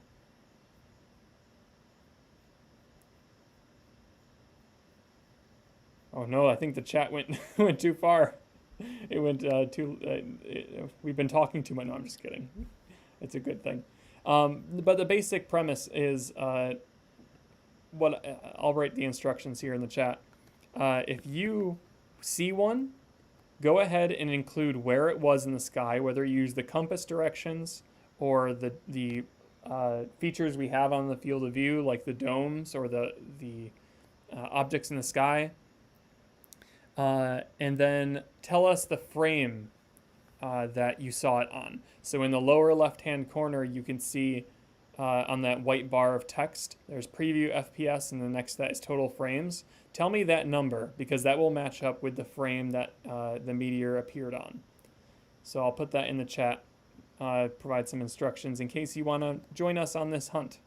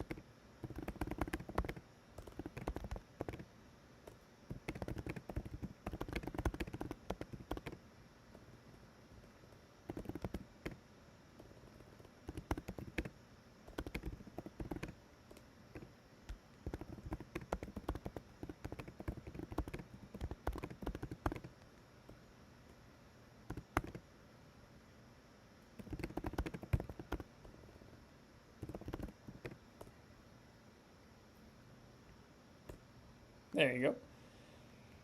So let us know if you see anything. Let's see. We got some people here from Virginia. Welcome, welcome.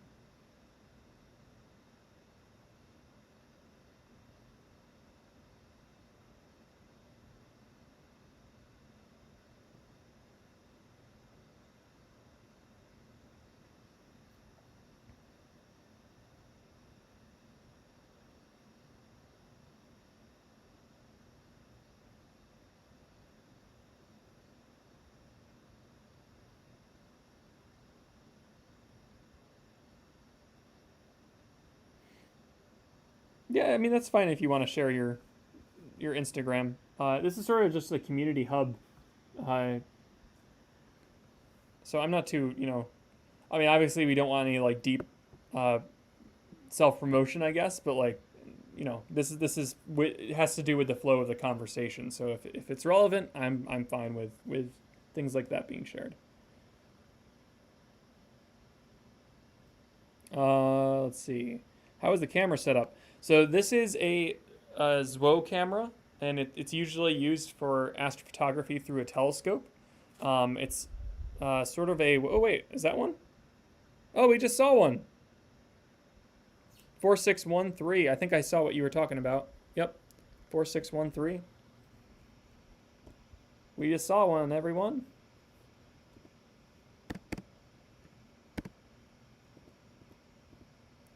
Four, six.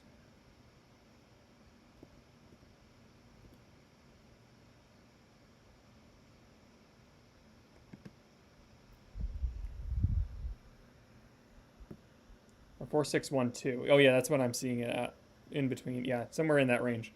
So awesome. Yeah, pretty good medium one that we just saw, and it is another Perseid for sure.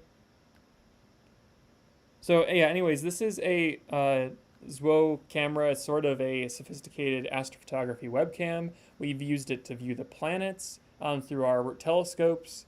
We've used it to let's see, we toured the moon last or 2 weeks ago, and we're going to continue using it for other live streams in the future. Now we've converted it to an all sky camera with a special lens that's usually used for CCTV cameras. It gets included with the ZWO for the purpose of using it as an all sky camera, and what that means, it's a horizon to horizon field of view. So we get to see just about everything that the sky has to offer, as long as we have clear skies. So you can see in the way we're monitoring this is, if you can see people are posting the frame count, like 4613 and 4612. That shows up in the lower left hand side of the video. So if you'd like, you can, if you see one, put that in the chat, and yeah, it's basically like a fisheye lens. Yep, a very wide view.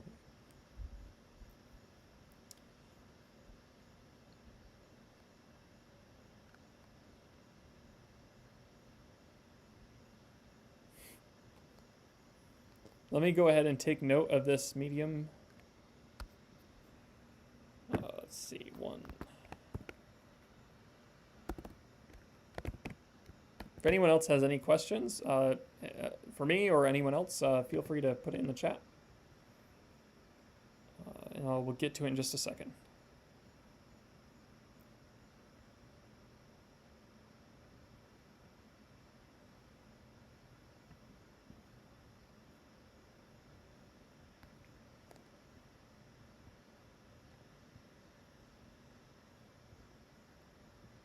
They really do like going above the 14. Which, I mean, this makes some sense because, of course, the other side has the moon. So we won't notice as many over there, if they're even showing up.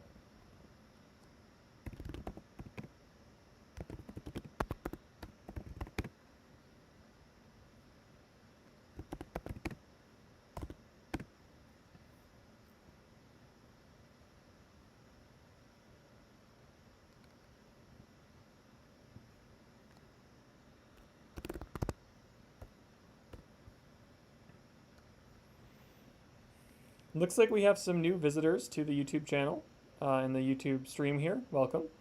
Happy to have you. We're reviewing the Perseid Meteor Shower here at Kopernik Observatory in Vestal, New York.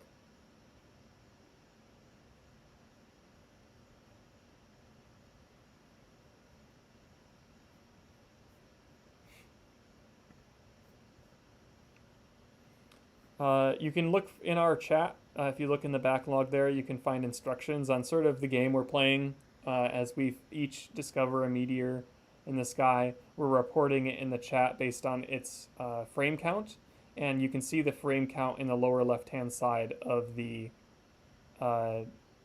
white border at the bottom of the page, where that text window there. So feel free to let us know.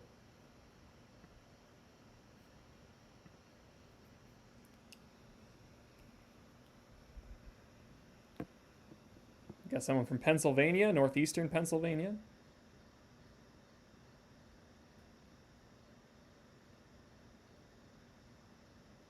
Oh, taking some good pics of the moon and the Perseids. Very cool. The moon is amazing. I think it's also, not a lot of people get to see it in its current set of phases because you have to stay up later. So, really, if you're a night owl and you like to observe, it's sort of a unique view of the moon during these times that many people don't get to see if they don't stay up late.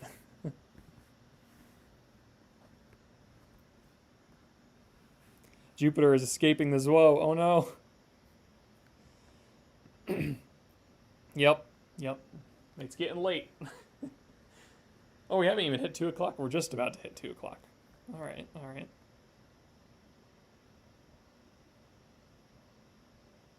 Not the owl again.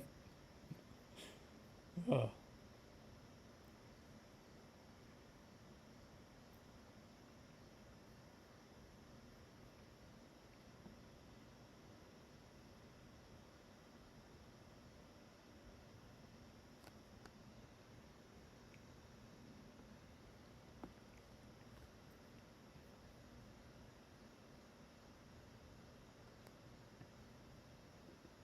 Ah, I did it again.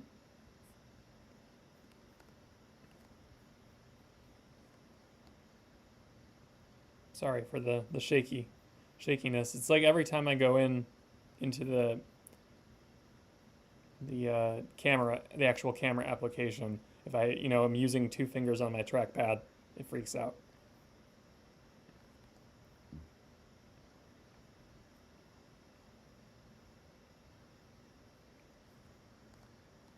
Ooh, nice.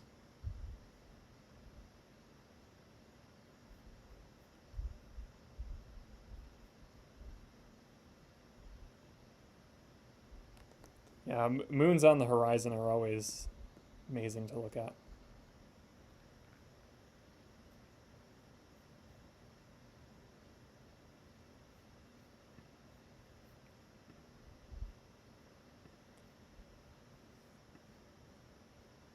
If you are just joining us in the stream, we're touring the Perseid Meteor shower. We have an all sky camera set up and 180 degrees. So we're seeing from horizon to horizon. So if something shows up, we won't miss a thing. And we're sort of playing a game where, letting each other know when one is discovered. And we're doing that using the frame count that shows up at the white text bar at the bottom of your video. It shows the total frame count, and that'll inform you how to find an object. Or how to find a meteor, not just a general object.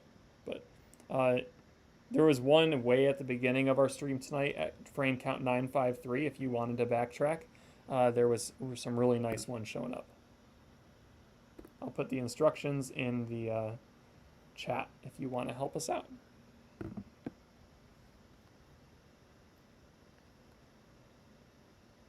Yeah, it's way better than just, time, because the time doesn't really work. One, because we have people tuning in from all over, it seems. And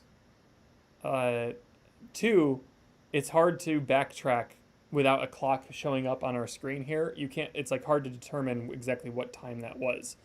You have to, it's not a trivial thing to just backtrack in the video and find it. So yeah, using that frame count totally wasn't intentional, but it's working well.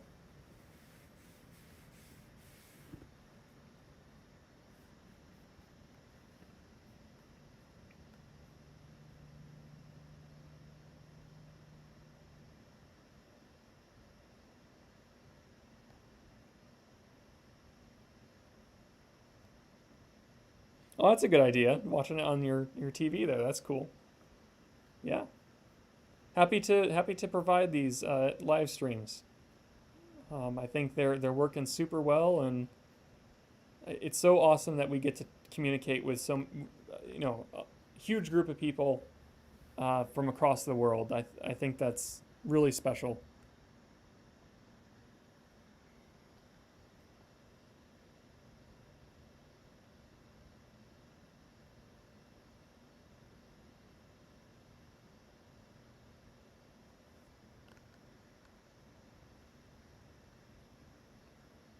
Yeah, yeah. I'm instead of putting the timestamps in the video like I did for the previous ones, Baloo, I'll switch those to frame counts.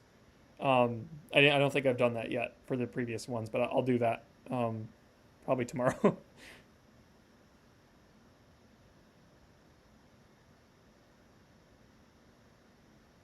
Oh, Jacob, that's awesome.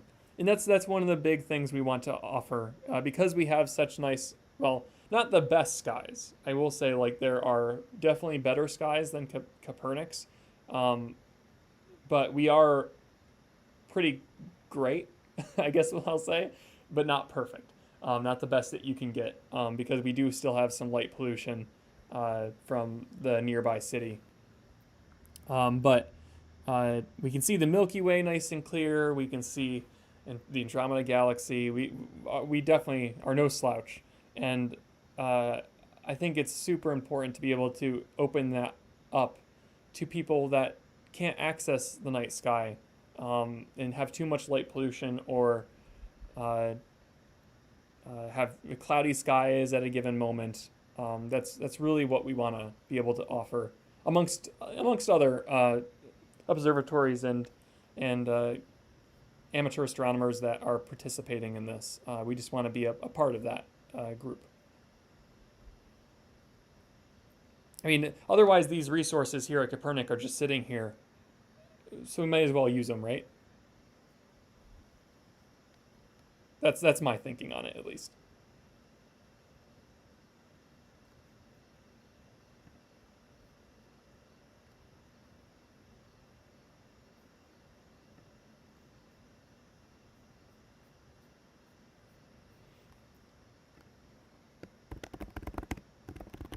I am once again in the chat going to put in the frame number for the bright fireball we saw towards the beginning of the stream tonight. We saw it through the clouds, which is sort of neat to see. That was at frame count 953.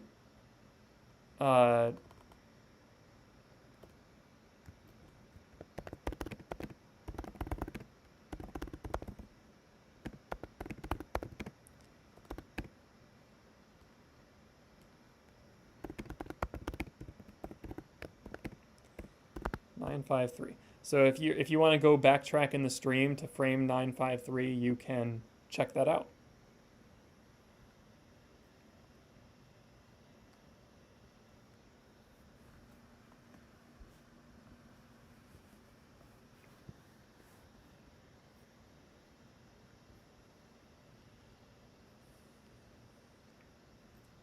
And the frame count again shows up in the lower left side of the video.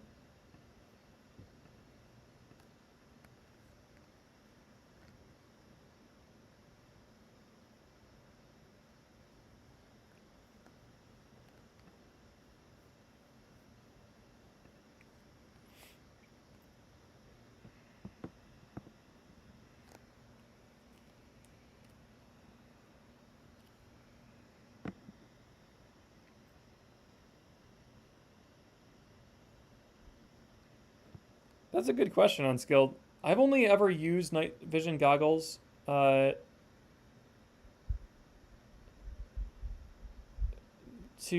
only ever used them once, because I think it was my dad's friend had some, and he invited me up to check, because he's also in a dark sky area, so he invited me up to check him out, and it wasn't a meteor shower that night, so I can't speak to that necessarily. But I mean, you think night vision goggles are using, I think they use the infrared spectrum, right?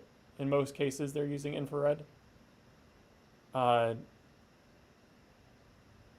if they're sensitive to infrared, and there's a lot of heat involved with these meteors burning up in the atmosphere, then I would say it's maybe logical that you'd see some more. But I don't know for sure. Let's see here. If I could use night vision. Okay, so we did that one. Thanks for joining, FPV. Yeah, I'm really hoping we can continue to offer things like this, and even when we open back up to the public, I think we'll keep doing these live streams, because like I said, it's awesome that we can access a larger community this way. And those that can't make it up to us physically, we can still communicate with each other that way over. And I think that's the case for just right now. Everything's being virtualized, and I think things like this will be offered across all industries, because we're building up the infrastructure for it, and I think that's good in some ways. I mean, the reason that we're doing it isn't great, but at least Uh, I feel like this conversation wouldn't be happening right now um, if we didn't virtualize. And I don't think we would have thought to virtualize under any other circumstance. So, I mean, I don't think it's worth what we're going through, but I think it's important all the same that we can provide it.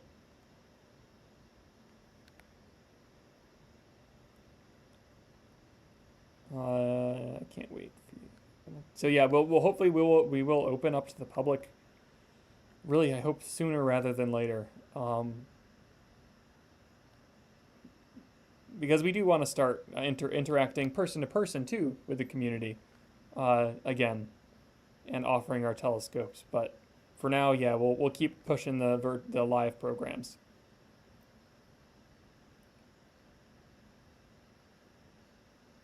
Yeah, I think they use infrared. I think the night vision goggles. I'm not 100% certain of that, but I think in most cases they use infrared light.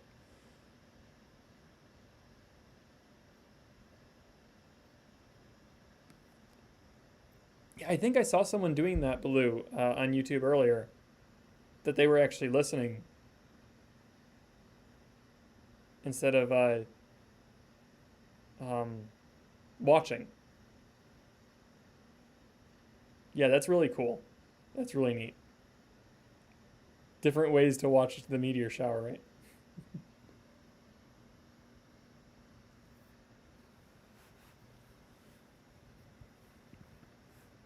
I didn't. I don't think I tuned in. I should have.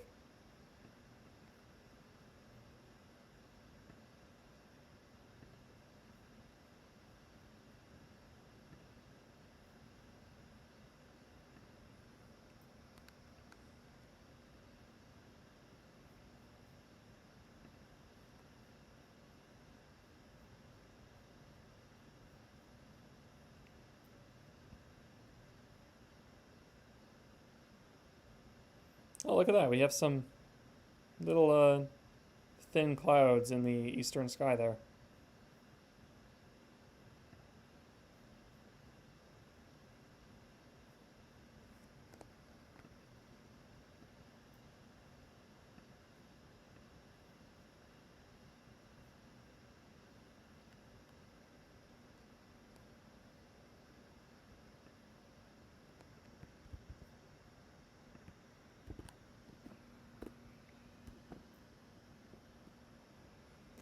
So if anyone is just joining us, I welcome you to our Perseid live stream here at Kopernik Observatory in Vestal, New York. Uh, we are looking for some bright fireballs, some dim Perseids. We've had the whole lot here tonight, and we're sort of working together to find them. So I put the instructions on what we're doing in the chat log if you want to help us out. We're working together based on the frame count, which you can see the frame count in the lower left-hand side of the video in that white bar of text. You can put in the chat the frame count, and that way you can you'll inform us of where you saw the meteor, and we can all backtrack to that frame and see if we can spot it. So it's a group effort, and it's sort of a fun little game to keep us occupied while we're staring at a mostly static image. At least that's been the case for tonight.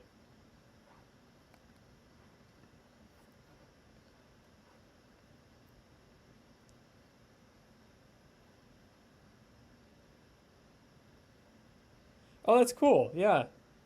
Yeah, I guess, I mean, that's the other thing. Like, we want to let people know that Kopernik is here, and an option for when you visit the Binghamton area, uh, because it is a good resource on these clear nights, and even not clear nights, because we are building up our uh, well, we've had summer camps this year. Um, I just got done with my virtual reality camp, where the students got to build 3D environments and do a bunch of cool stuff there. They actually built some really cool games and environments to explore. So they got experience with 3D modeling, programming. It's really cool. We also, related more to space exploration, we have our ISS camp coming up. And there, the students will communicate with the astronauts aboard the International Space Station. We have pretty close ties to NASA, and we stay in communication with the Jet Propulsion Laboratory, and down in Houston, we have some contacts there as well, and I think at Goddard too. Yeah, definitely at Goddard, because that's where we get our occasional moon rock display that we do have to give back to NASA, of course.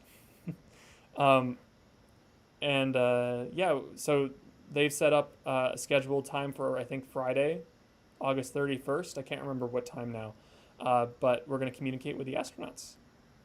And we'll live stream that as well, just like we're live streaming this observing program.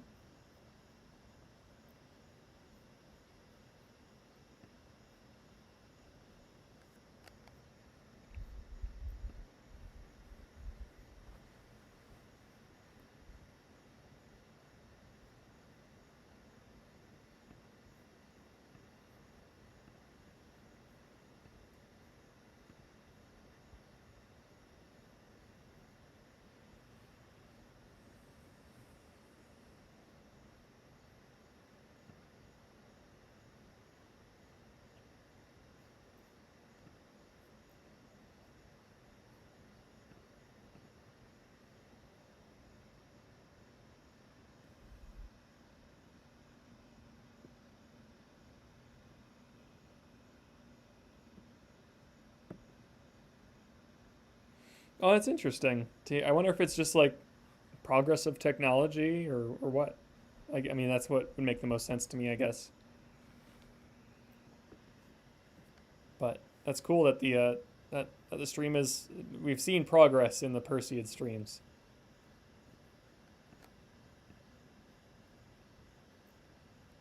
I was gonna consider getting a live view of or rather from my mirrorless camera, um, for this, but I like after a while I just sort of disregarded that idea just because this view gives us a full view of the sky, whereas that would be I think I have the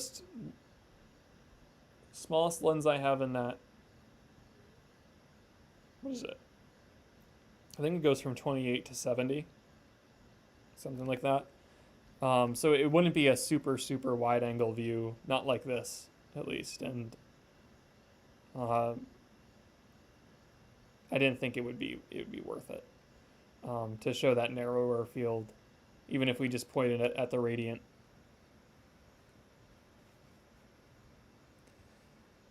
It would like be more sensitive potentially compared to this camera here.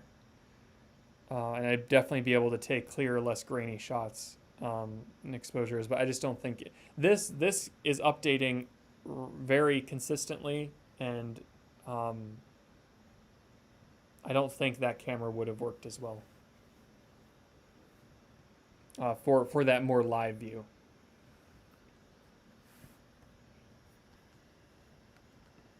It would have been cool to see, because then we could have taken some fun images of the Milky Way, but like we can do that anytime. So we'll plan another stream for something like that.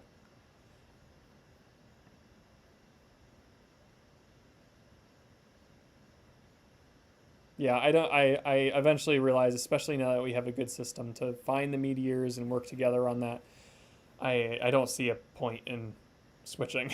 I think that's just uh, I can only expect trouble from trying to switch to something new now when this is working fine. Why don't fix what isn't broken. If it ain't broke, don't fix it. That's the phrase I'm looking for. Huh.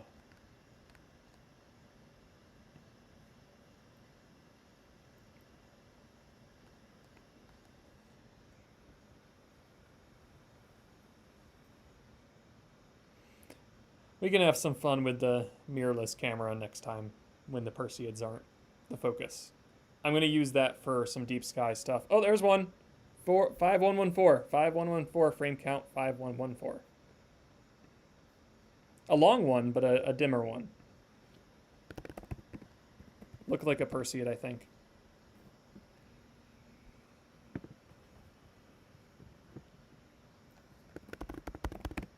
5114. If you're just joining, our system is to use the frame count in the lower left-hand side of the image. In that white text box, you can see the total frames.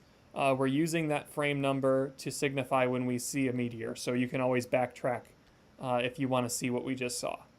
So frame 5114 is when we just saw a long but dim Perseid.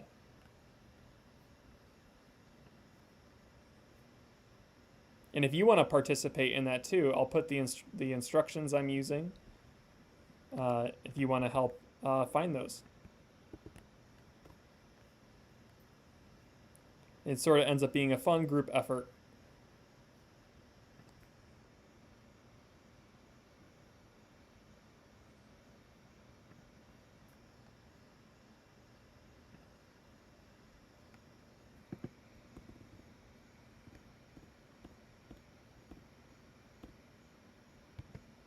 Yep.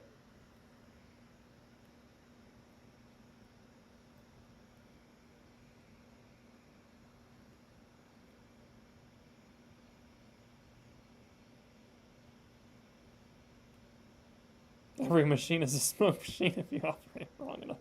I like that one. That one's good.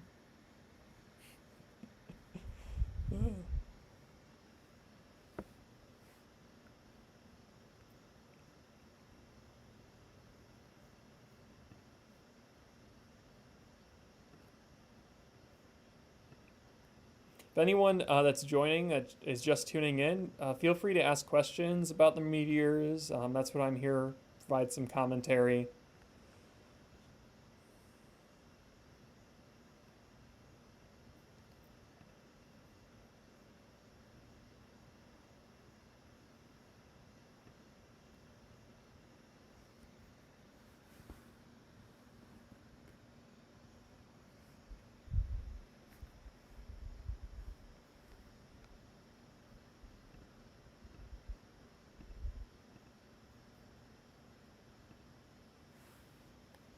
You know, knock on wood, but I'm surprised we haven't dropped out of the stream tonight. I'm surprised the stream didn't fail like it did the previous nights. So far, so good, right?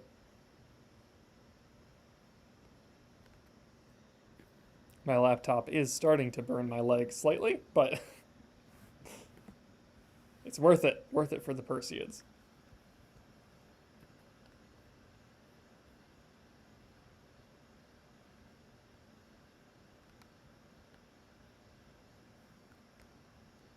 Yeah, we've been pretty steady throughout the night. I've been pretty happy with people tuning in and having fun.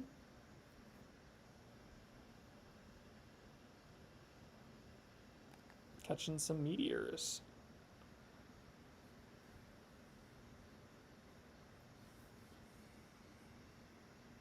Although one more bright one would be just splendid.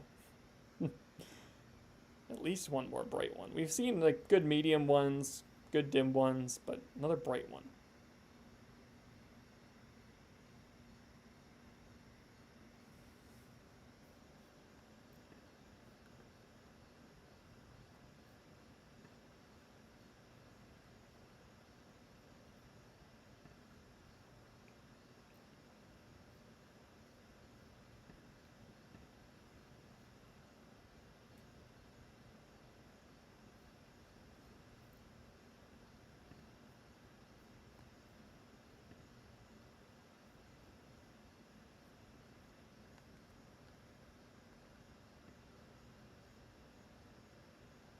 I think you can see me a little bit better tonight too, since I'm inside rather than out.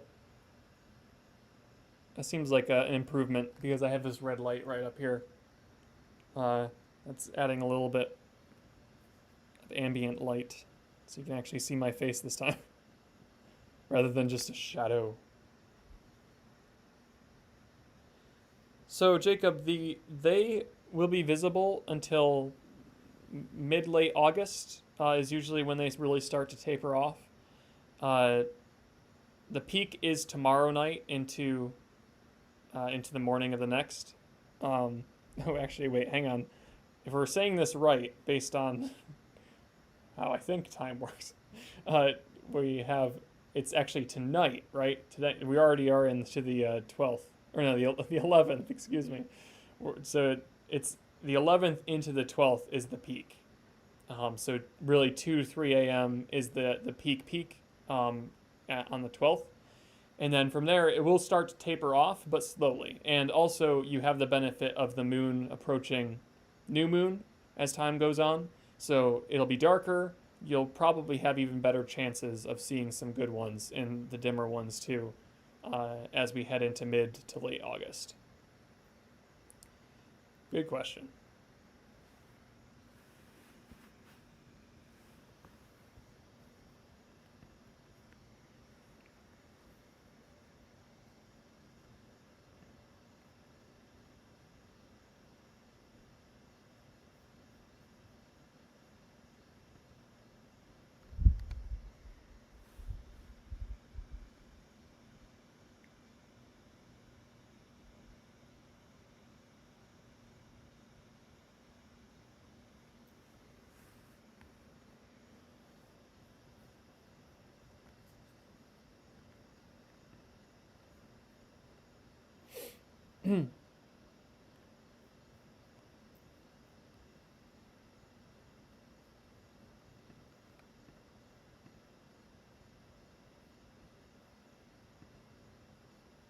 And if you haven't done so already, I'm just making this spiel every so often. I know it's showing up in a banner too.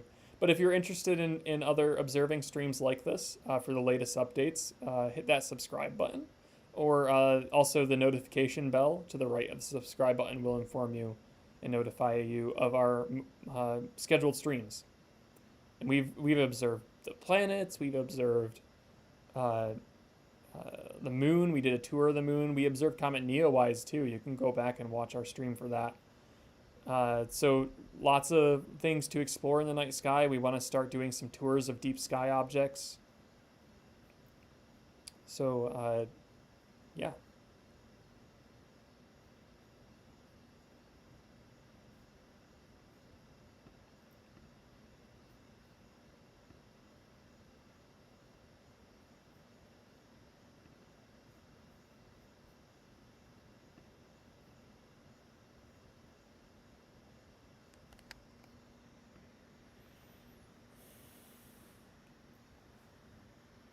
Yeah, I think our seeing did diminish a bit because of these thinner clouds that are flying overhead. They don't seem to be impacted. They wouldn't impact our view of the medium to super bright Perseids, but dimmer ones maybe, especially with the moon glare there.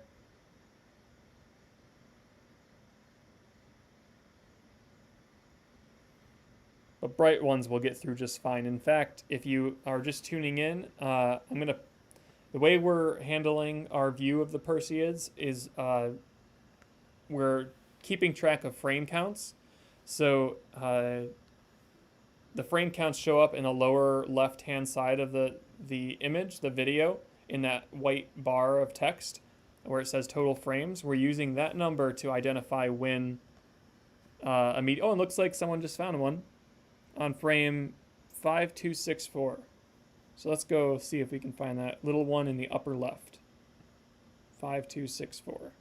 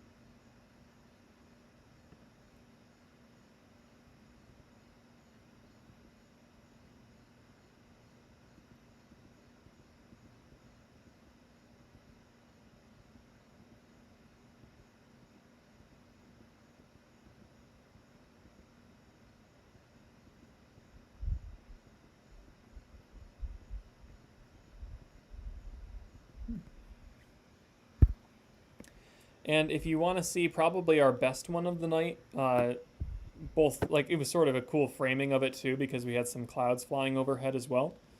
That was at frame 953. That was a bright fireball. So go to frame 953 for a bright fireball.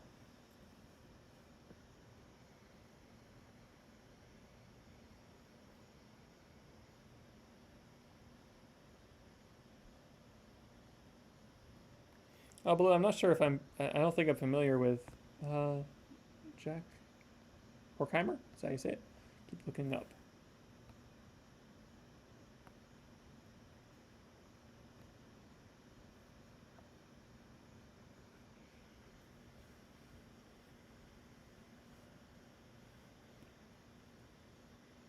Certainly sounds like something I'd be interested in, though. As well.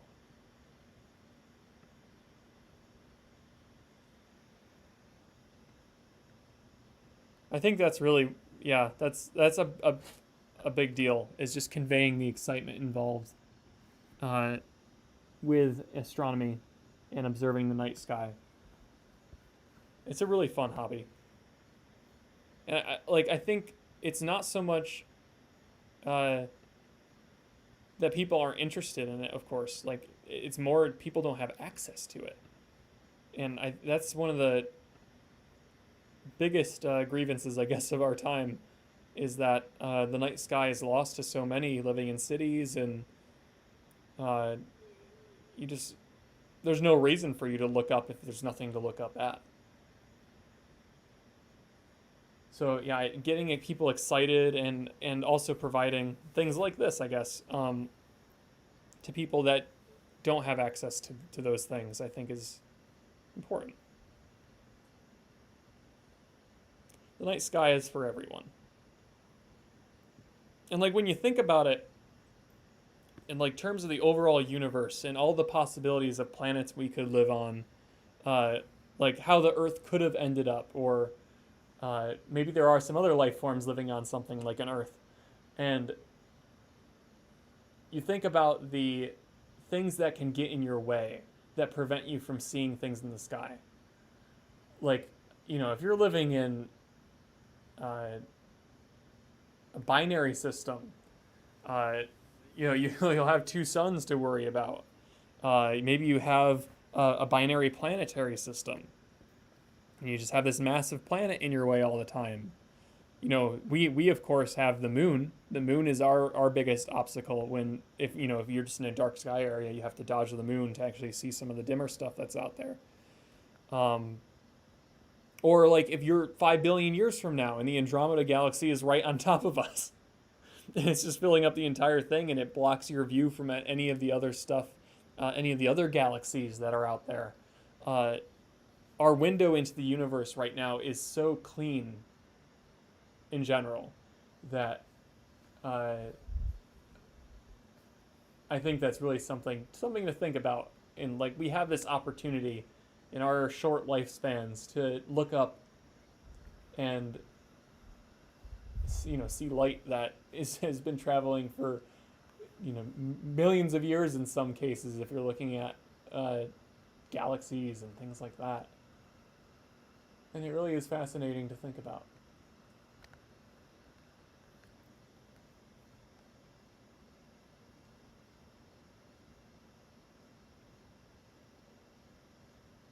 Yeah, exactly. If Jupiter was a binary star, like it would just fill up the entire sky, and oh, there we go. I guess that's that. We lose a chunk of the sky, just like the moon blocks a chunk of the sky.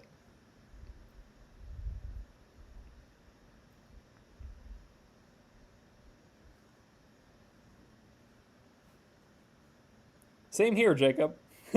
I gotta say, it was Kopernik that like I was starting to in middle school. I was starting to gain more and more of an interest in astronomy, like while I was trying to find myself and uh, figure out what I liked the most. I knew I liked science, but what area of science? And then I visited Kopernik for the Perseid Meteor shower, and boom, that's all it took to just uh, jump me off from that point and just keep exploring.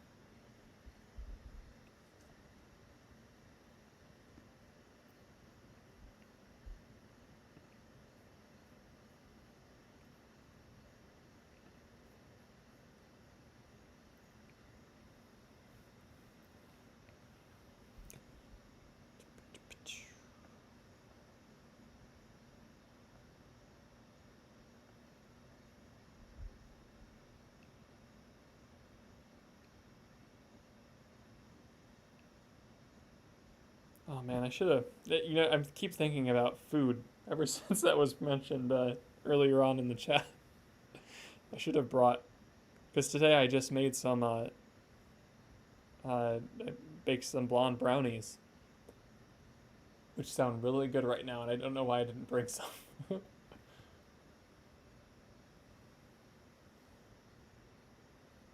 Would have been, they would have easily been packaged up if I I could have just sat them right here and ate the whole batch I made. Oh well.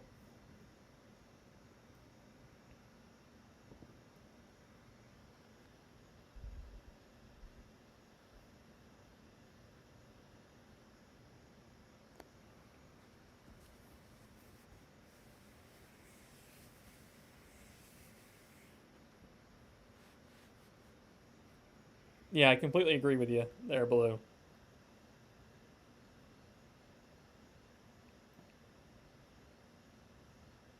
Like it does go back as far as the earliest humans, and when they the first stories in the sky started. Uh, our ability to communicate with each other is crucial for for sharing the sky with each other and figuring out what's up there.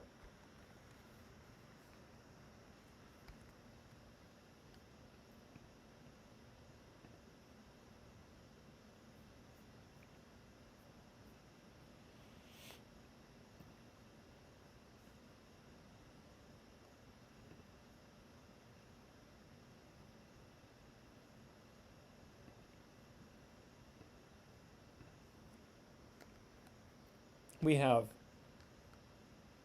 We certainly have.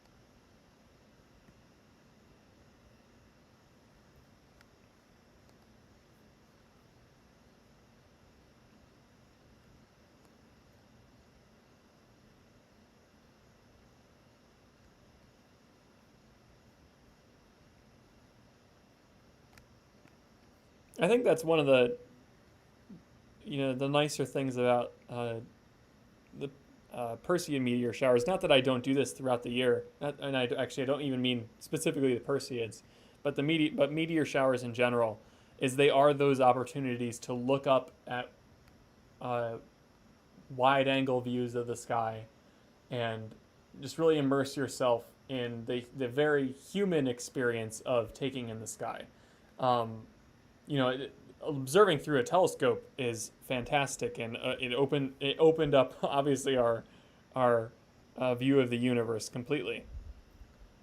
But just experiencing it with just the human eye too is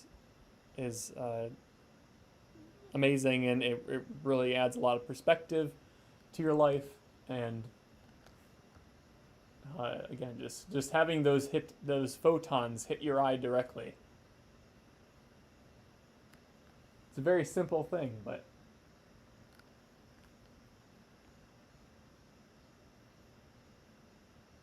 I always like the quote. I can't remember who it's from, and I feel really bad, but maybe someone in the chat will know. Um, it just ends up being this like full circle concept, though, where uh, sentient and conscious beings are really, right now, the only way that we know that the universe knows itself. And again, maybe someone can remind me of who said that, because it's not me who said that. um, but uh, I'm quoting that, and it's very true. Like, and it comes full circle when you're like, you're observing the universe. Well, really, you're observing the universe at all times, but you look up into the sky and you're observing the wider universe, and you're taking in the fact that our brains are a part of the universe, and because we're conscious, we know, uh, and we're observing the universe itself, even though we're a part of it. It's very interesting to think about.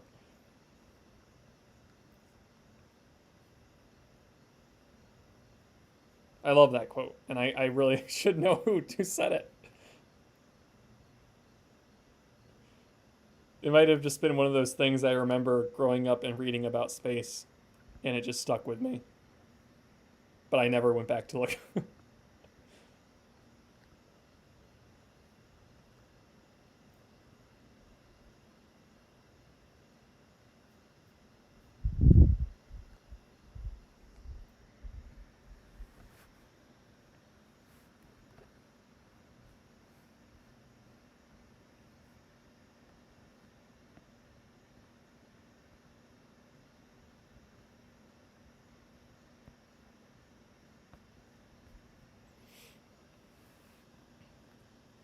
All right, some good deep conversations here. Nothing wrong with that.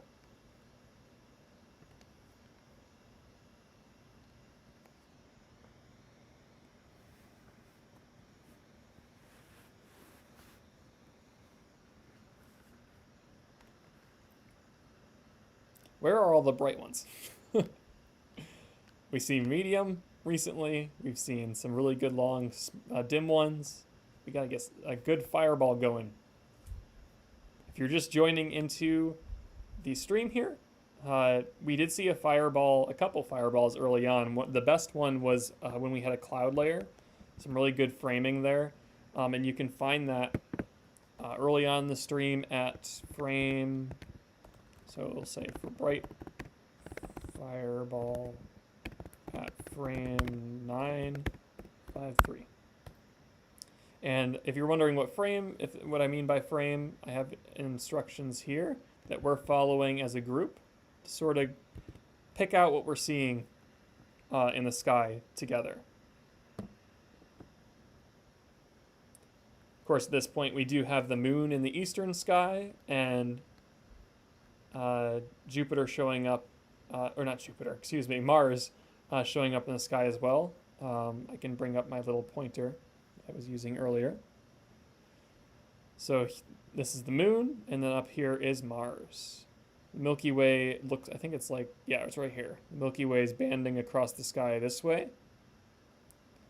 And Cassiopeia is right in here, and Perseus is down here.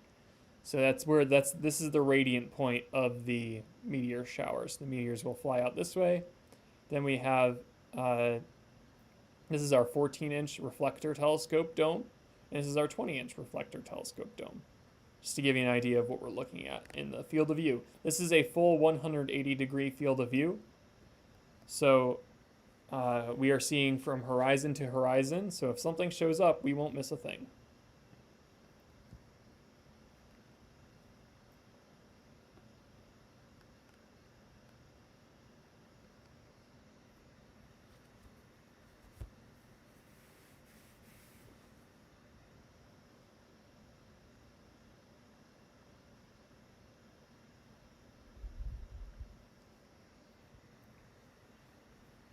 Yeah, I agree that the fact you can find these cycles all over the universe, within us, it is a wonderful pattern, and just sort of like this is more bringing in literature, I guess, or figurative speak, but like just the poetry of it is kind of beautiful.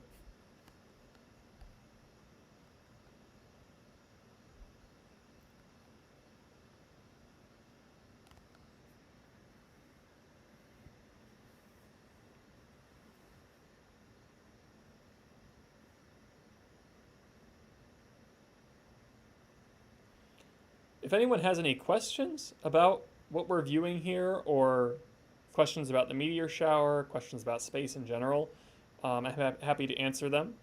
We are here at Kopernik Observatory and Science Center viewing the Perseids. We are located in Vestal, New York, and sharing our skies with you tonight. Pretty brilliant view we have. Nice clear skies for the most part. Early on we got a little worried, but they cleared up. We have some wispy clouds in our way, but they're not much of a threat. They are affecting the eastern sky because the moon glow is bouncing off of them, but bright and medium bright Perseids have been showing up, even some dim ones too.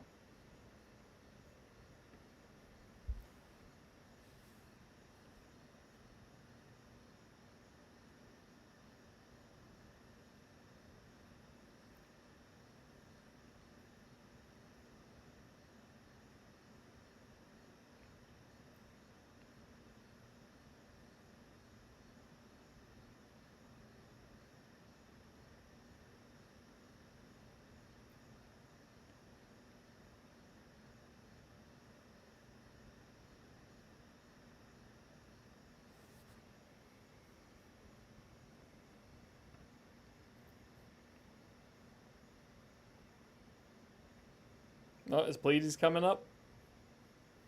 Let's see here.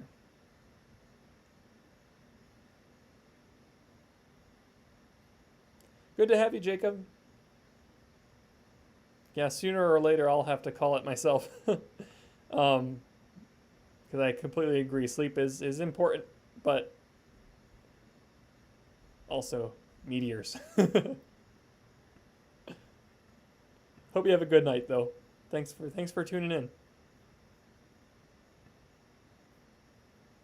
Oh yeah, I see the Pleiades right above our 20-inch dome there. The Pleiades, for those that aren't aware of the Seven Sisters Pleiades star cluster, that is right now you can see it. Let me see if I can bring up my cursor again. Makeshift cursor. Pleiades is right here above the 20-inch. It is an open star cluster, so those are some young stars spreading out into space. It is also known as Subaru in Japan, and yes, that is just like the car company. That's why their logo is a group of stars.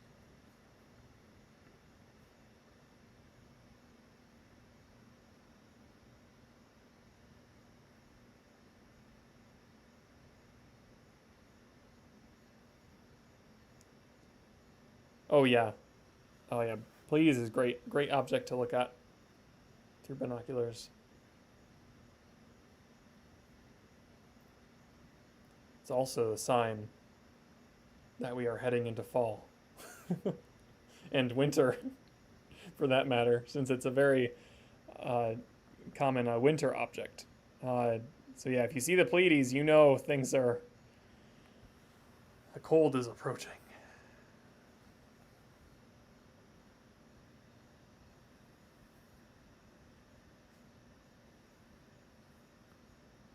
Oh, good to have you, Peter. It's good to hear you've uh, been up here before and witnessed Kopernik in person.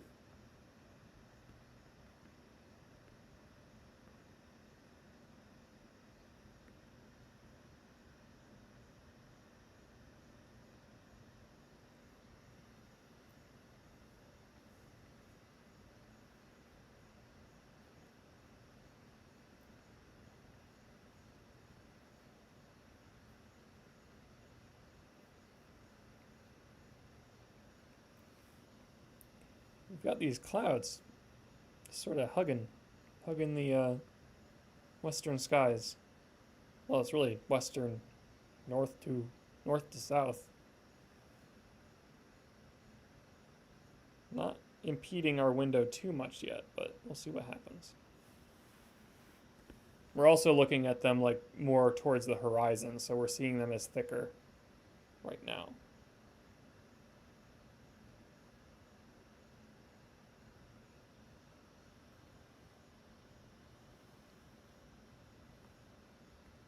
Yeah.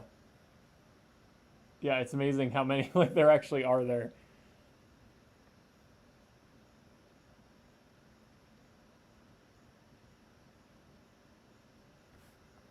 We have a really nice image that someone took. I'm not sure through which of our telescopes because it's a little bit of an older one, but it's really nice. You can see the nebulous gases around it still. It's a beautiful image of the Pleiades.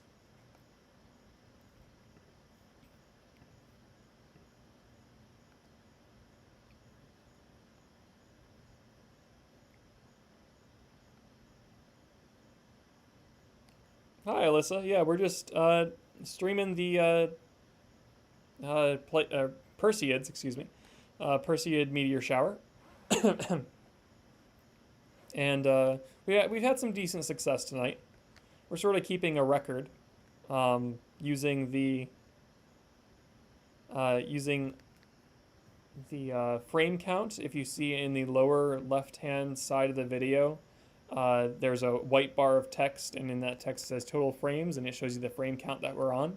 So we're using that as a guide as we explore together and look for Perseids and keep an eye out for each other.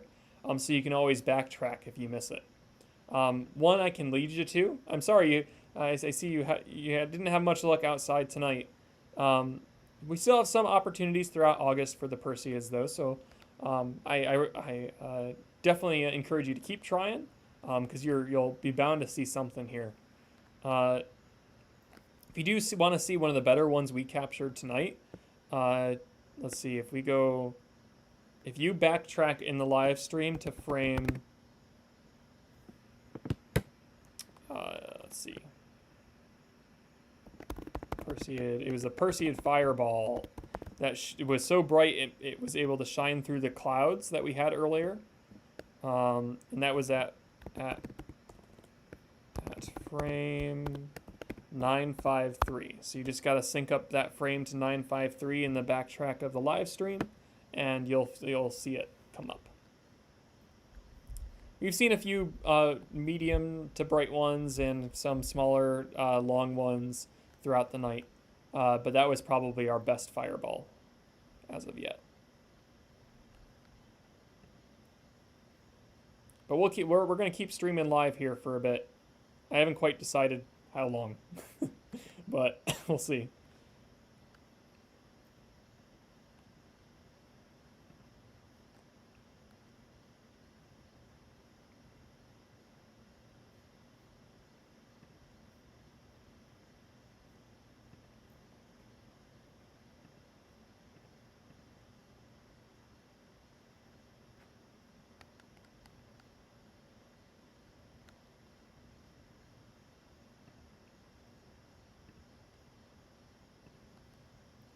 Sometimes I almost I just prefer if the decision is made for me by the sky.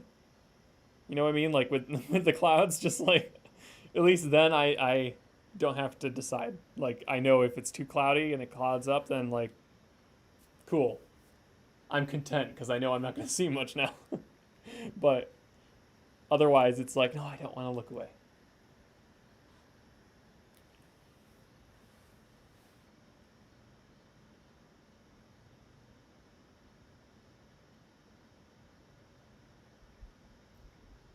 Oh, so it's not on like necessarily on YouTube. It's on our actual screen. So if you look on the actual screen that's showing up that we're sharing, uh, you can see in the lower left-hand side of the video, it might be sort of hidden, slightly hidden behind the media bar on YouTube, but you can just about see the this white bar of text on our video feed, and it'll say total frames and then the number of frame that we're on at that moment.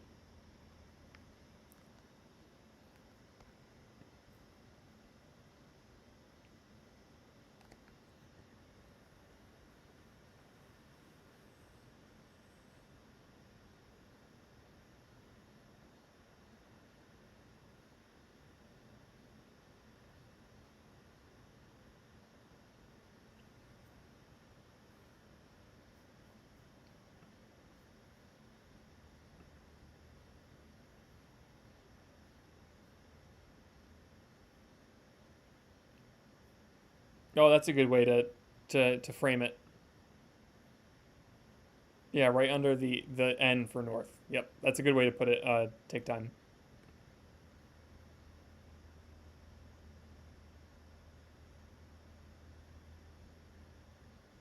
Oh, gotcha. Chat was blocking it. Gotcha.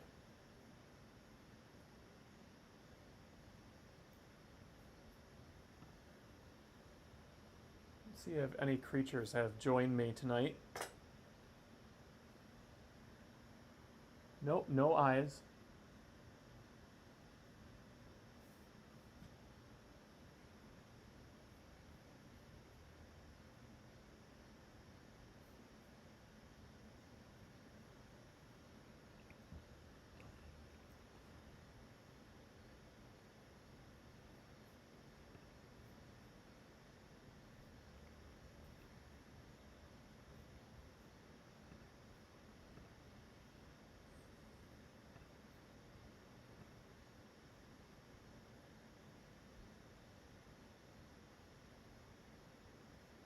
Yeah, it's definitely worth another check.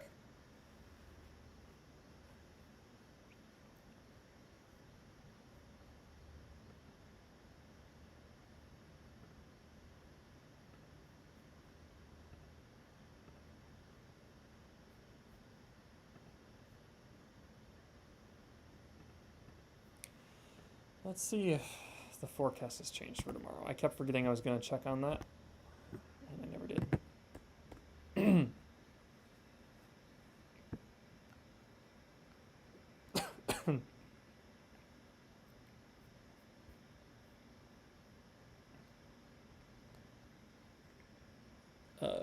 Tuesday's not looking great. I guess today is not looking great. Wednesday, maybe. Wednesday, we might be okay. It's looking better for Wednesday.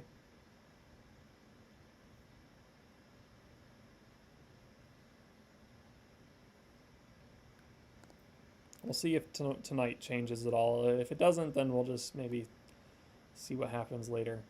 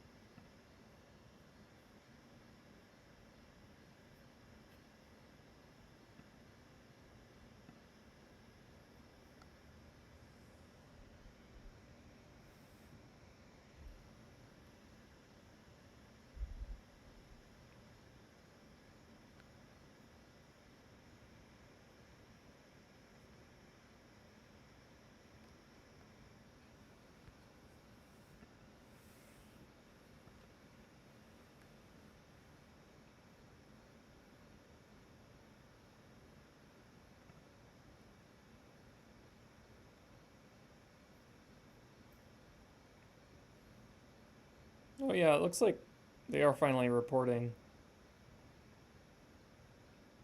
some better, uh, less cloud coverage on Wednesday, which was much higher before. Things seem to be winding down a little bit.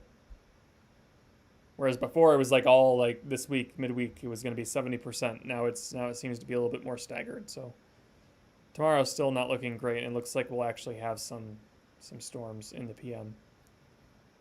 But we'll see what happens. 12th into the 13th wouldn't be the worst.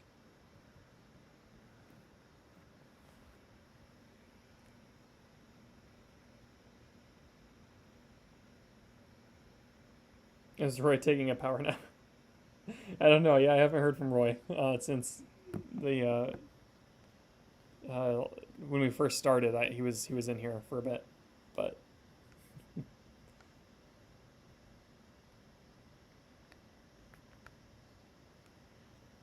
so yeah, Hector. Yeah, it's been pretty quiet for us as well, for a while now.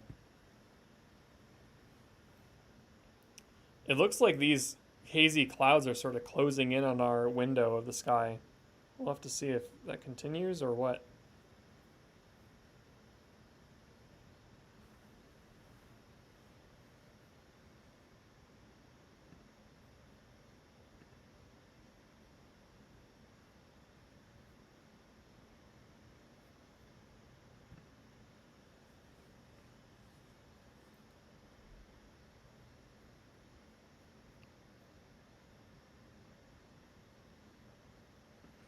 Let's see. My count, and I've really only been keeping track of the brighter and medium bright ones. I haven't really worried too much about the dim ones, like the super dim ones. Um, so my count for medium to bright has been, let's see, 1, 2, 3, 4, 5, 5, 6, 7, 8, 9. So 9 are, medium to bright Perseids. And we started at around 9:30 this evening.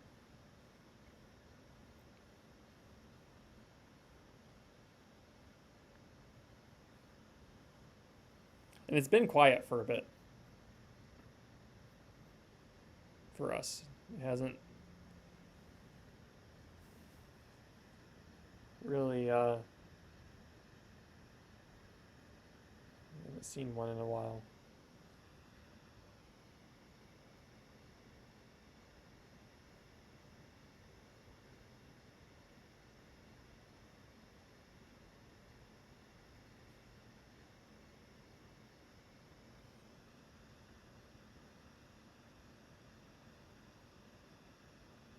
Oh, nice. Saw 3. Good.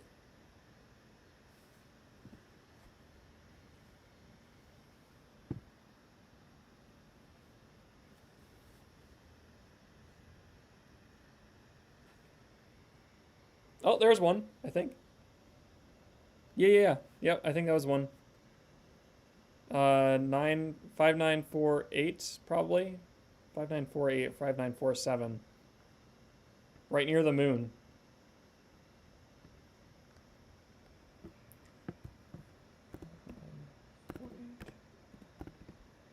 Let me go confirm that. 5947.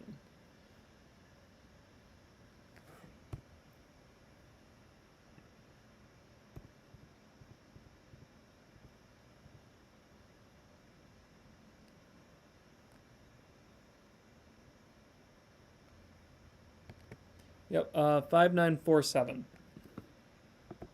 So if you backtrack again, for anyone just joining, we are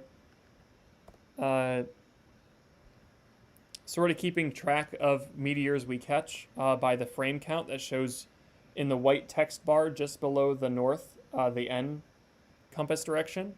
It says total frames, and I just saw one, a medium bright Perseid to the right of the moon. To the right of the moon at frame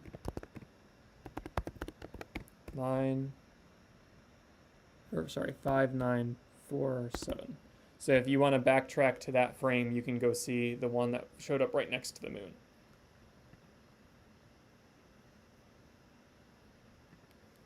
And you can backtrack that when you know it's a Perseid, because you can backtrack it to Perseus.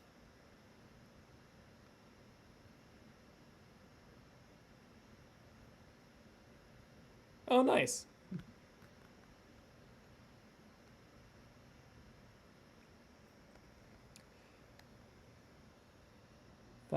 Oh, here's a couple. 5815 and 5830 are short ones right at the tower. Oh, okay, cool. We had some good. Yeah, the short dim ones I haven't really been logging too much. It's because they aren't, terribly interesting unless you like catch them live. Otherwise, like I think it's the cooler ones are the medium, and but thank you. I'm gonna put those in anyways. Let's see, that was at 3.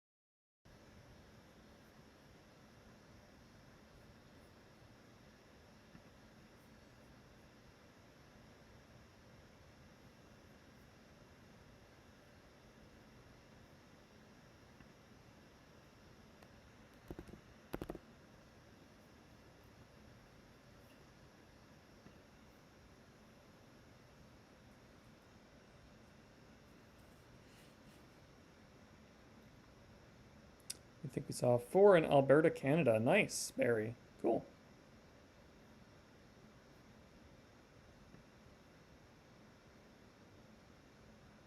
If anyone is new to the stream here, I'm going to post the sort of the instructions we're all following to point out meteors to each other. We're using the frame count that shows up just below the northern sign. It says total frames, and then we report it in the chat log, and that's a good way to figure out which objects are which.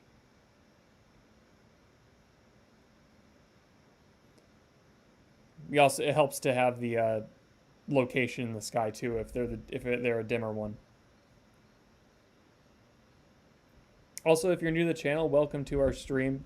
We are here at Kopernik Observatory and Science Center in Vestal, New York, streaming to you live the Perseid Meteors.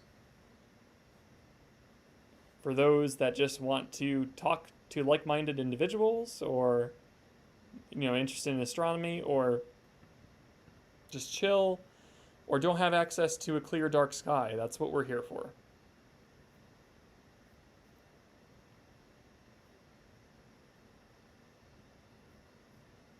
So if you like this content, like live streams, observing live streams, feel free to subscribe to our channel.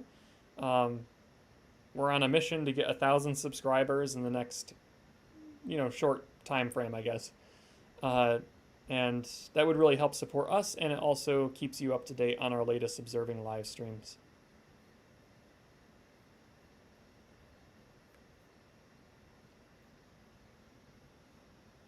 Thanks, Alyssa.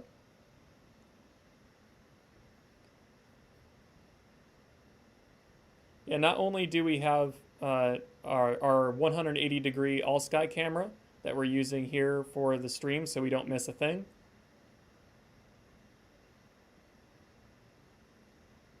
But we also have our, actually this same camera we can use for our telescopes and stream planetary objects to you. We're working on getting the right tech and setup to put together some good deep sky imaging live streams for you. So we have a lot in the works. We're happy that we got the Perseid Meteor shower to work out. We also, not too long ago, we were imaging and streaming Neowise to you live as well. And you can, of course, backtrack in our list of videos to see what we were doing there. We got some... It was a little bit of a makeshift setup, and it wasn't ideal for sure. We would have preferred to have another camera set up for it, but it worked well enough.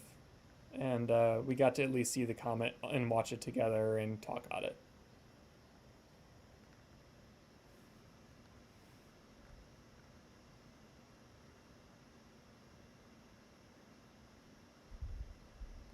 Oh, interesting.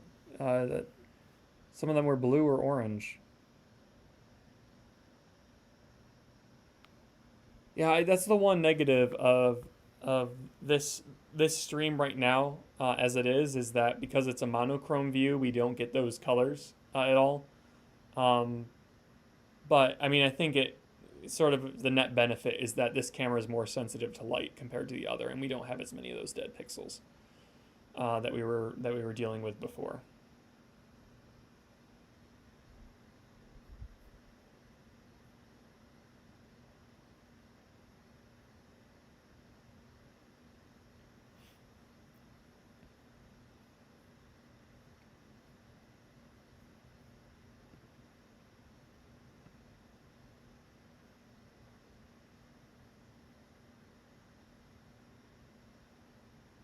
Yeah, we were happy to send that comment around the U.S. and the globe.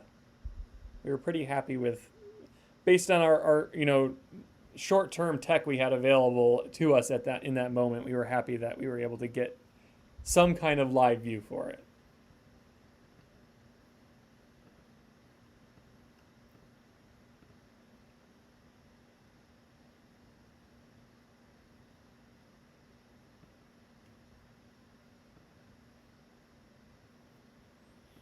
If you're looking for other fun astronomy content to explore, we're going to keep offering it.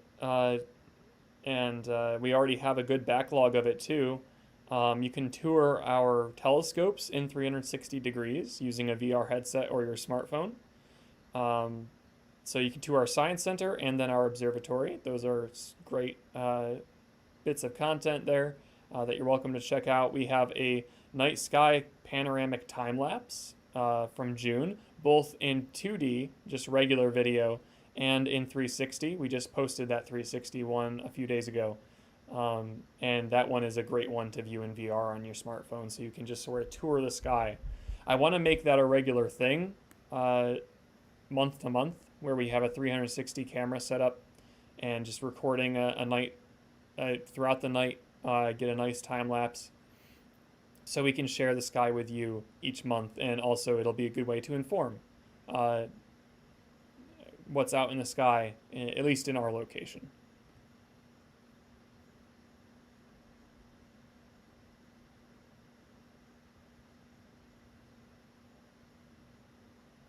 Yeah, the green nucleus was cool for the comet. Uh, I think on our very first stream we started noticing that green nucleus.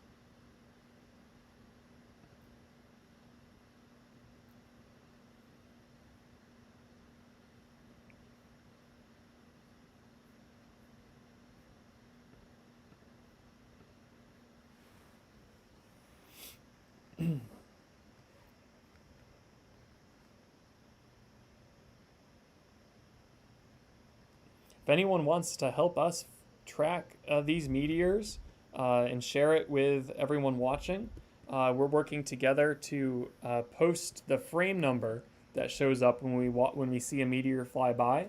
Here are the instructions I just posted in the chat. You can find the frame number just below the N for north in the video feed. In that white bar of text, it says total frames, and that's the number we want to look for. So use that number, post it when you see a meteor, and we'll go have a look. We'll backtrack in the live stream.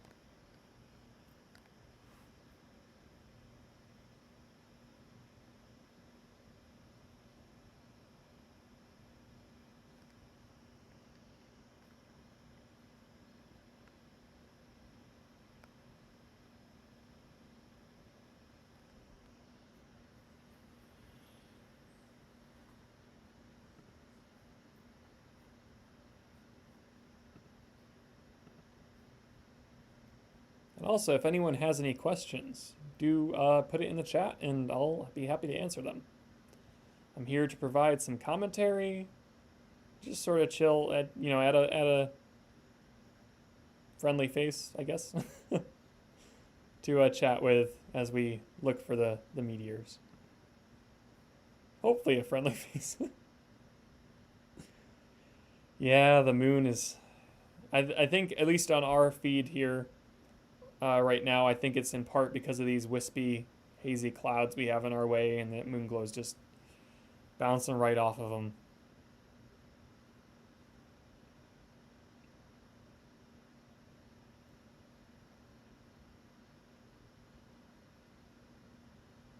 Good question, Peter. And, Blue seems to have a lot of experience with meteor showers. I've only really ever experienced the Perseids, and he seems to have a good grasp. He might know more than I. If you can see the same one, I guess it would depend on where it landed in the atmosphere and how close.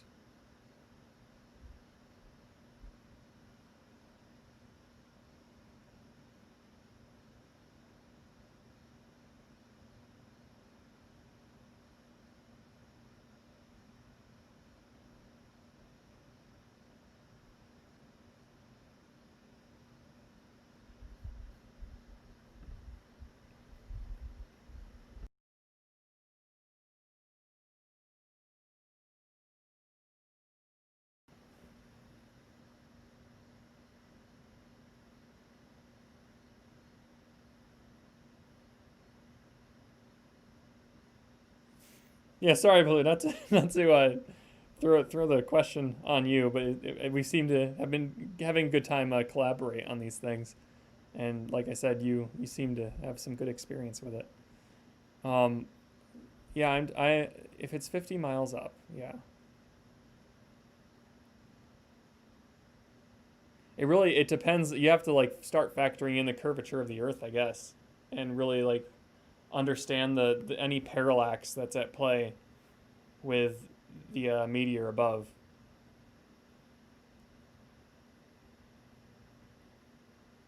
Yeah, that seems to make sense. If it shows up in our southern sky, and it could maybe show up in their northern. Yeah,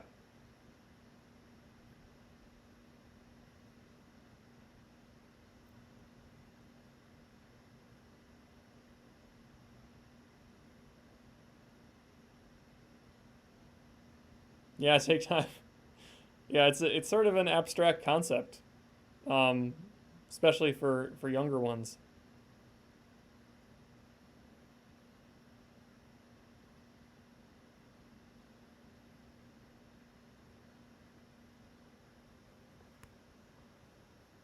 It's a fun little thought experiment. Uh, the meteor question there.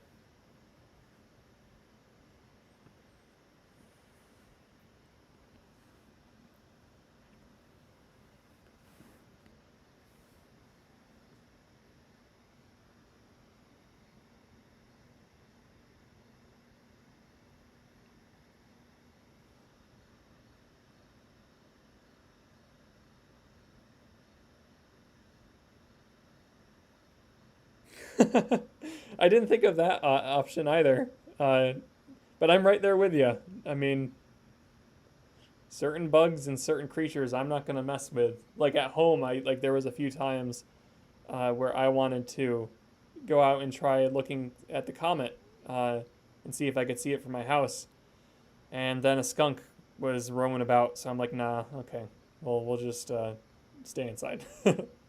So I never thought of that about that that other advantage to live streams like this is when you don't want to go outside because of the wildlife and whatnot. So good, good. I'm glad that we can provide this option for you.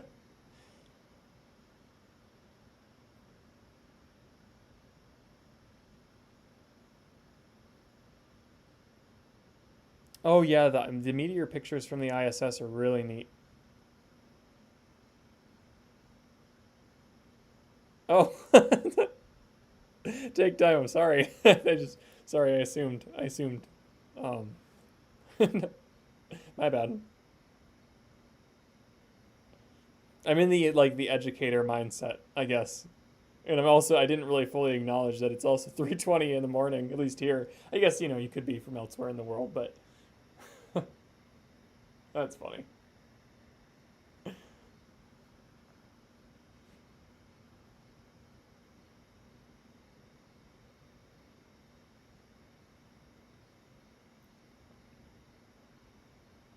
Yeah, it's just like, oh brother, okay. Usually when people tell me about their brother, I like I don't know. I was just in that educator mind.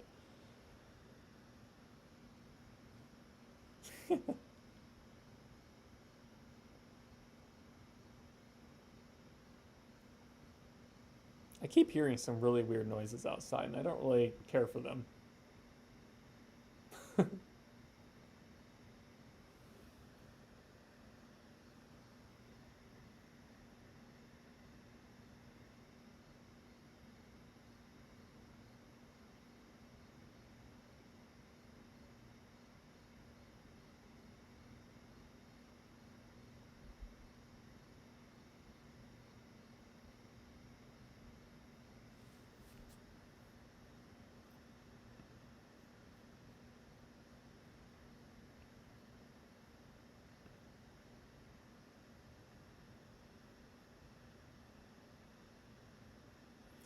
I don't think I've ever heard too much shifting in our domes, uh, unless that's what I'm hearing. No, I don't think that is the noise I'm hearing now. It sounds like some kind of weird creature roaming about outside. Um, Maybe during the winter, there's some cracking, noticeable cracking and creaking, but it's not very loud.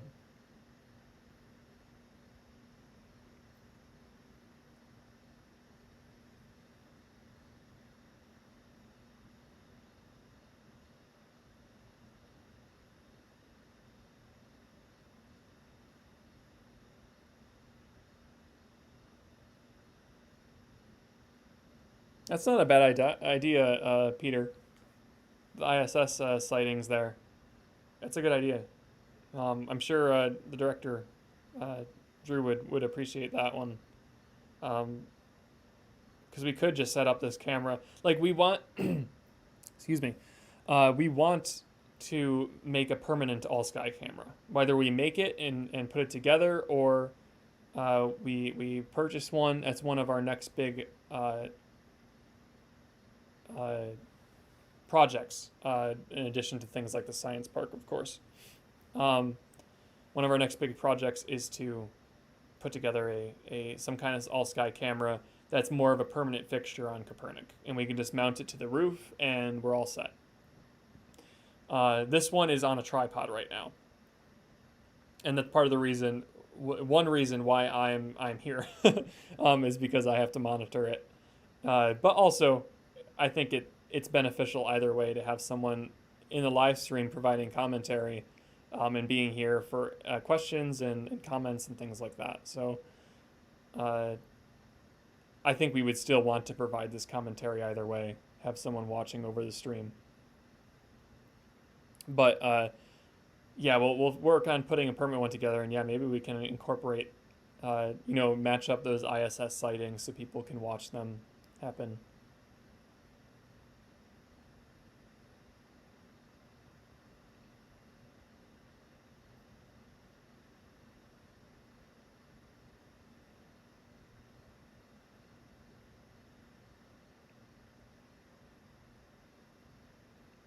Thanks for tuning in, Alyssa. Happy to have you, and have a good night.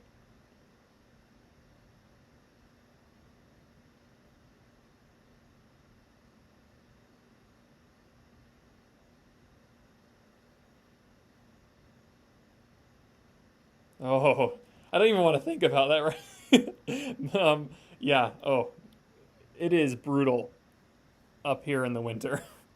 Worth it, but brutal.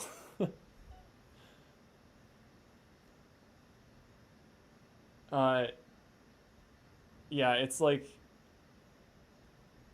uh, on like the coldest nights, when you're dropping well below zero, there's something about the still air in these domes, and I think it's also the fact you're dealing with a lot of, like, the domes themselves are of course metal, but you're also dealing with the metal of the telescope, so you gotta be wearing gloves. Like, you will get frostbite if you pick up an eyepiece. um, so it's just like the simple things like that. Yeah. Oh, ugh, getting chills. But the air is also so still, and it's usually so dry, so it is worth it. But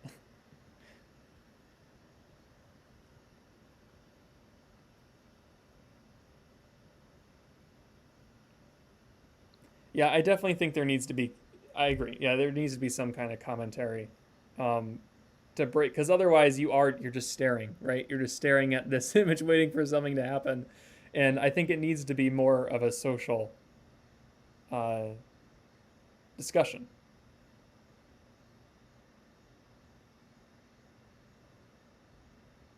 And it's fun. I'm having fun doing this. I'm enjoying getting to talk to people around the world, and sort of socialize over a similar topic like this.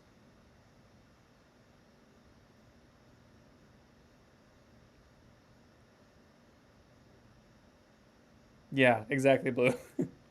Oh, like it's something that you gotta actively think about, like, because I'm always tempted, because I don't like risking the possibility of not tightening a screw enough where the eyepiece is going to fall out, so I'm always tempted to just take my glove off when I'm dealing with that. But you physically, like, if it's too cold, you physically can't, because if you do, you are going to get frostbite. And yeah, it's just you gotta keep thinking about those things, and oh man, definitely go inside to warm up every so often.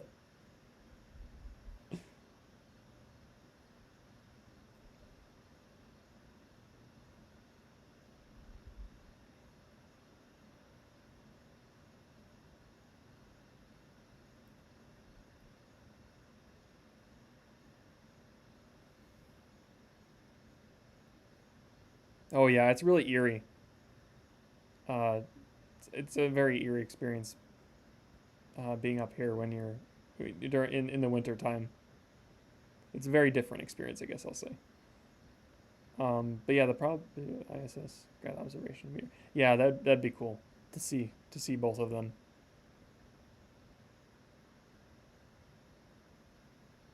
Did anyone see something by the moon just now? I swore I just saw something in between the 20-inch and the moon. 6436 is my guess.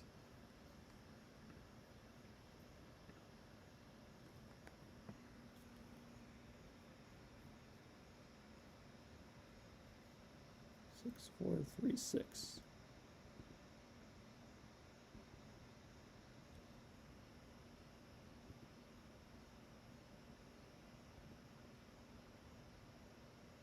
Yeah, it was like this little point of light, right? 6434, actually. Yeah, what is that? Do you think that could be like a oncoming meteor? It doesn't look like it's glare. It's right next, in between the moon and Pleiades. It's not there the frame before. It's not there in the frame after. Again, that's 6434.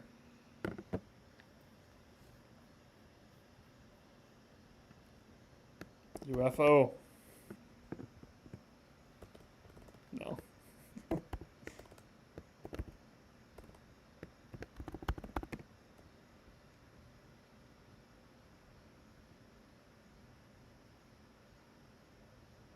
Okay, yeah. Blue says probably a steep angle, so I'm going to roll with that.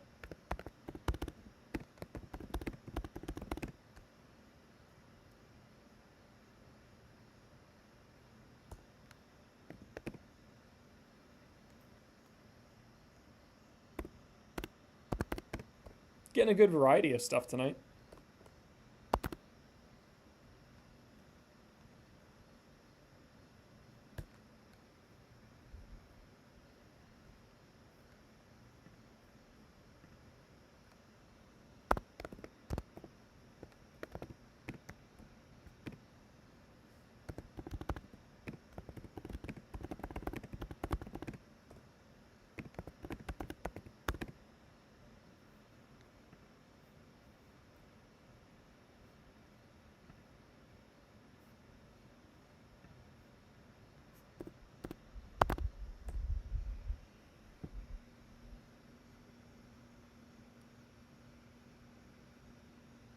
Hey there, Amara.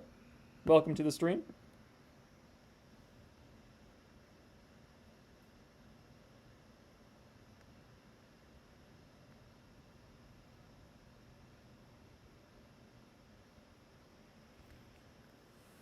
Anyone that's jumping in that's new to the stream tonight, we're the way we're identifying meteors is using the frame count that's on our video feed. So if you look just below the N for north, there's a number in that white text box that says total frames and then the number.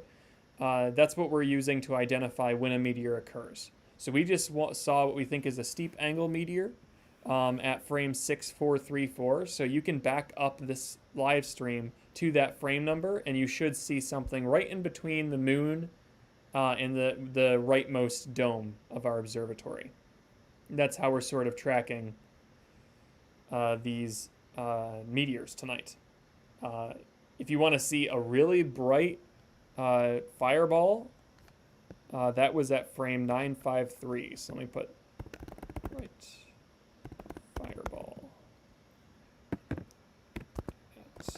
frame 953. That one was when we had some clouds earlier. And in fact, we actually have some clouds now. But that was a really nice bright one that was bright enough to get through the clouds.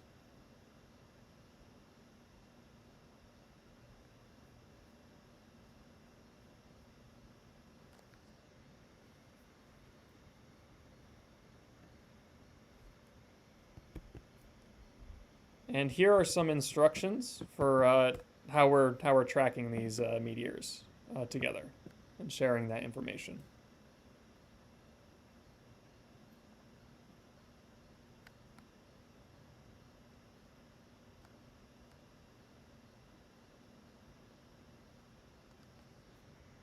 Oh no, I definitely think there's a like if I didn't have to monitor the stream, that's exactly where I'd be.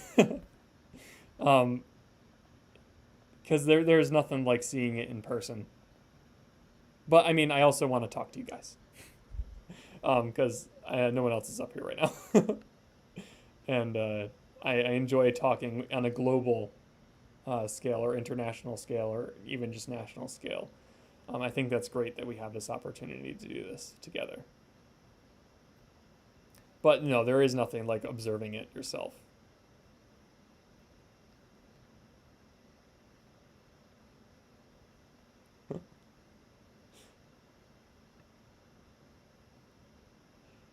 So Dorothy, we are located in Vestal, New York, and we are an observatory and science center in this region. Usually, we more focus on local community content like activities and field trips for the local schools and summer camps and things like that. But we are now virtualizing and we are expanding our reach to what seems to be the international level, which is awesome. We've had people. Oh, above the moon. We have another one maybe above the moon, 6553.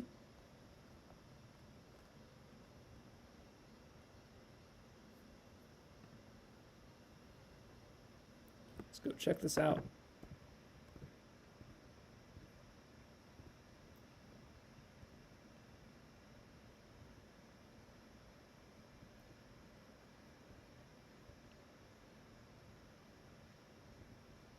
Oh yeah. Six. I see one at 6551 for sure. That's like sort of a medium.